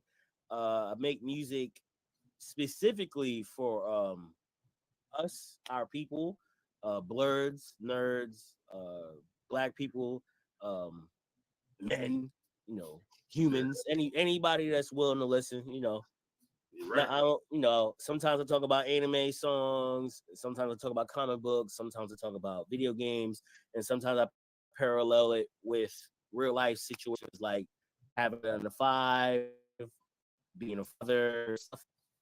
That's fire, man. And now I think first time I met you, I think it might have been, was it at J1 Con? I think it was the first time I met you. Yeah, it was at J1. J1 Con. Shout out to Jay Rich as well. J1 Studios, J1 Con. One of the dopest cons out. And that's fire, man. I've been watching your career. I've been listening to you, met you, and everything's been trailblazing it up, man. And that, so I'm gonna lead right into our questions, man. It's time to get it in. So my first question is, what is a nerdcore rapper and who are the GOATs? I'll start with you, Josh. Bet. So for me, like, I mean, I came into the whole subgenre of hip hop being nerdcore rap a little late in the game. I didn't know it was a full thing. I didn't know it was a full subgenre. So when I started to understand it, what I understood it to be was any rapper that has, you know, a whole bunch of bars that have to do with things within the nerd culture, like anime, gaming, comics, all of that stuff like that. It's over exposure of those bars, which is dope because that's such an aspect of hip hop with the creativity. Now, when you say the GOATs in the game, like, you know what I mean, to the people that I met that were that like I was like, yo, dude, I keep hearing your name. I keep da da da. So like I always say Mega Ran, you know what I mean? And then of course Crazy 8. There's a list of other people. You got your Graysons, you got, you know what I mean, all of that. Like, you know what I mean?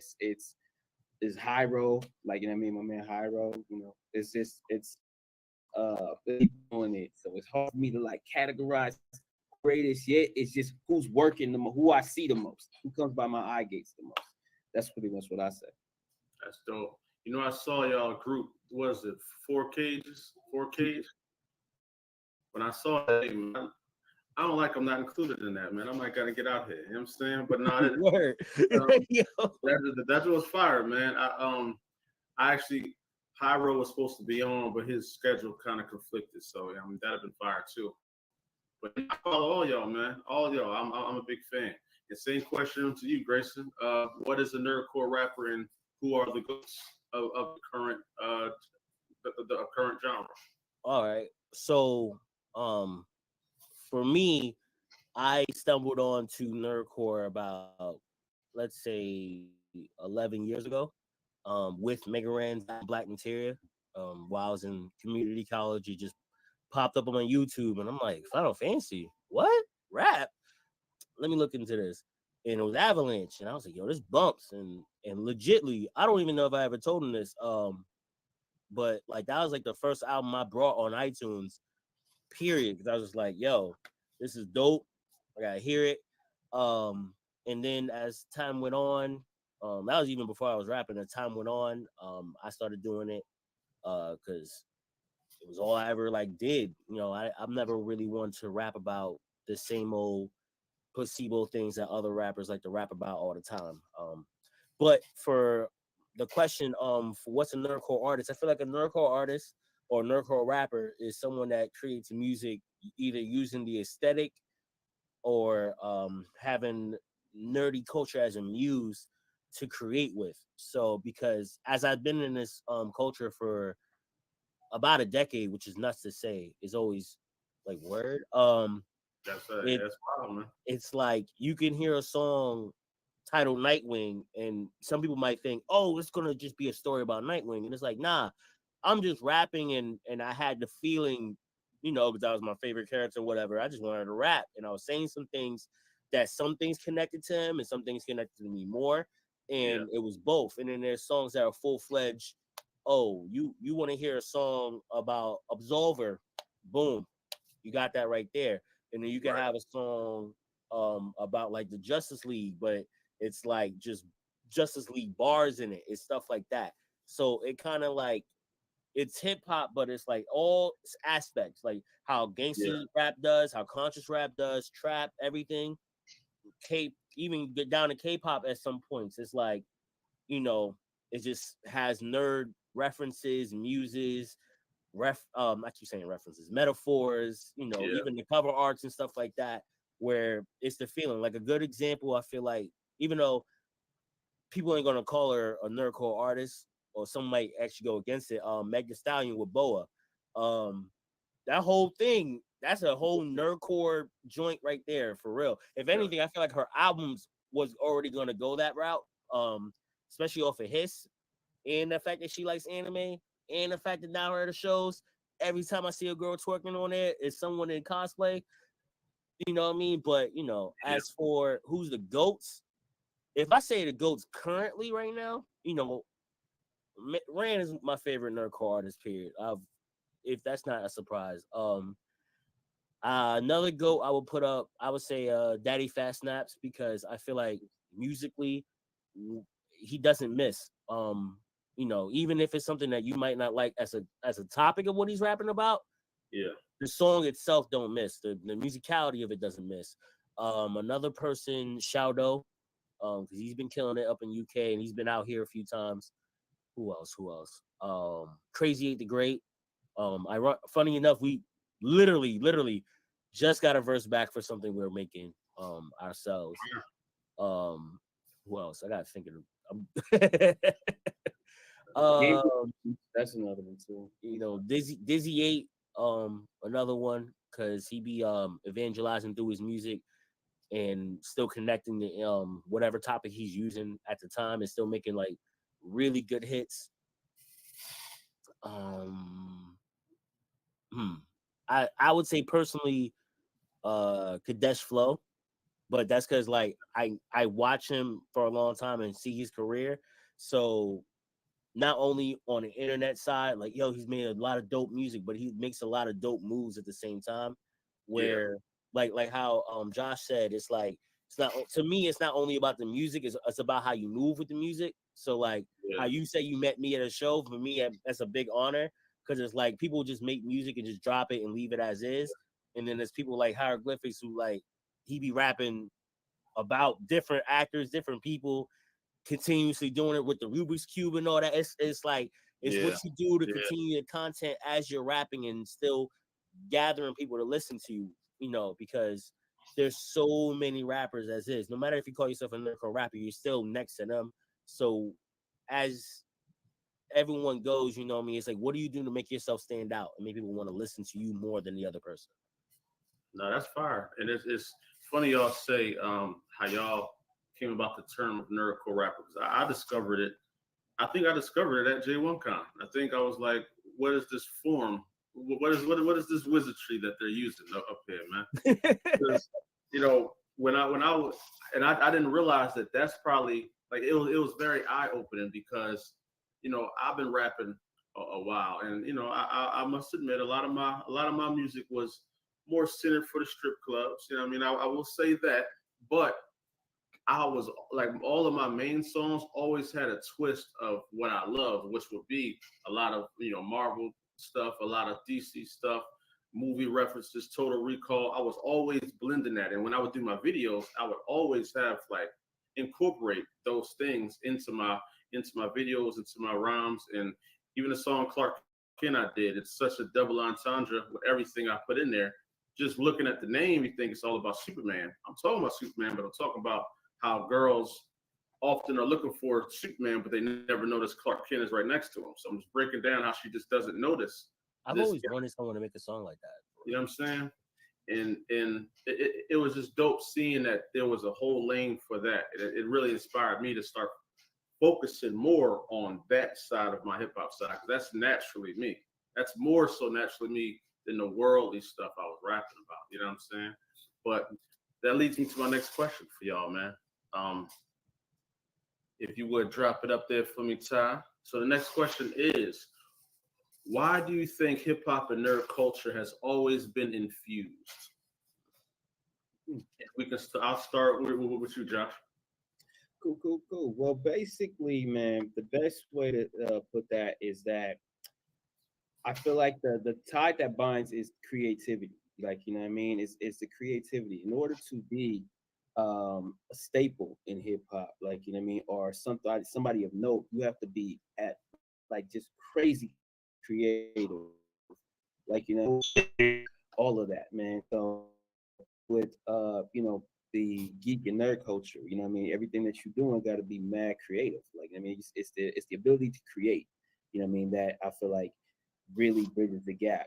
And when I usually talk to people about it, when I say stuff like, you know what I mean, if you know your elements of hip hop, like, you know what I mean, I feel like how that binds nerd culture in hip hop culture is art, graffiti art. Like you're saying, it's like graffiti art for hip hop, but it's art for nerd culture. Like, you know what I mean? So it's the tie that binds right there. And we've been seeing it all through the history, like, you know what I mean, which is, you know, about spanning about 49 to 50 years, like, you know what I mean, with people like Wu-Tang, like, I mean, we just said now Meg Thee Stallion, but you had so many other people that, you know, before this time, like, you know what I mean, Run DMC had a comic, kind of stuff like that. You've seen the connecting force for years, you know what I mean? Just now, I feel like now is the time, and especially now to like 5 to 10 years after this, we're going to see a huge move of what nerd and hip hop culture combined it looks like. That's dope. Same question to you, Grayson, but slightly different. Who are some of the who are some of the top mainstream artists over the span of your life that you've seen that have infused nerd culture into their style? Okay, so not in any order, of course, because people want to be like, "Yo!" All right, so first off, Wu-Tang Clan, which is a very big influence of mine. All 10 members, 11, if you know, depending on how you feel. Because throughout their discography, not only of them using kung fu as a muse for this, a lot of them are nerds. Because like their aliases, if you go down the list, at least for like, let's say the three that mostly people know. It goes to Method Man. He goes by Johnny Blaze. Raekwon the Chef. Oh no. Ghostface Iron Man. His first album name was Iron Man. You either go to Inspector Deck or no, not Inspector Deck, Master Killer. He was supposed to be Spider-Man, or Inspector Deck was Spider-Man, one of the two. You know what I mean? And then throughout the, as you listen, there's always been some type of like comic book, movie reference, anime reference, even because on Method Man's Cal 2000, he mentioned Gogo 13. And I just like caught this like last year because I was like listening to it, bumping it, and I'm like, Gogo 13. I'm like, what? I'm like, wait, no, what? He knows about Gogo, and it's like crazy. But outside of Wu-Tang, Lupe, because he's always using references in his bars. As soon as I first heard him on Kick Push, I remember a Blanca line. I just can't remember which. I think it was on Gold Watch. I think he either used the Ehan or a Blanca line. And I was like, yo, this shit. Yeah, on Go Watch, he said, I only can and ride you. I find it hard to be Blanca. Yeah, you know what I mean? Which is a fact. It's a fact. I used to be a beast with him too, though. I ain't gonna lie. I could play Blanca back in the day. You know that like people gonna be like, I don't know, I could say controversial. Like my favorite Street Fighter alone now is 6, but like before that was like 3 or Alpha. Like 2 is like when I play, like, yeah, let's play. And I'm like, oh my God, this is like so little bit of stuff I could do now, but we'll go past that. Sure. But another artist, who else? Obviously Meg Thee Stallion right now, she kind of leading that one, like just off rip of mainstream artists. Like she's using a lot of anime references and video game stuff in her music and her videos, either subtly or just as major as Boa. Yeah. I feel like I'm missing one and it's gonna bother me, but that's what I got right now. As for why it's always infused, outside of the creativity, I feel like when hip hop started, just like how like nerd culture was is in the Black community, nerd back in the day was always like niche, you know. Some people got bullied or bothered by, well, why are you wearing this thing? Is it this kitty, whatever that? And then like when hip hop originally started, you know, black culture liked it, but the rest of the music world seen it, looked down on it. And now Right. when you look at both now, they're kind of at the not their peak, but they're the pinnacle of what it is. You know what I mean? Like when you looked at anime, you looked at anything nerdy, it's like, yo, Acolyte, The Boys, Dragon Ball, a lot of stuff you keep on looking at and seeing, and it's crazy. And if you look on hip hop, yo, last 2 months, Kendrick and Drake took over every algorithm. They was like, I had people at work that was like 60 years old from the suburbs. Yo, so what does A minor mean? And I had to explain the bar, and they were like, oh, that's crazy. I didn't know that was, wow, this is like back in the day. You know what I mean? It's like those two things I feel like broke past the whole glass ceiling that others have tried to put on it, and it's just where it's at now. It's crazy and it's amazing. I think it's dope what we're seeing with the nerd culture in hip hop, because it's very similar to kung fu in black culture. Is very, very, I guess martial arts in black culture is very tied in together. I've never understood why, but we just gravitated to the style of it so much. I was telling my one boy, he's not from Philly, but I was telling him, man, if you ask any old head in Philly about what they used to do when they were younger, a lot of them will tell you a story about how they used to cut broomsticks in half and make them into nunchucks. And they used to be out there in the streets with them. I'd be like, yo, like, almost every old head in Philly had nunchucks for some reason. And they're very good with them. I was like, man, that just shows how infused they were with Bruce Lee and, the culture back when they were younger. That was everything. He was their guy. And with the Jim Kellys and stuff. So that's kind of what I was seeing. I'm an 80s baby, so Wu-Tang was what I grew up with, and vice versa. So it's just dope, and it leads me perfectly to my next question. And I'll start with you, Joshua. Is nerdcore mainstream? Why or why not? I would say not really at this point. Like, I mean, I feel like it's a subgenre that's on the rise. That's the one thing that I love about it, is that it's a subgenre that is on the rise, man. Like, I mean, and when I say it's not mainstream, it's not that it's not known about, and it's not that it's not like heavy hitters doing it, like you just said, like Meg Thee Stallion, certain people like Travis Scott, I mean, Eminem, who have done things like crossover into gaming world on stuff like what's that game called? Everybody knows Call of Duty? Not Call of Duty, but that too. They were on Call of Duty too, but it's the one that kids play a lot. Like, I mean, it's Fortnite. Fortnite, exactly. I mean, they did a whole thing for Fortnite and all that.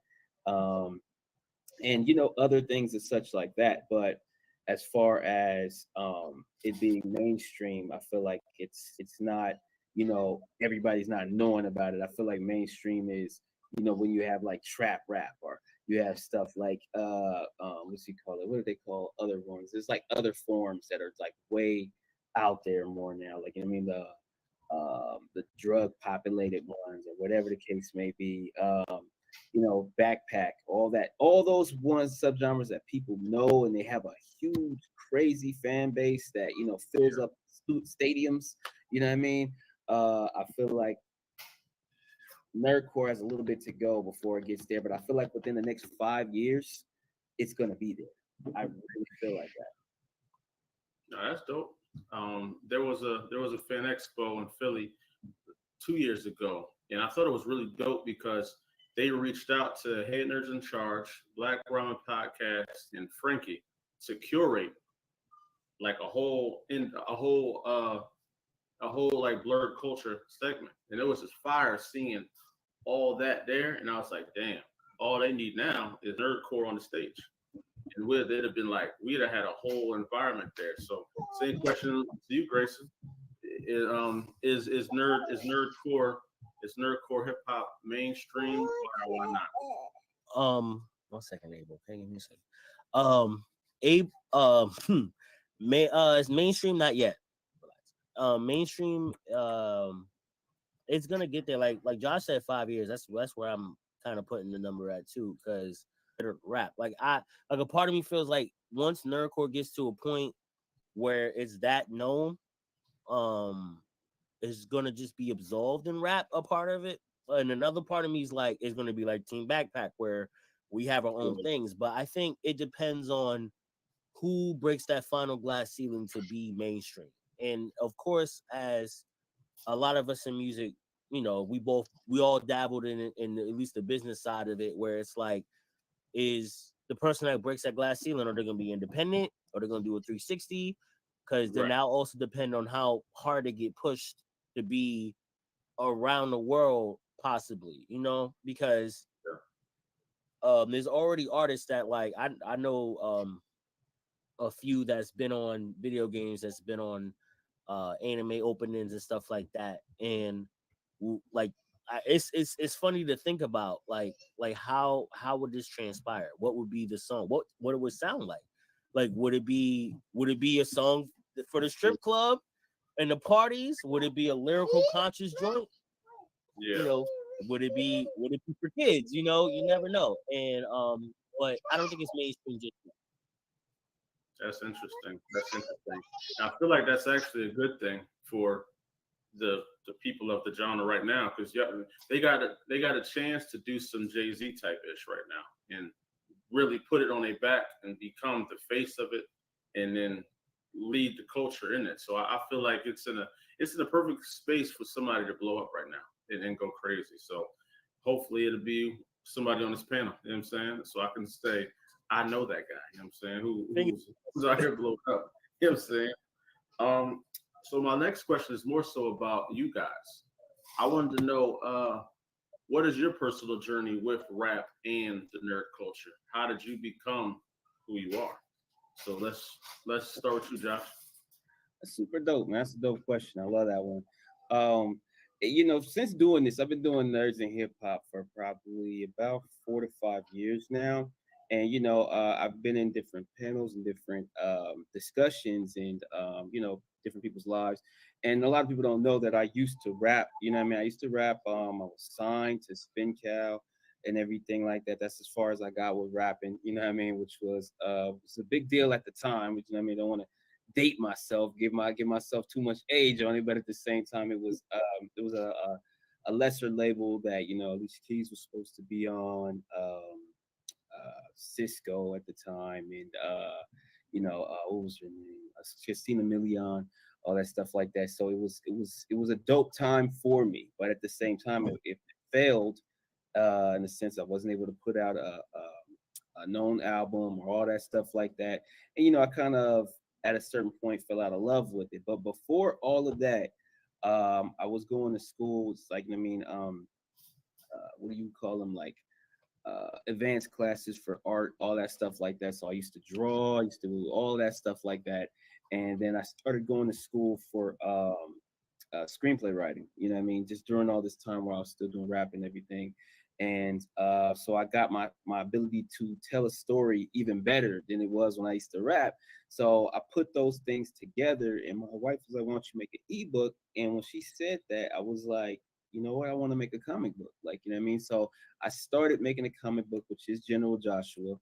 And throughout that time, while I was doing that and posting pictures and posting this about it, and people was just like, oh, I love that. You know what I mean? It's a black male lead. You know what I mean? He looked like, kind of look hip hop with the dreads. He looks like this, da da da. Oh, I love hip hop and comics. I love it. I'm like, yo, I love hip hop and comics. Like, you know what I mean? So I created a page called Nerds and Hip Hop to showcase that. And then it just started spawning into something else. Everybody was like, feeling it, like hitting me up and everything. And I was like, that's dope. Like, I was like, yo, I just wanted to give them more things toward that. So, creating an album, a mixtape with, running into Crazy 8 and other people that, did nerdcore rap, and they schooled me on it, and just learning what that was, and knowing that when I started, I was doing, before even getting signed, I was a freestyle artist. I was doing battles, rap battles and everything. And all my stuff did consist of a lot of heavy metaphors that had to do with comics, anime, Dragon Ball, all that stuff like that. So it fit, man. And it was like, for me being an odd rapper at the time, like, I felt like I was odd, but I love my oddness. It was it was kind of like to bring that to what nerds and hip hop is. I finally found a space that made sense for me. Like, you know what I mean? It was like nerds and hip hop became my home because it was like, yo, these nerds and blurs, like these are this is my tribe. Like, you know what I mean? These are my people. So, so just doing these events that I do with, heavily infused with hip hop, whether it's backpack type, old school or new school, all that stuff. And, families are coming out and, got DJ battles with the same time cosplay and indie comics and, nerdcore rappers blazing the scene. Like, I love it. Like, you know what I mean? I found my world. So it's my Wakanda. So I'm good. There it is. You found his world. And finding your world is fire, man. Finding when you find that place of paradise of creation, ain't nothing better than that. Because you feel like you just be free and just make what you want, man. So I love your story. I gotta get both you guys on my Concrete Approved show so we can really go in depth on who you are and how you got to where you are. And the same question for you, Grayson. What's your personal journey with rap and the nerd culture? How did you infuse to become this entity that you are? All right. So long ago now, but basically, with rap, I'm originally from Brooklyn, New York, 545 Dumont Ave. You know what I mean? So, there you go. It's like hip hop was always surrounding me since birth. Like I feel like there's not a memory I can have of me walking in the streets, going to school, going to the store, playing with friends, riding bikes, doing other things I probably wasn't supposed to be doing, and not hearing any type of music or rap or anything, And as I came up, I think around 10, my older brother and their friends, because they were 4 years above me, they made a group called Hum Squad. It's an acronym, a long ass acronym. I do not remember it. It's like hustling under something, something, something, something. And at the time, as a younger brother wanted to hang with their older brother and friends, I wanted to rap, and it just didn't work out. I was 10. I was trying to use anime bars, but they were like, "What are you talking about? We're talking about this stuff. We're talking about girls." I'm like, "I'm 10." So like, right, about 12 years later, I finally get my own place. I'm not in my mom's crib, so there's no curfew. Got my job and whatever. I go, now most of us live in PA. So, and we live nearby each other still. So I go to my cousin's crib, and he's the engineer now. He produces and makes beats. He actually hit me up to go to the crib to play Injustice, and I'm like, "You sure? Because I'm going to win." He's like, "Yeah." I'm like, "All right, cool." So I pull up. I beat them a few rounds, and then they're like, "Yo, so what do you want to do now?" And I'm like, "I want to rap." Because at the time, no one knew I was writing, just because I was at work overnight and just writing different bars. So now, my cousin, I didn't know at the time. My friend told me later. He sampled a Donkey Kong stage, the water stage, I think, and it made this crazy beat. And we made like a cipher track. I did like 12 bars, which is where I got the Gamer Not a Gangster from. Like the first bar I ever said was, "I'm a gamer, not a gangster who just happened to trap like the rappers." I can't remember all of it. It's crazy, but it's been so long now. But it's like from there, that's why I got the spark to just create more and more music. So as I came along, I got on SoundCloud and I found producers that I used to listen to a lot since I heard Ran. Then I found Ran. I found Richie, which back to the GOAT question, Richie Branson, GOAT. I can't believe I forgot about him. But basically, as I'm going on my journey creating music, I wound up meeting the people that I was fans of and listening to, either past tense or present at the time.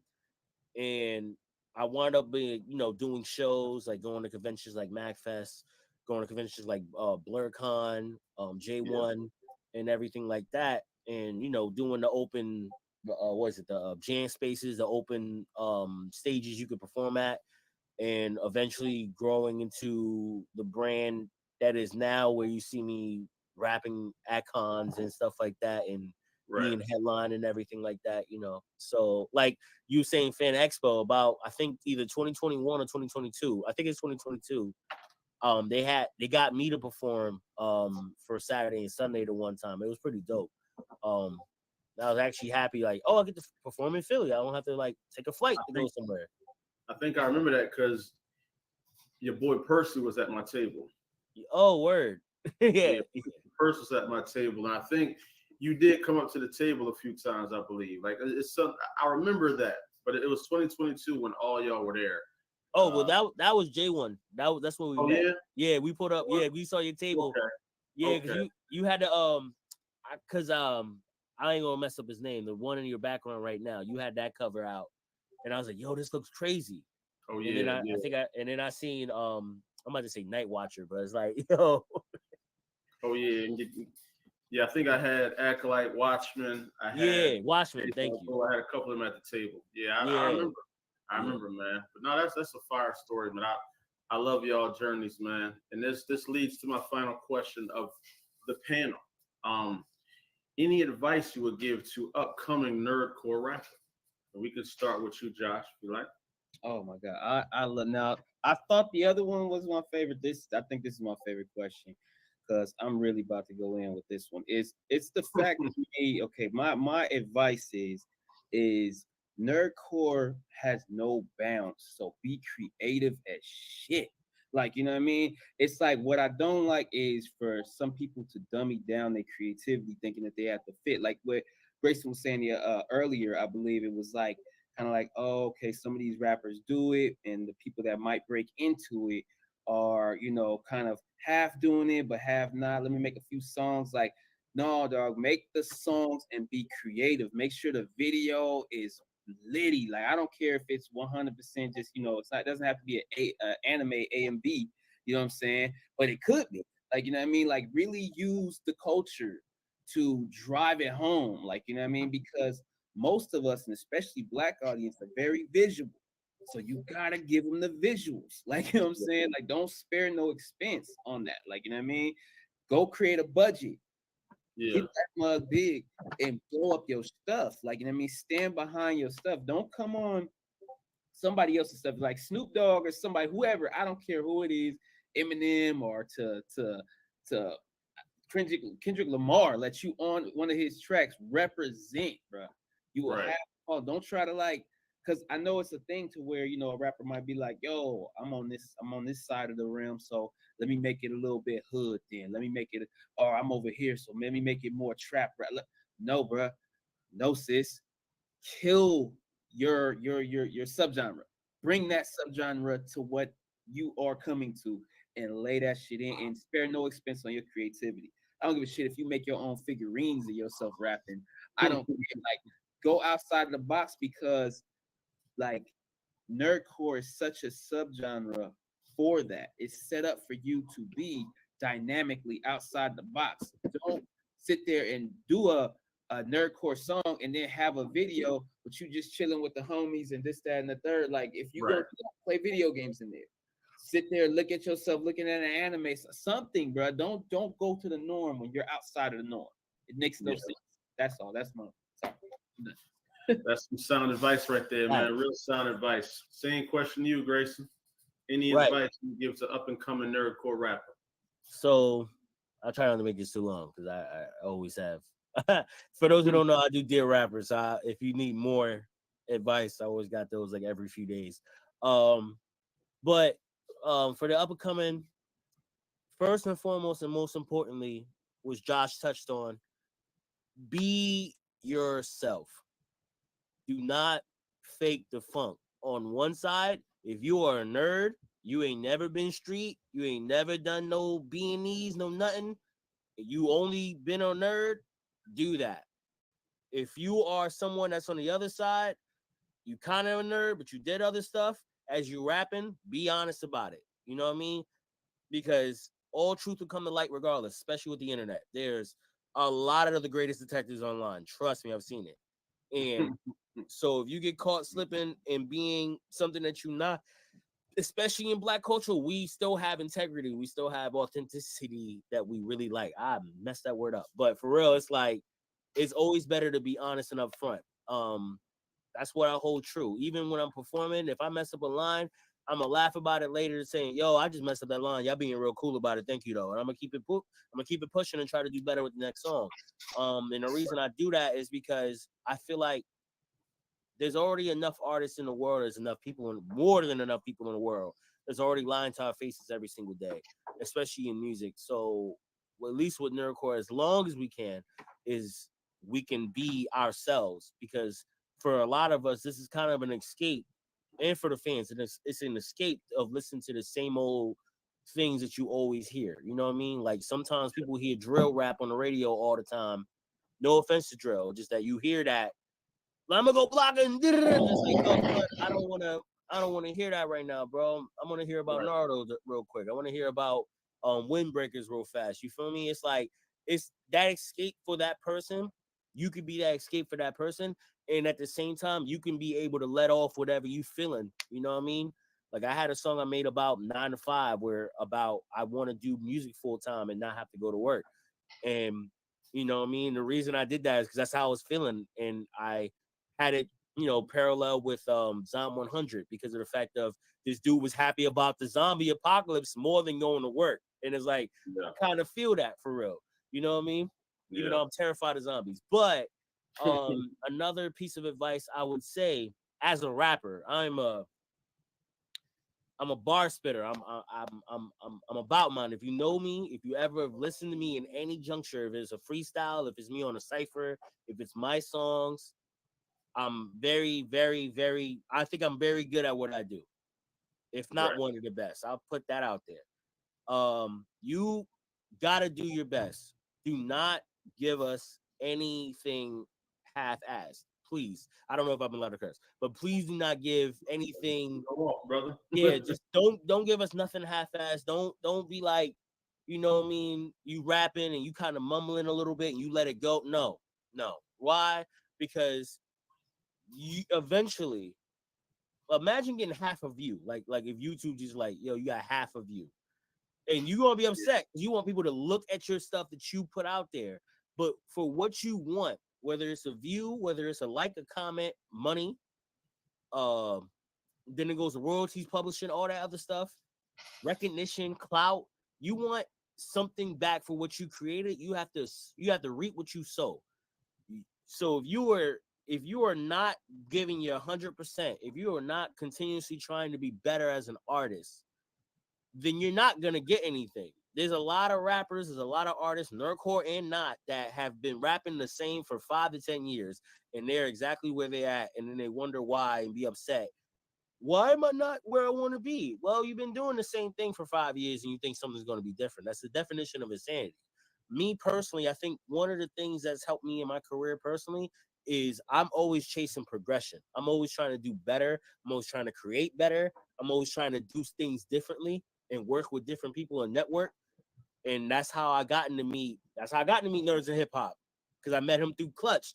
I met Crazy 8 because in that group chat I met Afro. That's how I found out about her. You know what I mean? That's how I met Alonzo, because I met J1 through Percy. You know what I mean? It's like I've gotten to meet and work with so many different people, and that's what made me better as an artist as well. And I feel like as a sound advice, always try to do great, always try to progress, and be yourself. No one likes a liar. Number one, they said, man, be yourself, y'all. Y'all heard it. Anybody that's listening to this that want to step into this realm and this genre, that's the number one rule: be yourself. And if you can't be yourself in the nerd community, blurred community, then where can you be yourself at? You know what I mean? So this panel was fire, y'all. I really appreciate y'all pulling up, man. Joshua, Nerds and Hip Hop, Grayson, bar spitter, heavy with the bar lingo. I'm excited to see what you guys got coming up next, man. And I really appreciate y'all being a part of Kway Weekend. This is our 5th year anniversary. We're celebrating 5 years of Concrete Comics. And I wanted to do it with everybody that I really supported, everybody I love their content, and everybody that's just been rocking out with us, man. So with that being said, it's your boy Lonzo Starr, CEO and founder of Concrete Comics. Y'all are watching Kway Weekend. panel on nerdcore hip hop. Make sure y'all support the Patreon. Y'all know the vibes, man. Keep it concrete. We got it.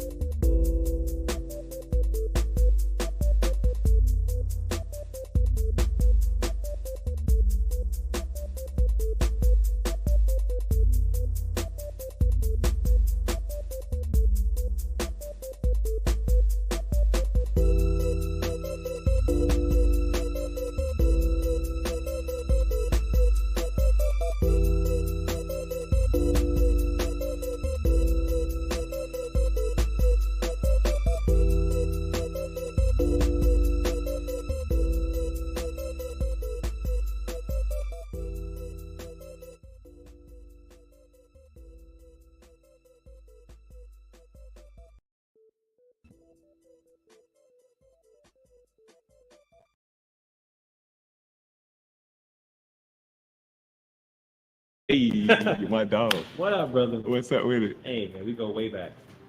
So you are finally on set for somewhat of my project and stuff like that. I mean, what drew you to working with drafted artists and coming on board? I'm a big fan of comic books and animated things as I like. So definitely that. Most importantly, I was, persuaded and I don't even know the word by my main man John from Open Gate Studios. I'm a big fan. I've had the pleasure of working with him before in the past, so it's just that. I didn't do this before, but please introduce yourself to the camera right now. It's the boy Camtron at 54. I go by Ryan Cameron. Author, actor, artist, many other things. But yeah. Ryan, who, if you could briefly describe what character you were on set, or who were you, and what did you bring to the table? Today I played the character Matt from the Concrete Studios, comic books, films, and my homie is scrapped up with these psychic powers. All right, he can calm somebody down and so much more just by touching them. You know what I mean? Stay tuned to find out soon. So we're gonna see clips of these powers, or are they Definitely. Just state? Okay, definitely. Okay, good. What was your favorite part of today, man? My favorite part of today was the whole thing, just being able to help out in any way, to see another cool vision come through, especially told by the community. You know what I'm saying? And it's always a pleasure. I support it, man. I can't thank you enough for being a part of today. You came in. I was like, hey, Ryan, I got a job for you. Can you do it? I'm there. Learned the lines in literally a couple of days, and you killed it. Thank you so much. I appreciate it.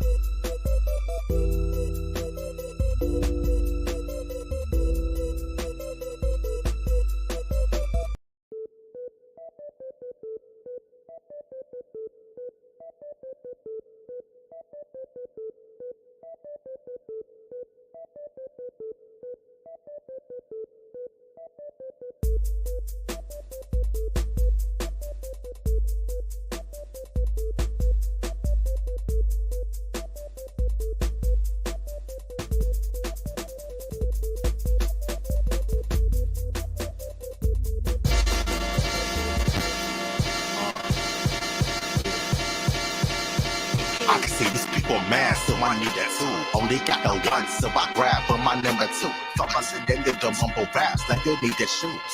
Try to keep a little class like I'm in the school. Blasting them in the view, splash like I'm in the pool. Asking out what this fiasco have been the cool. Take you for a ride, tag if you with me too. That's a little Marvel versus Capcom number two. And I love my life like this. Jews will always be loosened. I loosen up them illusions of losing. Usually looping the Luna, turn me to looping. Scooping the third in his 30s. At 30, you still confusing. Burden with this amusement. You heard me from the muse. There's no burgundy, but my blue was my version. As a student, burden you with the fuse of hyperbole and acoustics. You virgins are just accused, cause I'm burden beetle for music. Serving up the absurdity, always extracurricular. Haters say they heard of me, always extra particulars. Starting while you fretting, I'm always next to ridiculous. Need a lot of space, so I'm always extra vehicular. Homicide, you punish me for my crimes. Just trying to find a flaw, so you rummaging in my rhymes. It's funny when I realize all these dummies can do is lie. How I always deliver, I'm running into my prime. 100% of time, I'm making the goal run. On the third strike, I'm waiting to go chun. Thought about the economy, making the go fun. All racing that cake like you baking the whole ton. Don't believe what you say with your own tongue. Forming up all the lying and making the vote shine. All my haters be saying their prayers like old nuns. Cause I'm igniting the saber like Vader in Rogue One.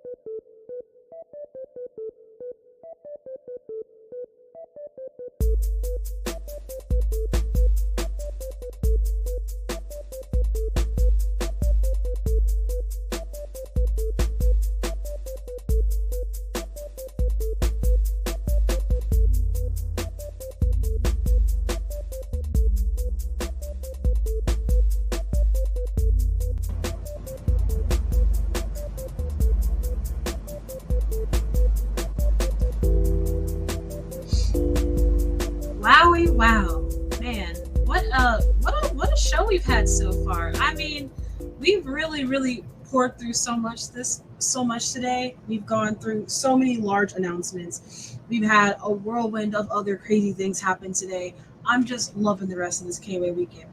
But alas, we are counting down to the last hour. So don't worry, we've still got a little bit more left for you.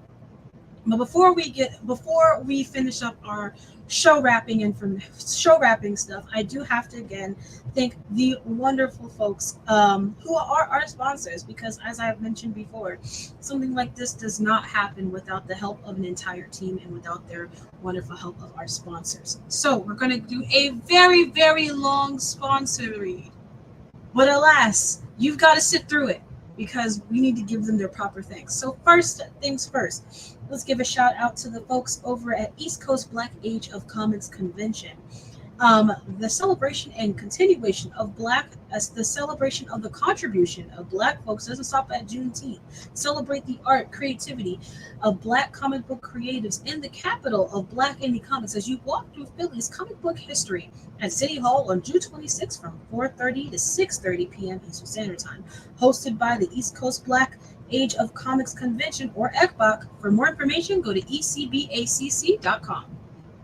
Also, big shout out to our friends over at World at War Comics. Again, thank you so much, Thomas, for allowing us to use your platform for us to stream Kway Weekend. If you're looking for a new comic, please look no further than the folks over at World at War Comics and their new comic book, Kingsville.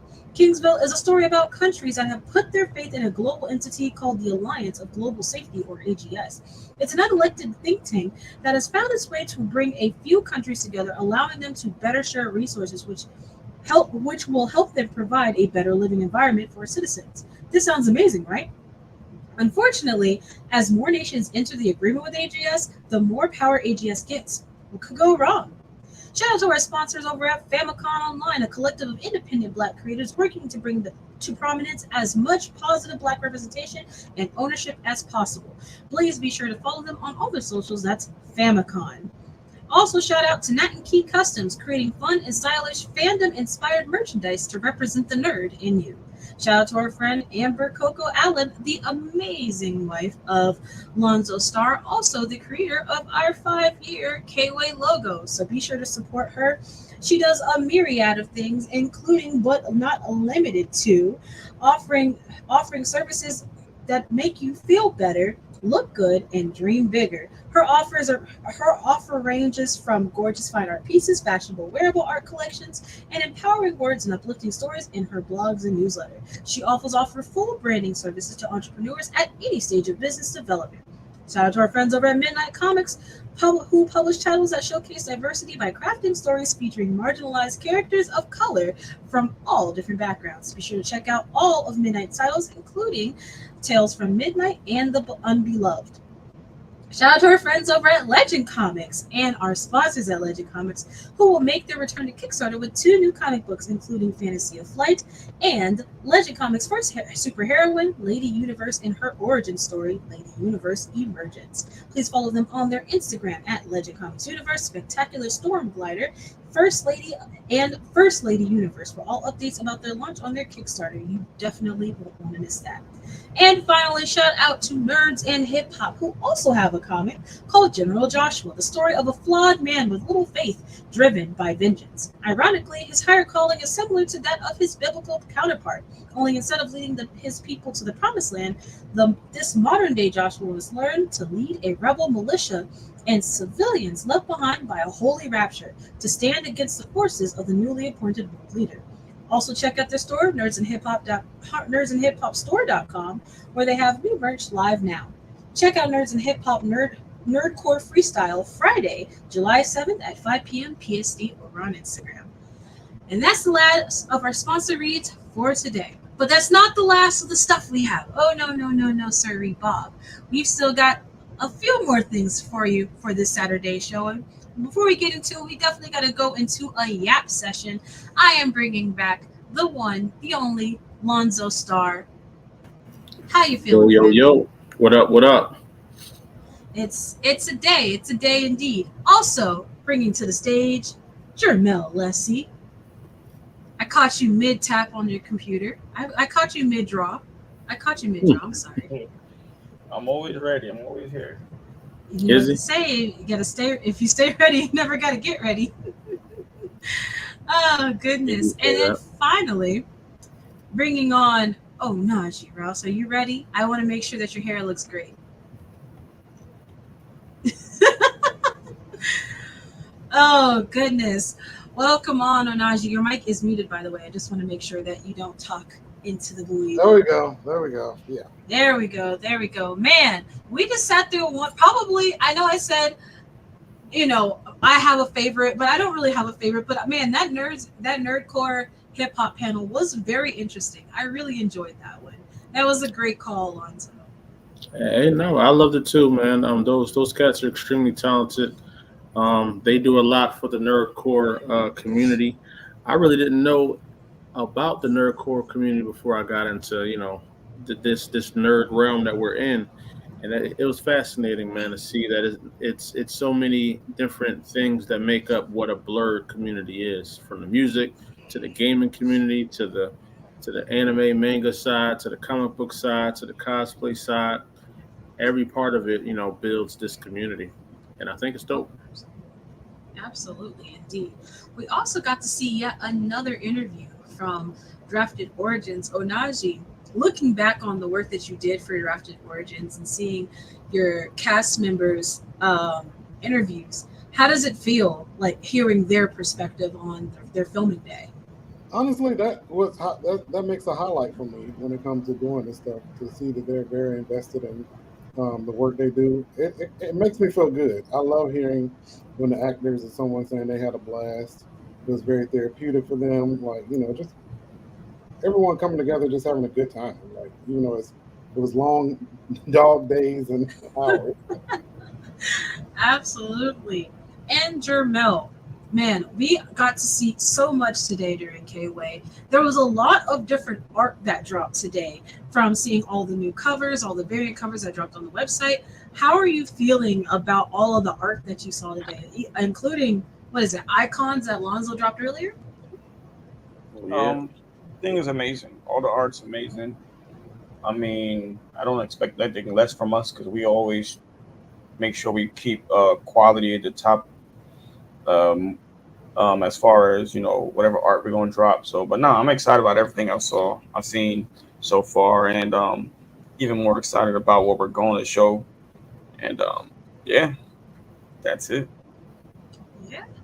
Well, I definitely want to go through the same thing I had asked Lonzo yesterday. What are some of our highlights from Kway today? We've really went through so much today. There's a lot. Sure, LOL. Now I'm gonna leave you. Oh man. Yeah, no, I would love to hear what you guys think the highlights were, man, because I'm sure we all got different aspects of today. Because it was some great panels, a lot of jewels was dropped. I think Montrez was dropping some bars, man, for sure. She was dropping some bars in her interview. I feel like the Publishing 101 joint was fire as well. Uh, some of the book reviews, I loved the interview with. We did the interview with Avery this morning, right? Yeah. Correct. Avery's interview was real dope. I love seeing that one. And I love how Nick's did the interview as well. It was a very friendly, very, very warm interview. You know what I'm saying? So I got a lot of highlights, man, for sure. Absolutely. What about you, Jermel? What were some of your highlights from today? That crack up session where he's verbally abusing Lonzo. And he was fighting to keep it as professional as possible. Me? I'm always professional, bro. So I'm gonna make that my highlight because Lonzo wants to go down the list and name the whole damn show. So my highlight was just that verbal abuse that we gave Lonzo, and everybody's seen it, and he can never erase it or take it away. And what was that bar? How many creators does it take? That's perfect for me, Jamel. Like I said, have your fun in public, but you know what happens. You know what happens when the camera. I can't protect you. I can't protect you. You know what? Nah. You know he deserves it. But you know what? Onaji, go ahead. I'm not even going to get started. I mean, I have to admit, the same thing as Jamel, seeing Lonzo windmill for his life. No, windmill. Sharkeisha, no. I'm sitting here enjoying a little festivities. Like this. You know what? My highlight was getting the opportunity to talk with so many of you guys today. As we talked about earlier, Concrete is really a remote experience, so we don't get the opportunity to hang out all the time. But getting the opportunity to hang out online is one of the ways that we all can actually chit chat with each other and see each other's personalities. So it was such a fun experience actually having so many concrete creators and some of our friends come in and hang out with us. It was nice talking with J.E. It was nice talking with Jairi. It was nice getting Lloyd on here for a little bit, doing some live indie breakdown. So that was truly my highlight. And the books, of course. The books are really fire today. I was very happy about the book drops today. But it's been a day. It's been a very fun day. While I have everyone here, we've got the big three in the room. Truthfully and honestly. No one say it's big me. We're a family here. As we wrap out the end of our day, we just finished our raffle. So we're ready to do the raffle roll. Or do you guys want to do the raffle roll today? Let's do it. Let's do All it. right, Cause let's get that raffle roll. who was it that won yesterday again? It was Thaddeus. Or Daddy. yeah, was it Thaddeus? Was it? Oh my goodness! I hope I'm not saying your name wrong, but I believe it's Thaddeus. I'm almost 100-ish%, maybe like 99% sure. I'm 99% sure it was Thaddeus. But let's go ahead and check out today's spinning wheel. Let me get the screen share up here. Let's present. Is it gonna let me present? I'm sorry, y'all. Me and technology be beefing sometimes, for sure. Oh, it's a doggo. Okay, let's get into it. There you go. Bam. Share. There we go. Is it gonna pop up now? Yeah. Here we go. That's it. And let's get to it. Okay, the concrete wheel of winners from the raffle. Let's give it a spin.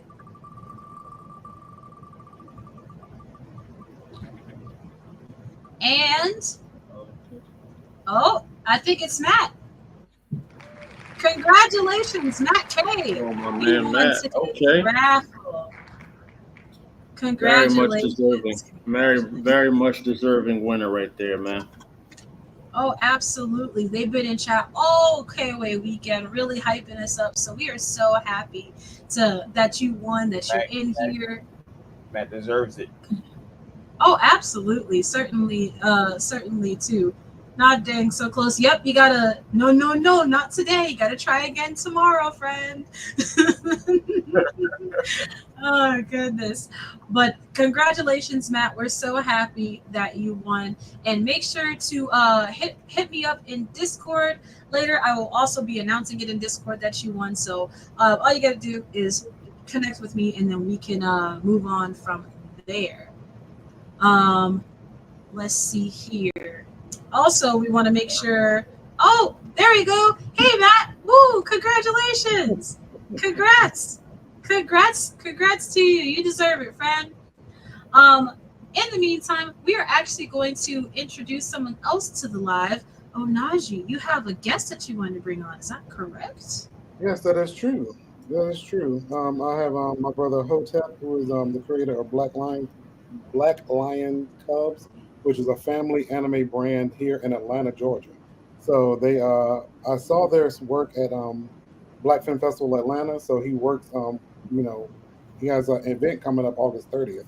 So his stuff is definitely like for kids as well as also for like representation. So yeah, we're gonna get to talk to him about the event as well as also his brand, like what he does.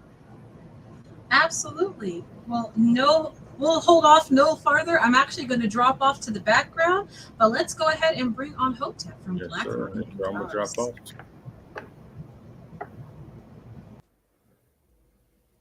You there? I'm here. What's going on, people? What's going on, Hotep? Welcome to Kway Weekend. Thank you, man. It's an honor and a pleasure to be here with you guys. Look, I apologize for the wrong link sent. That's all good, man. Look, I know you guys are busy here celebrating their 5-year anniversary. Congratulations. Thank you. I really appreciate it. I wanted to definitely bring you on here to highlight not only the event you got coming on, but also like your brand. Like I love it's a family friendly anime. So Yes. yeah, so it's definitely one of the things like for our kids that unfortunately sometimes we do have a limitation on what we can present before our kids when it comes to animation because nine times out of 10 animation is going to be more for adults these days. So yeah, but yeah, let people know who you are and more about Black. All right. Well, what's going on, world? This is Hotep, the creator of Black Lion and Cubs, the new anime brand, family-friendly anime brand. As I always say, it's going to be the next biggest thing since Dragon Ball Z, and I'm working hard towards making that mission into a reality. And I know that's a tall order, but we are well on our way. I started Black Lion and Cubs formally last year, July 17th. So we're about to celebrate our 1-year anniversary. But for anyone that's familiar with the brand, I've been doing nothing short of just running a marathon at a pace like Jesse Owens and Usain Bolt, right? So at this point, over this past year, we've um, launched a few video games. We have 2 graphic novels already published, and the third one is at the printer now. I have the anime series, which is probably the most time-consuming aspect of the brand, but I have 2 seasons completed, and we're currently working on the third season of Black Lion and Cubs. As you see, I also made sure I had the merch to rock as well. So I've just been doing a lot in this space. I'm not new to creating, but I can say that I'm new to creating in the comic book world. Yeah. So I'm grateful to people like you and some of the other brothers and sisters that have been very receptive to my entry into this space, because I know people can be very protective of their industry and their genre and their culture. Yeah. So I'm glad to be here and excited about the response that I've had thus far. Oh yeah, and I hate the term gatekeeper, but we do have some some people who kind of like not allow certain people in the room. I mean, I hate the term because it is a thing, but for you, you're also a producer as well. So you're not just a producer; you're a producer as well. So we might have some actors out there who might want to get into voice acting as well. So let them know like where to find you at. Well, everything for me, I've centralized all of my communication, at least via social media. So that's the reason why everything is on at Black Lion and Cubs on IG. That's really the only place that I respond to people at outside of, calling or emailing. Our official website is blacklionandcubs.com. So anything Black Lion and Cubs, you will find me at, but I centralize all of the communication on the IG page because that's the only one that I really check. Yeah. Yeah, but you're right.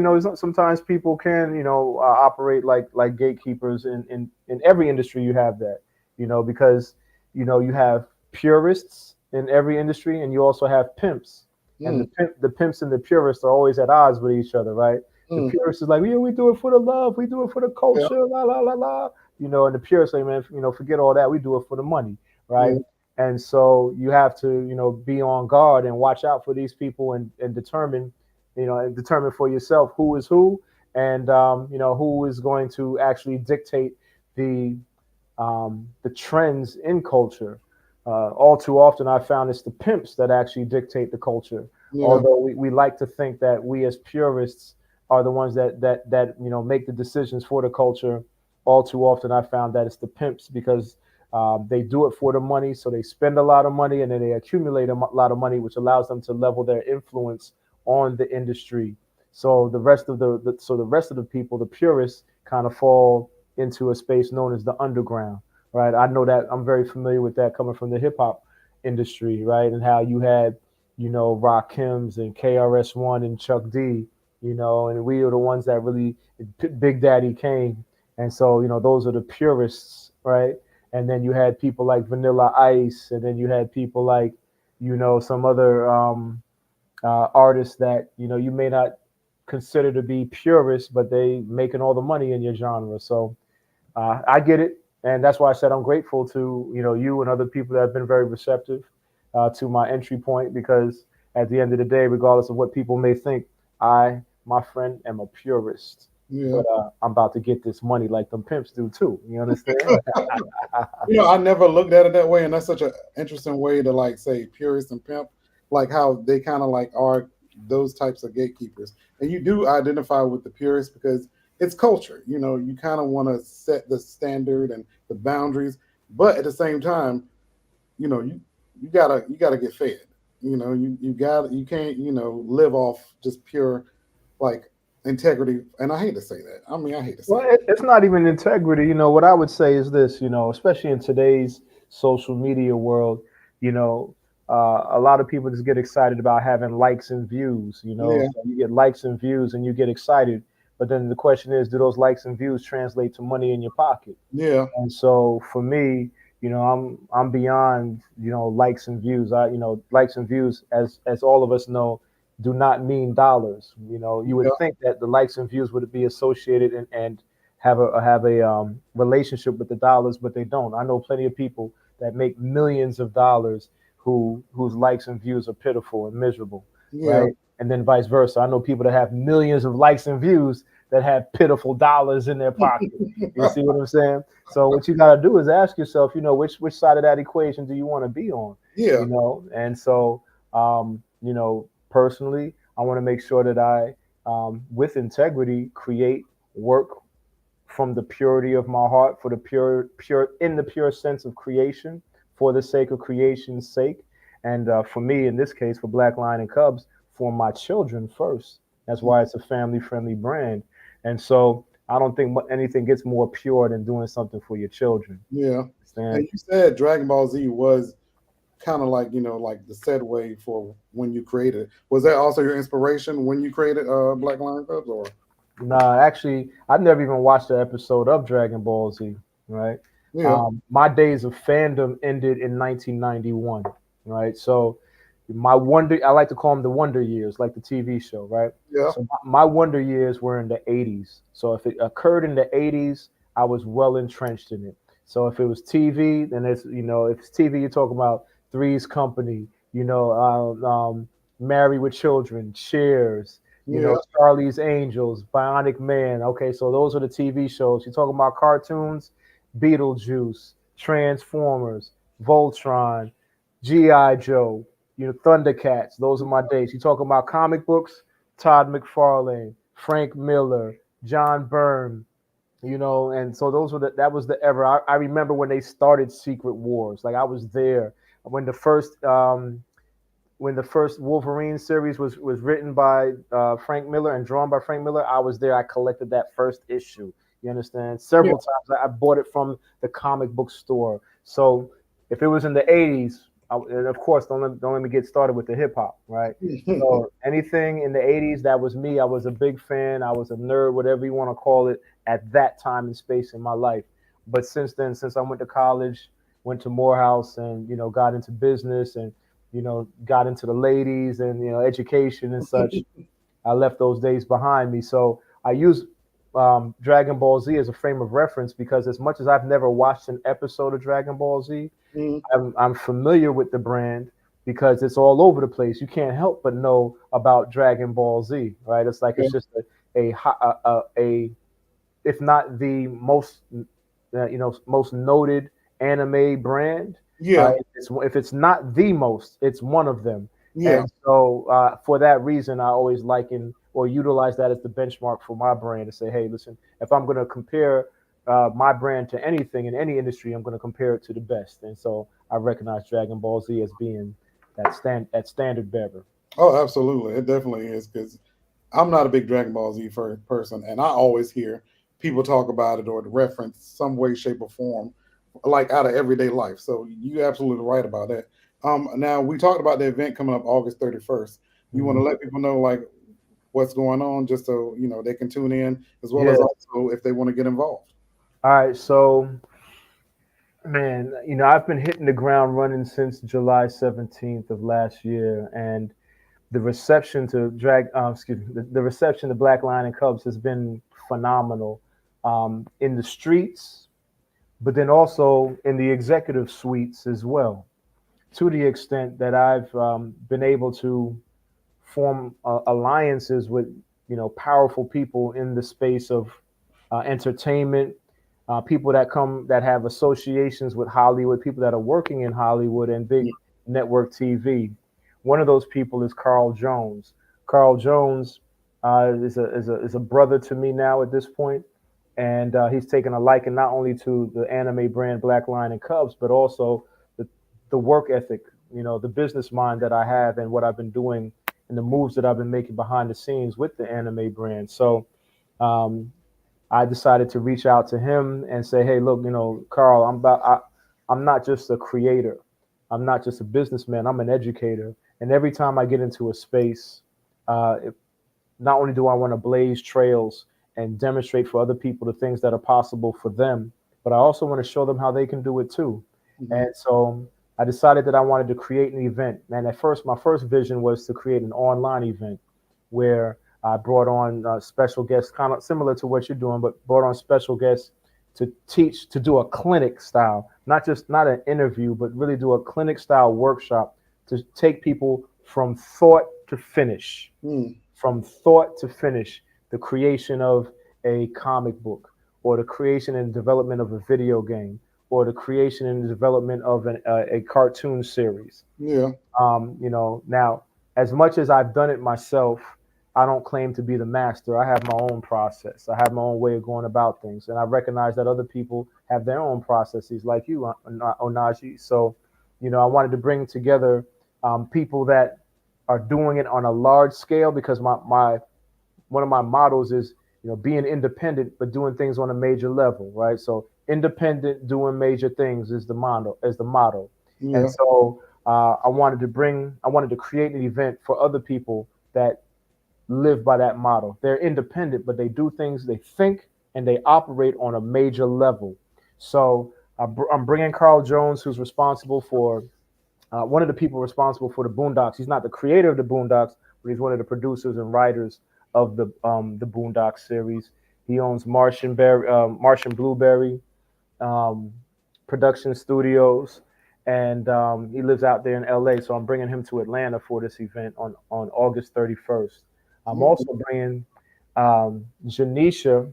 Oh yeah, that's Carl Jones right there for this event. Um, yeah, he's responsible not only for Boondocks but also Black Dynamite. So I have Janisha Ginyard Adams as well. Let me just say, I'm bringing Carl and his wife. So Carl Jones and Love Jones are coming together because they're a team, a power couple. But then also we're bringing Janisha Ginyard Adams, who was one of the female warriors from Black Panther. So she was in all the Marvel movies as one of the, how do you pronounce it? Dora Milaje. Dora Milaje. I'm always mispronounce that, but she's from one of the Dora Milaje, and one of the prominent ones. Like, she's a stunt woman slash actress slash voiceover performer. So she also has a role in South Park. She's coming from LA as well. She's done a lot of tremendous work, and the fact that I have these people, this high level people coming through, is something that I did not expect to be the case, because I've always been, just a person that never had associations in the past, never really had any major affiliations before. But for whatever reason, Black Lion and Cubs has afforded me this access to Hollywood, if you will. Yeah. And so, because I have the access, I told them, listen, I don't want to just keep the access for myself. Let me open doors for other people. And so I plan to have you, Onaje, there as well as one of the guests. And I'm going to bring in, besides those two as our featured people from LA, I plan on bringing a few people that have demonstrated the capacity in business to do great things in comics, in games, and in animation. And that's why the event is called the CGA Summit, Comics, Games, Animation. And we're bringing together players in all those fields, people that are producers, people that are business minded, and people that are making major moves like yourself and me and the former guest that I just mentioned. So, absolutely. Yeah. So for anybody that's interested, they can just follow me on IG. Just ask the question. I'll be providing more information about the CGA Summit very soon. Just locking in a few other things, and then we'll start making the announcements. But since you asked, I decided to go ahead and preempt the, giving the information to some people that are here on live with us. No, absolutely. That's what I was gonna say, because that leads into the next thing. I was gonna, like, before we wrap up, like, let people know where to find you, and also when to reach out, because I might be sending some people your way. So just to let you know. So let me find you. And yeah, and again, everything associated with me personally or the Black Lion and Cubs anime brand can be found on IG at Black Lion and Cubs. You know what? No, let me not just go to the website. I'm going to put it in the chat here. Can I put it here in the chat, or you share it? What's the best way to do it? Try to put it in the chat to see. Yeah, let me just put it here. So, because ultimately, you know what, somebody, and this is one lesson that I'll give to everybody on here, right? So, when you're serious about business, it's important to make sure that you own your own. Okay, you own your own space. What does that mean? Well, as much as I have an IG page, which is great, I don't own Instagram. So Instagram can decide at any given moment to shut down my page, change the algorithms, which I heard they're doing right now with a lot of people's pages. So, and there's nothing I can do about that unless I want to just pay them to, open the doors for me. So the truth of the matter is, we don't own IG and any social media. We're renting that space. We're renting that marketing opportunity. The best way for any creative to really, I'm not going to say the best way. In addition to what you do on IG, you should also have your own email list. You should also create your own space where you have the information from your customers, from your followers, from the people that love what you do. You want to have their own direct contact information. So at any given time, Instagram acts the fool, or if Facebook acts the fool, or TikTok or whatever, they shut down TikTok. It's all good. You have your own space. You have your own contact list of people, and you can get in, connect with them on your own terms. It's incumbent and important for all of us that are independent but want to operate on a major level to do so. Okay, so that's just one real quick thing I wanted to make sure I share with people. So I say that to say, go to my website, blacklionandcubs.com. blacklionandcubs.com. Join the newsletter that you see right here on the screen. Join the newsletter. It'll give you access to play some of our video games that people, that are not public yet. It'll give you some of the exclusive information that we provide, like what I just talked about there, and this upcoming event. So I'm going to use that as a spot for people to contact me. blacklionandcubs.com. Absolutely. So we actually put those in the chat as well. So please look in the chat. You got his website as well as also the IG. So please stay tuned. But there we go. It looks beautiful. There we Thank go. you so much. But Hotep, thank you so much for taking time out of your day to come and join us and let us know. Like I said, I can't wait till we August 30th when we 31st, Saturday, August 31st. 31st, sorry. August 31st for the event. So yeah. So last thing, can I say something real quick about that? Go for it.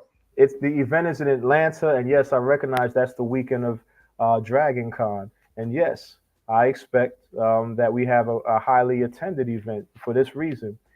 Our event isn't like Dragon Con. Dragon Con is for the fans. If you want to go get signatures and fan out and get your pictures with people, you go to Dragon Con and do that.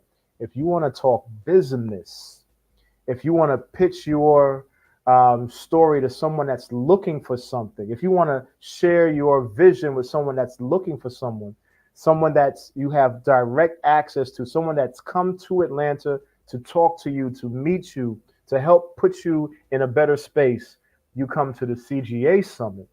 And then later on, you can go nerd out and do all that Dragon Ball fan stuff. This isn't a fan event that we're doing. So they're two separate things. They're going to attract two different audiences for specific reasons. So I just wanted to share that as well. Right on. Well, guys, you heard it from here. Thank you again, Hotep, for coming on. We're going to be promoting the event as well as also letting them know where to find you. You can watch the replay on Concrete Comics YouTube. So, yeah, feel free. So, guys, this is Onaja signing off. Check us out. Peace out. Amazing stuff. Thank y'all so much for that. I really appreciate it. I'm gonna bring everybody back on the stage. I hope nobody was I'm sorry, Alonzo, did I catch you? No. I was perfectly on time. You're perfectly I would hate to catch you in disarray. That would be uncute. But yeah, thank you so much for bringing Hotep on, Onaji. That was real cool. I like that. Thank you. I do things sometimes. It might be a little uncanny. I catch people off guard. Thank you, Matt. Thank you, Matthew. I appreciate that. We did not. There's no way that Lonzo, the great Lonzo Star, never caught slipping. Absolutely not.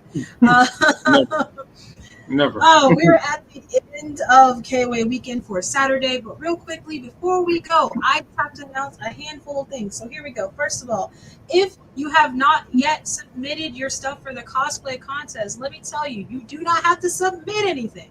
The only thing you have to do is create a video, still image post, or carousel showcasing your cosplay, as long as it is Marvel, DC, or Concrete Comics and it's not NSFW, use the hashtag KWayCosplay24 and tag us and follow us at Concrete Comics on IG and or TikTok and submit your videos.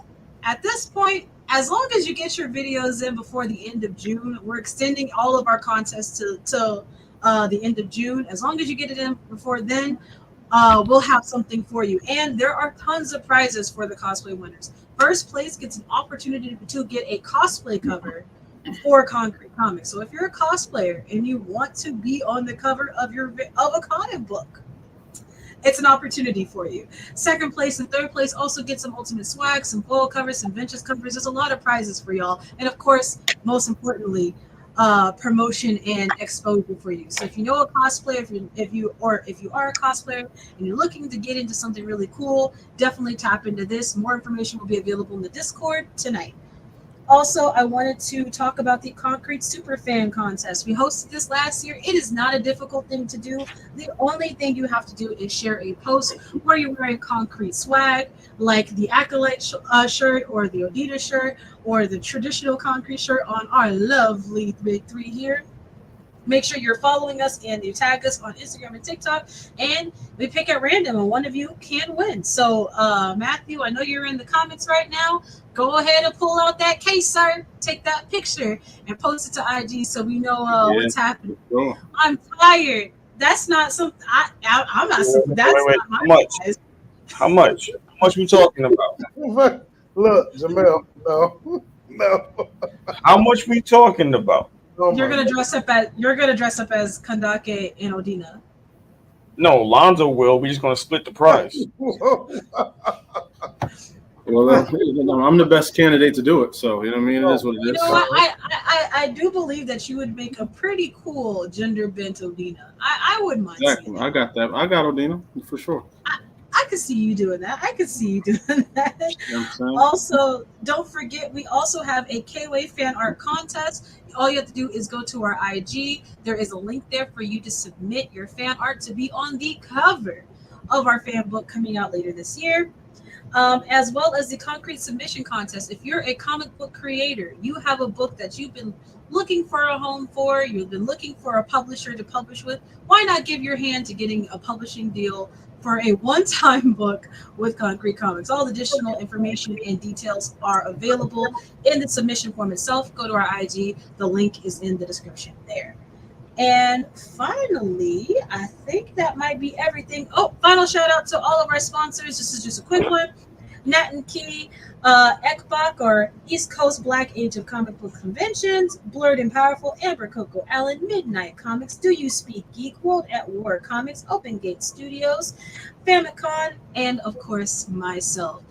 There will be more sponsors listed tomorrow, but as for right now, I think that may be all of the announcements I have today. But before we sign off, I want to give the lovely folks here, Lonzo, Onaji, Jamel, anything you got to say to people before we sign off for the evening?